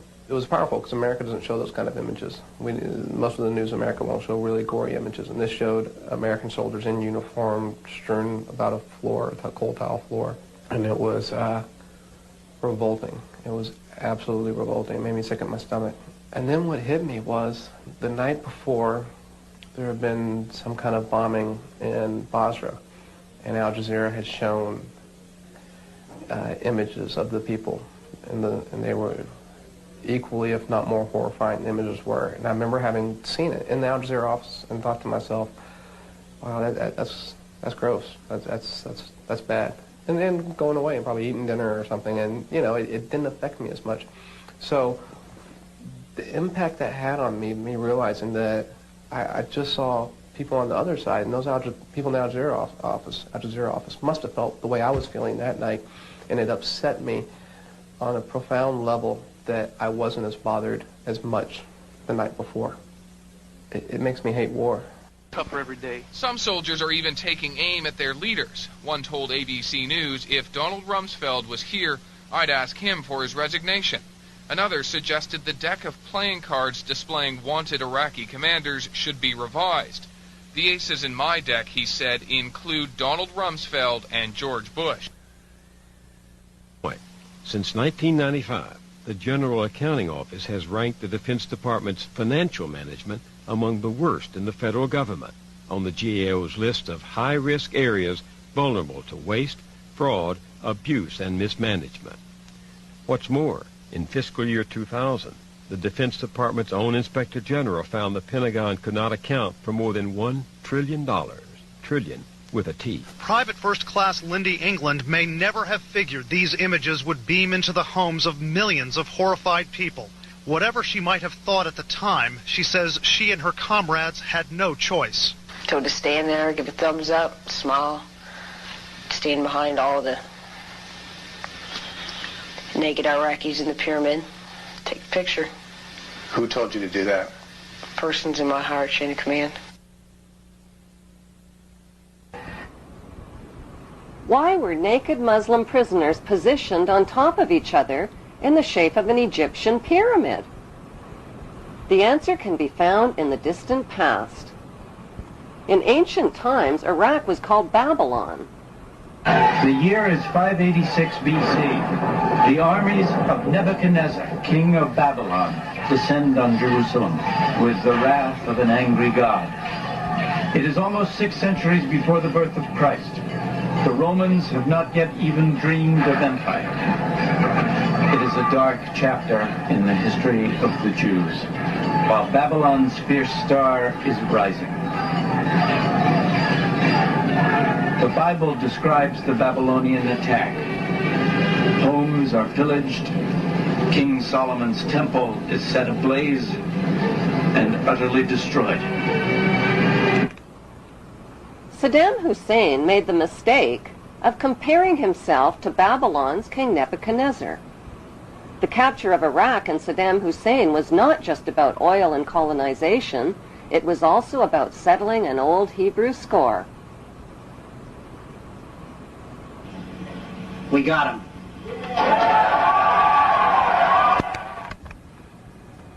On December 13th, the producers of 911 released a new reality TV show called We Got 'Em.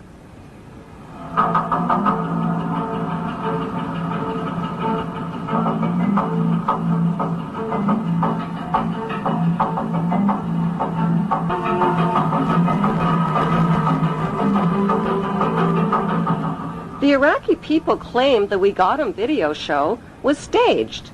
Why? Because the video shows ripe, yellow-colored dates growing on a tree to the left of the hole, where Saddam Hussein was supposedly captured.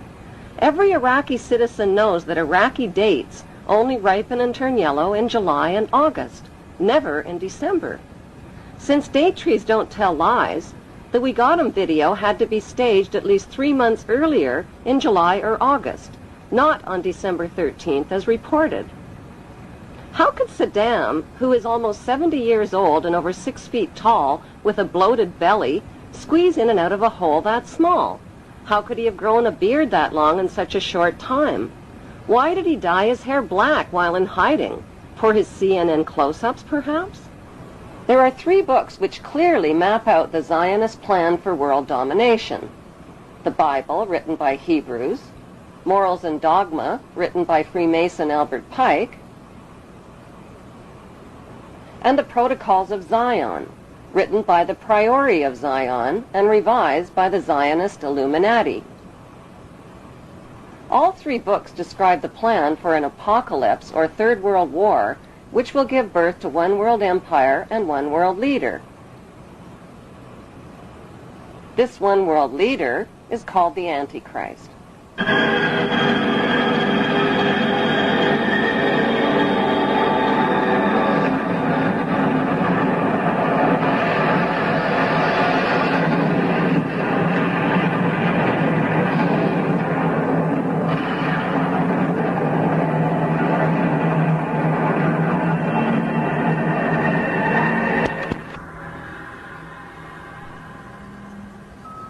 The Bible is like a screenplay for a reality disaster movie, but with a fairy tale ending. The Zionist plan is to create an apocalypse that will exhaust and depopulate the masses through deadly designer viruses, global terror, economic disasters, and nuclear war. These disasters are timed to occur between now and 2014, when the remaining survivors will gladly embrace the promises of a handsome, charismatic new leader who will unveil his plan of hope for eternal world peace. The only way to achieve eternal world peace, he will explain, is to put an end to the 5 causes of war. Secretly, he knows there is only one main cause of wars: the wars caused by his royal ancestors who planned, provoked, financed, and profited from them. He will sell his peace plan by telling the world that border wars will only end by creating a world without borders. Religious wars will only end by creating one world religion of interfaiths. Economic wars will only end by creating a cashless, debt-free society. Rivalry wars between rulers will only end by creating one world ruler. The tools used for war, from handguns to nuclear bombs, will be eliminated, and one world army will be created, which will guarantee world peace. How will this eternal peace plan be accomplished? Through the United Nations, which is the brainchild of the Committee of 300 Ruling Families. The UN is their vehicle for world government and is located on 18 acres of prime Manhattan land donated by the most visible of the ruling families, the Rockefellers. The UN is a closed organization with no public records or open meetings. U.S. taxpayers have already invested $2 trillion in this world authority. Although most of the people working for the UN are genuinely working for peace, the UN is a godless organization controlled by the Committee of 300. These inbred ruling families pretend to have royal blue blood, but their blood is no more blue or royal than Hannibal Lecter's blood. Some speculate that these families of evildoers are demons or aliens or evil shape-shifting reptilians, but there is a more scientific explanation for their madness. For thousands of years, these families have practiced inbreeding between sisters and brothers, uncles and nieces, mothers and sons, to keep the power and wealth all in the family. This practice of inbreeding over thousands of years has produced a clever but pathological breed of conscienceless, sociopathic families who will stop at nothing to own every ounce of gold, every drop of water, and every blade of grass on planet Earth. The United Nations, which they founded and control, has clearly stated its goals of establishing a new world order, a UN standing army, and a global taxation system. The Queen's husband, Prince Philip, and Evelyn Rothschild have already established an interfaith declaration for the creation of one world religion. What would life be like in this world empire with one world religion, one world army, one world economy, one world court, one world media, one world government, and one world dictator? What the public doesn't know is that Karl Marx's Communist Manifesto and the Russian Constitution have been built into the UN Charter, and that the New World Order will be a communist world order. Peace on earth will be a forced peace in which citizens will have no rights. No right to bear children without approval, no right to travel without authorization, no right to own private property, no right to privacy, no right to bear arms, no right to protest, no right to receive an inheritance, no right to choose an education or a job or even a place of residence, and worst of all, no right to live. The right to live will be based on an individual's rating of usefulness to the royal elite. In this planned world without borders or nations, citizens will be disarmed of all weapons, including handguns, and will have no means to protest, fight, resist, or challenge this one world authority who will control them spiritually, economically, and militarily. Every human being will be electronically tattooed and will become helplessly dependent on this one world authority for all of their most basic needs.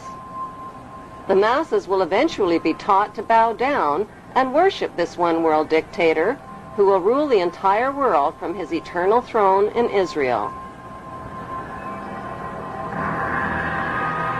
The big question is, who is this charismatic leader that the entire world would be willing to accept as their ruler?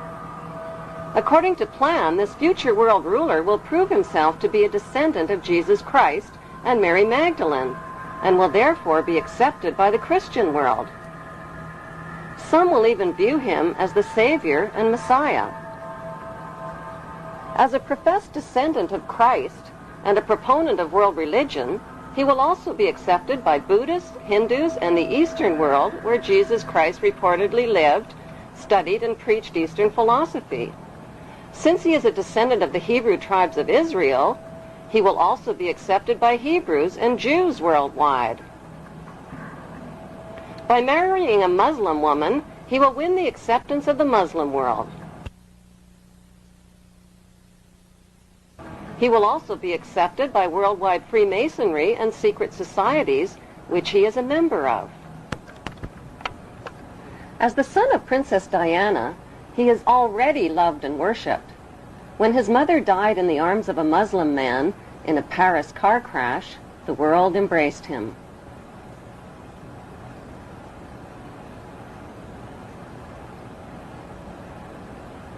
On May 31, 2004, the Rothschild-controlled Associated Press published a photograph worldwide taken by Alistair Grant. The photo shows Prince William posing with a lamb like Jesus Christ, who the Bible calls the Lamb of God. What is the significance of this photograph? To the unaware observer, the photograph is perfectly innocent, but to insiders familiar with the protocols of Zion, Freemasonry, and the Book of Revelations, William is identified in the photo as the Antichrist. The Antichrist has been described in art and literature as handsome and charming and a master of lies and deception. Freemasons call him the Baphomet, or Goat of Mendes. He has also been described as the embodiment of evil and the enemy of God, and has been called Satan, Lucifer, Pan, the Beast, and Amen. He is commonly illustrated with cloven hind hooves. Why is Prince William holding up a cloven hind hoof in the photograph?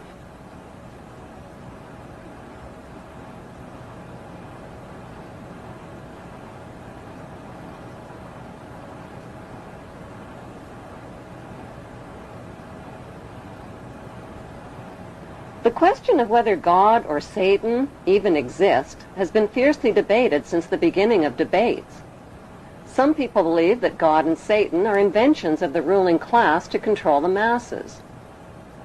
Most people acknowledge the existence of positive creative energy characterized by joy, love, and vitality, and the existence of negative destructive energy characterized by greed, hatred, and death.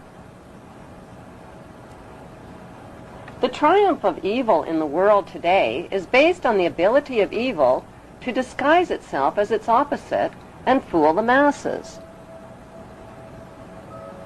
According to Masonic calculations, Prince William is predicted to be crowned world dictator in the year 2015 at the age of 33.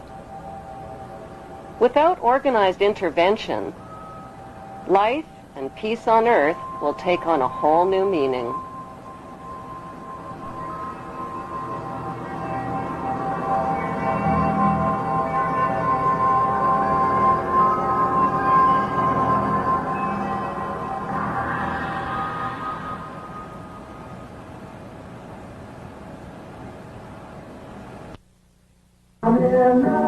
How many people would be willing to play a game of Monopoly with real money if the banker was making up the rules, rigging the dice, stealing the money, cheating the players, and grabbing up all the properties?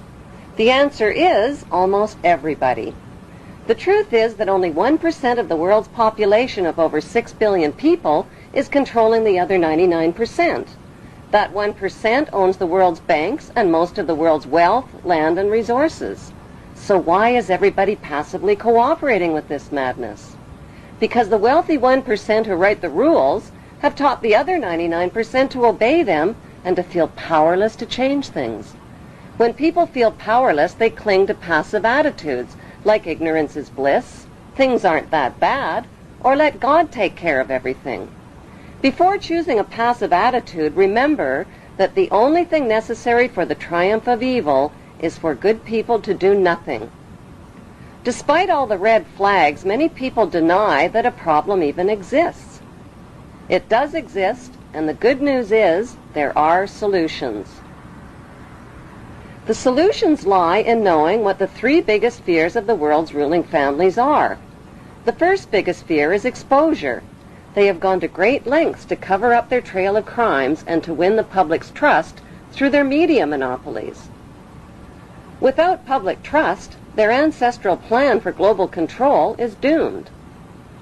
Their second biggest fear is losing public support. If the public stops cooperating, their plan is guaranteed to fail.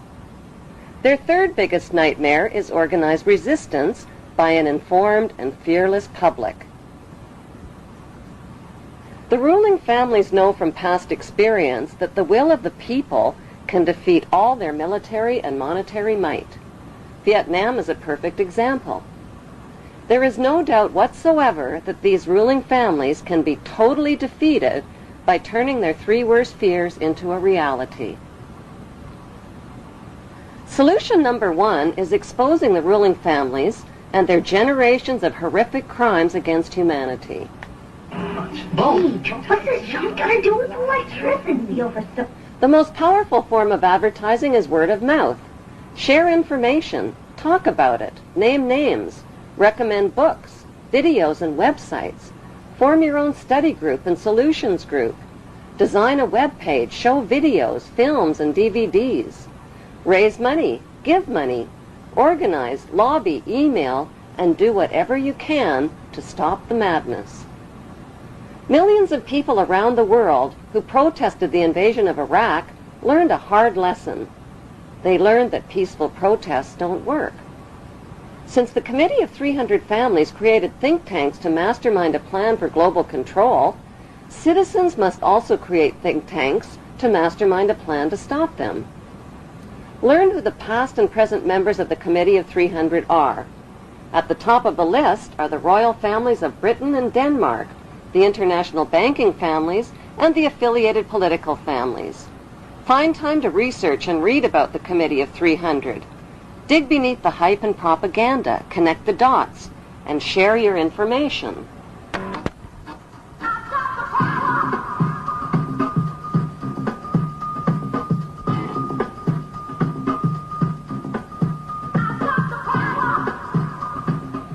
The second solution for ending the madness is to take back control over your own money.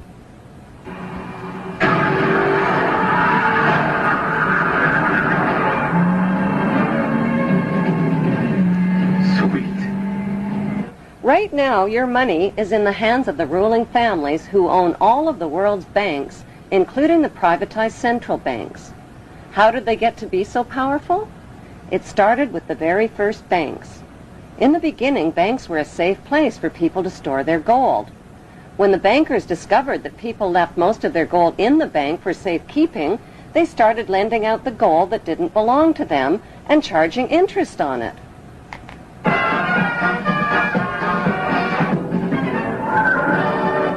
Soon, kings and royalty were borrowing gold from the bankers to finance wars. Since wars were extremely good for business, the bankers started stirring up conflicts that led to more wars. Then they lent money out to both sides of the wars and collected huge interest rates.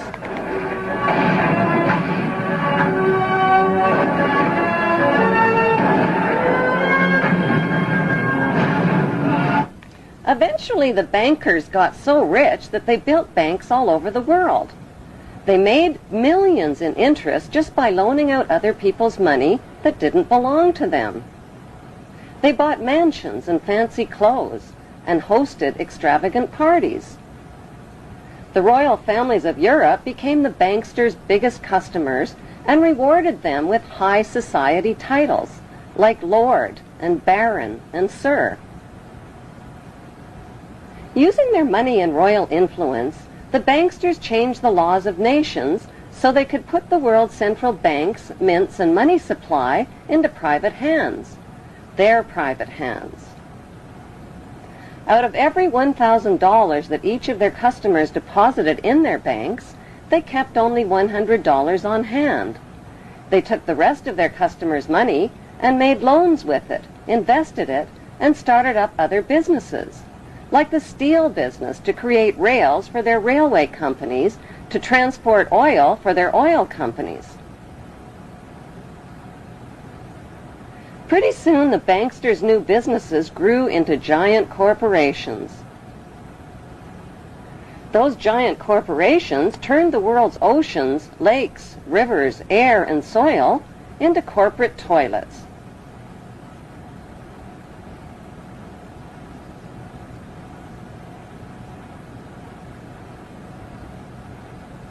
When profits from all their oil, mining, and drug company monopolies soared, the banksters became the world's richest men, but their greed had no limits.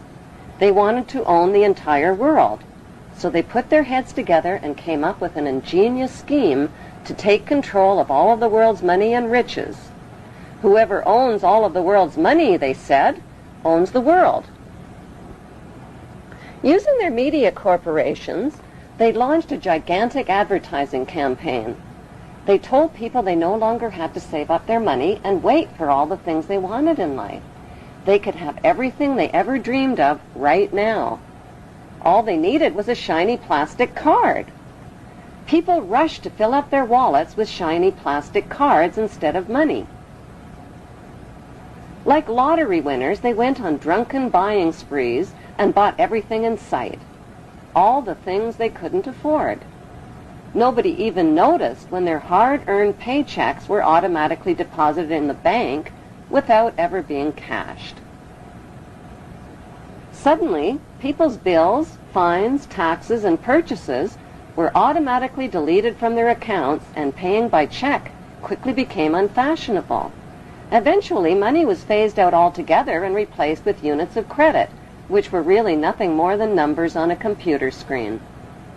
The next thing the banksters did was replace people's plastic cards with their newest invention, barcode tattoos.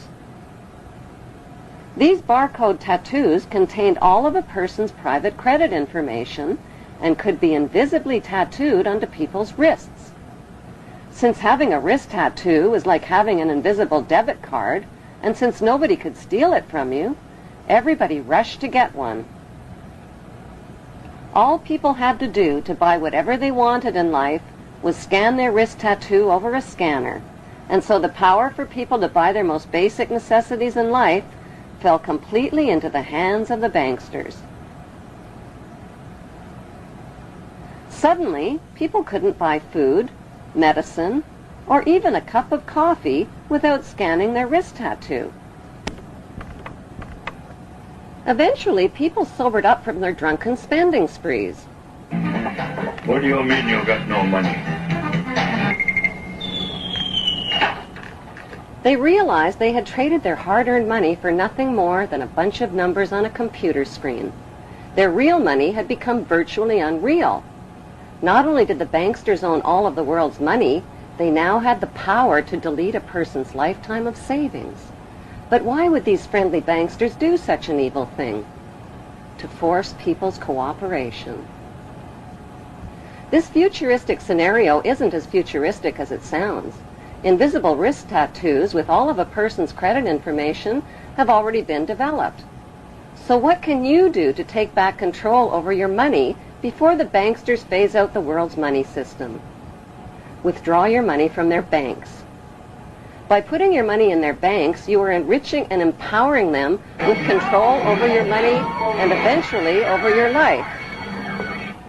Cut up your credit and debit cards. Pay only with cash or money order or certified check. What are you doing? People are under the illusion that their money is safe in the bank and that the banksters are honest. The truth is, the money you put in their banks isn't really there. Although there hasn't been a global economic crash since the 1930s, another crash could happen at any time and without warning. Economic crashes don't just happen. They are made to happen. Economic booms and busts are controlled by how much money the banksters put in circulation through their loans and interest rates.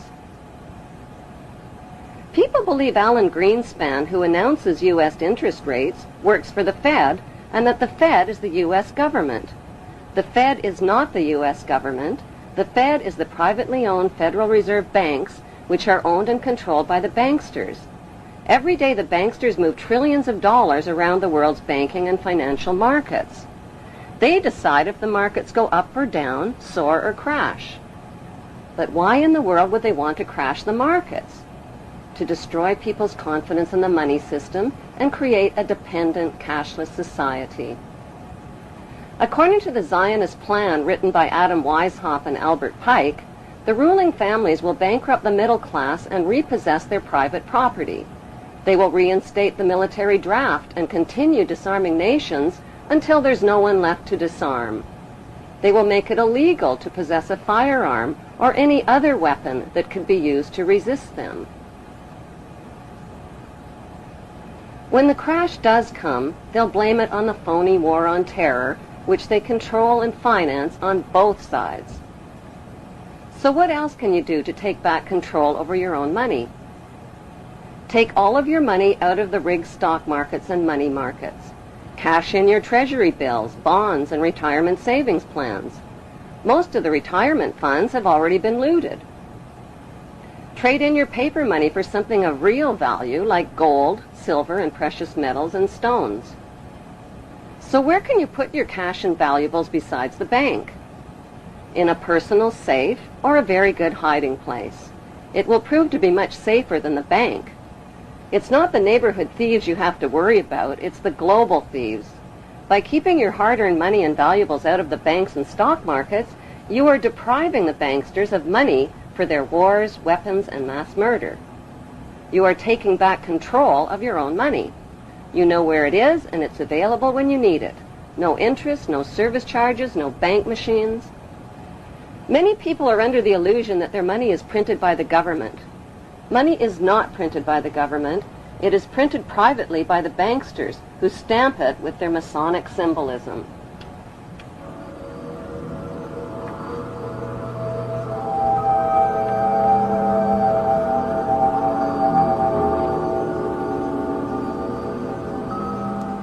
Some community groups are creating their own system of money and buying and selling services and goods from each other tax-free.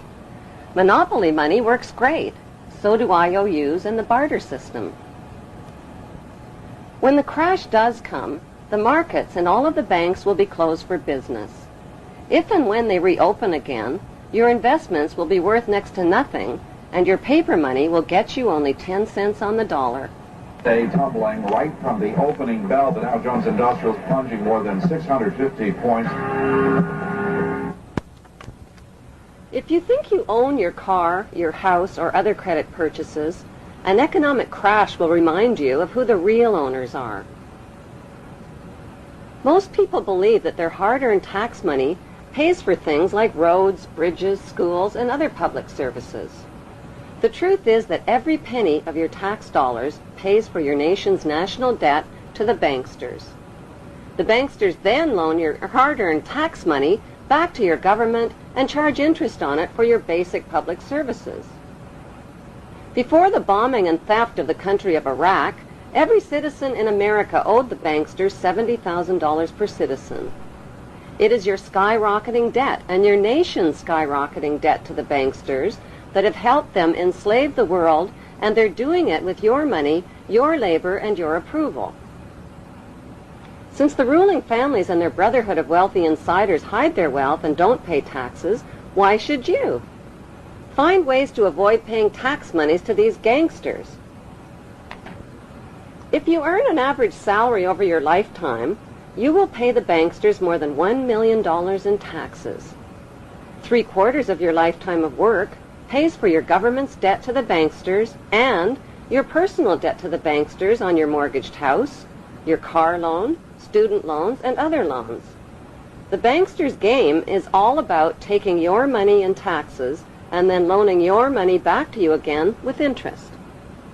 They take property taxes, gas taxes, food taxes, clothing taxes, and dozens of other taxes and fees. Collectively, the public willingly hands over trillions of dollars annually to the banksters by depositing money in their banks, paying taxes to their central banks, supplying labor to their corporations, buying stock in their corporations, and then spending savings in their corporate superstores. So what do the banksters do with all your money that they pocket? They bomb, rob, kill, colonize, exploit, and advance their cause for global control and for your eventual enslavement. A third solution is to refuse to fight the banksters' murderous wars and to stop supporting others who fight their wars. One of America's favorite slogans is, "Support your troops," which means support your troops no matter what, even if the war is a lie, even if innocent families are being bombed, burned, and crippled with your tax money.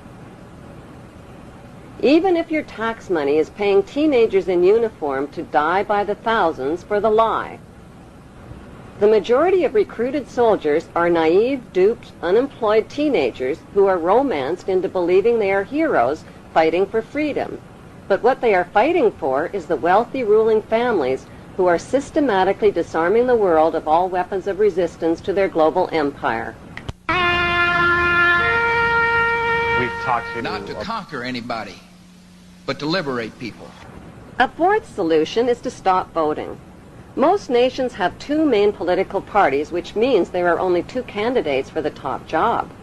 One is the candidate for the very rich, and the other is the candidate for the even richer. Both candidates are sponsored by the lobby groups of the ruling families.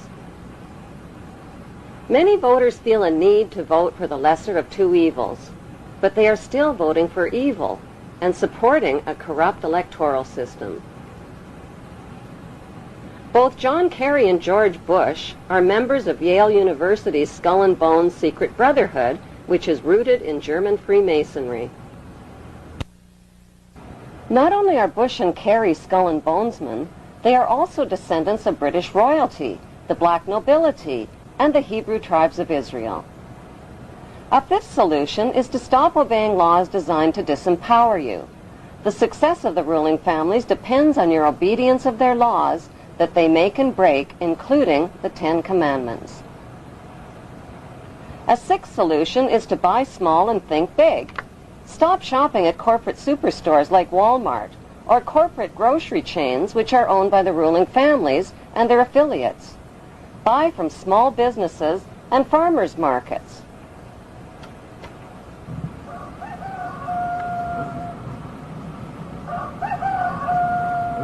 Grow your own natural food. The banksters have been genetically modifying and patenting the food you eat, the seeds you need for growing food, as well as animal DNA. Corporate farming that supplies meat to corporate grocery stores subjects animals to painful, inhumane crowding, filth, cruelty, and abuse. A seventh solution is to stop donating to charities. Most of it pays administration fees. The ruling families have set up big charities and foundations to create a friendly, charitable image of themselves and to cover up their real agenda. Big charities serve as a hiding place to launder dirty money from the drugs and weapons trade. The Queen's husband, Prince Philip, is the international president of the World Wildlife Fund, which is one of the worst offenders. An eighth solution is to stop identifying with a flag or a national anthem. Refuse to sing praises to America's bombs bursting in air, or to Britain's gracious and noble Queen, who is neither gracious or noble.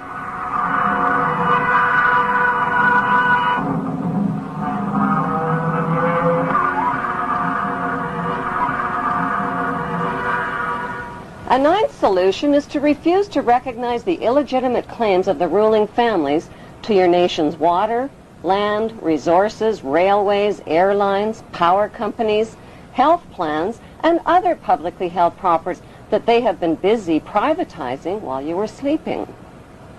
The ruling families have been stealing your nation's land and resources through corporate privatization, which means they've been buying up your nation's publicly owned property. And where is it all leading? To an eternal world empire in which the power of these ruling families can never be challenged, and the earth and all living things will be helplessly at their mercy.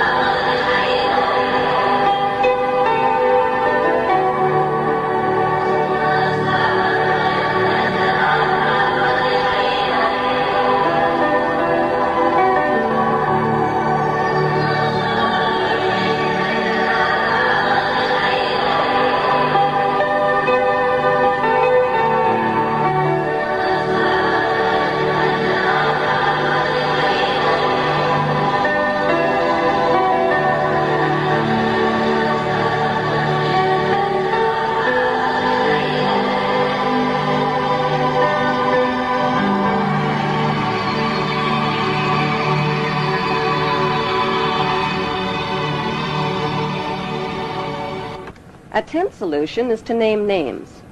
Focus the blame where it belongs, on the ruling families, not on their faceless corporations. Corporations like WorldCom, Enron, Merrill Lynch, and Halliburton are owned by real people with real names and real faces. The general public is deceived into believing that ordinary people who invest and buy shares in these giant corporations actually own them. Nothing could be further from the truth. The only shares that really matter are the Class A shares, all of which are owned by the ruling families. Their hand-picked lackeys who sit in for them as company directors get shuffled around like packs of slippery cards. The 11th solution is to reject the propaganda that keeps you passive. Bible believers are taught that an apocalypse and the reign of a satanic world ruler are inevitable because the Bible says so. Don't protest, don't resist, be passive. These messages are repeated over and over again to millions of Bible believers worldwide. Since the ruling families view religion as the opiate of the masses, they provide funding for organized religion worldwide. Christians, Muslims, and Jews have been tricked into praising their god Amun at the end of every prayer. A 12th solution is to arrest the Committee of 300 ruling families for their horrific past and present crimes against humanity. Those crimes include genocidal mass murder using America's atomic and chemical weapons of mass destruction on Japanese and Vietnamese families. Hundreds of thousands of innocent human beings were burned, deformed, and vaporized with taxpayers' money. The ruling family's crimes also include espionage, drug trafficking, extinction of species through environmental rape and pollution, extreme degradation, humiliation, cruelty, and torture, blackmail, bribery, conspiracy, slavery, racism and mass slaughter, ethnic cleansing. Their crimes include terrorism and the planning and cover-up of 9/11.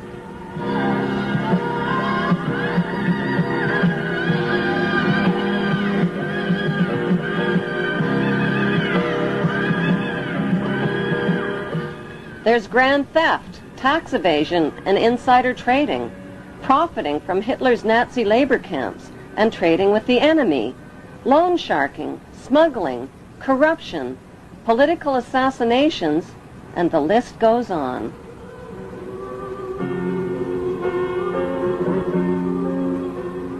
The Committee of 300 inbred families are clever, ruthless, and morally insane. Since they control the military, the weaponry, and the world's wealth, who's going to arrest them for their horrific crimes, and how? The world's citizens must gather together in large numbers and make a citizen's arrest of each of these 300 families. Anarchy, him with it. Let him go, fight his own war. Let him impress daddy that way. No more blood for oil. We got our own battles to fight out our own soil. No more psychological warfare to trick us to thinking that we ain't loyal. If we don't serve our own country, we're patronizing a hero. Look in his eyes, it's all lies. The stars and stripes, they've been swiped, washed out and wiped, and replaced with his own face. Moss now or die. If I get sniped tonight, you'll know why. Cause I told you to fight. Come along, follow me as I lead through the darkness. Cause I provide just enough spark that we need to proceed. Carry on, give me hope, give me strength. Come with me, and I won't steer you wrong. Put your faith and your trust as I guide us through the fog to the light. At the end of the tunnel, we gon' fight, we gon' charge, we gon' storm, we gon' march through the swamp, we gon' march through the marsh, take us right. The 13th solution is to get past your fears and take action. Fear is paralyzing, and the ruling families know this. They use their media monopolies to fearmonger, terrorize, and paralyze the masses. You are either with us or you are with the terrorists, which really means if you are with us, you are with the terrorists. If 300 insane families can figure out how to steal the world's power and wealth and enslave the masses under one world empire, then 300 sane families can figure out how to stop them.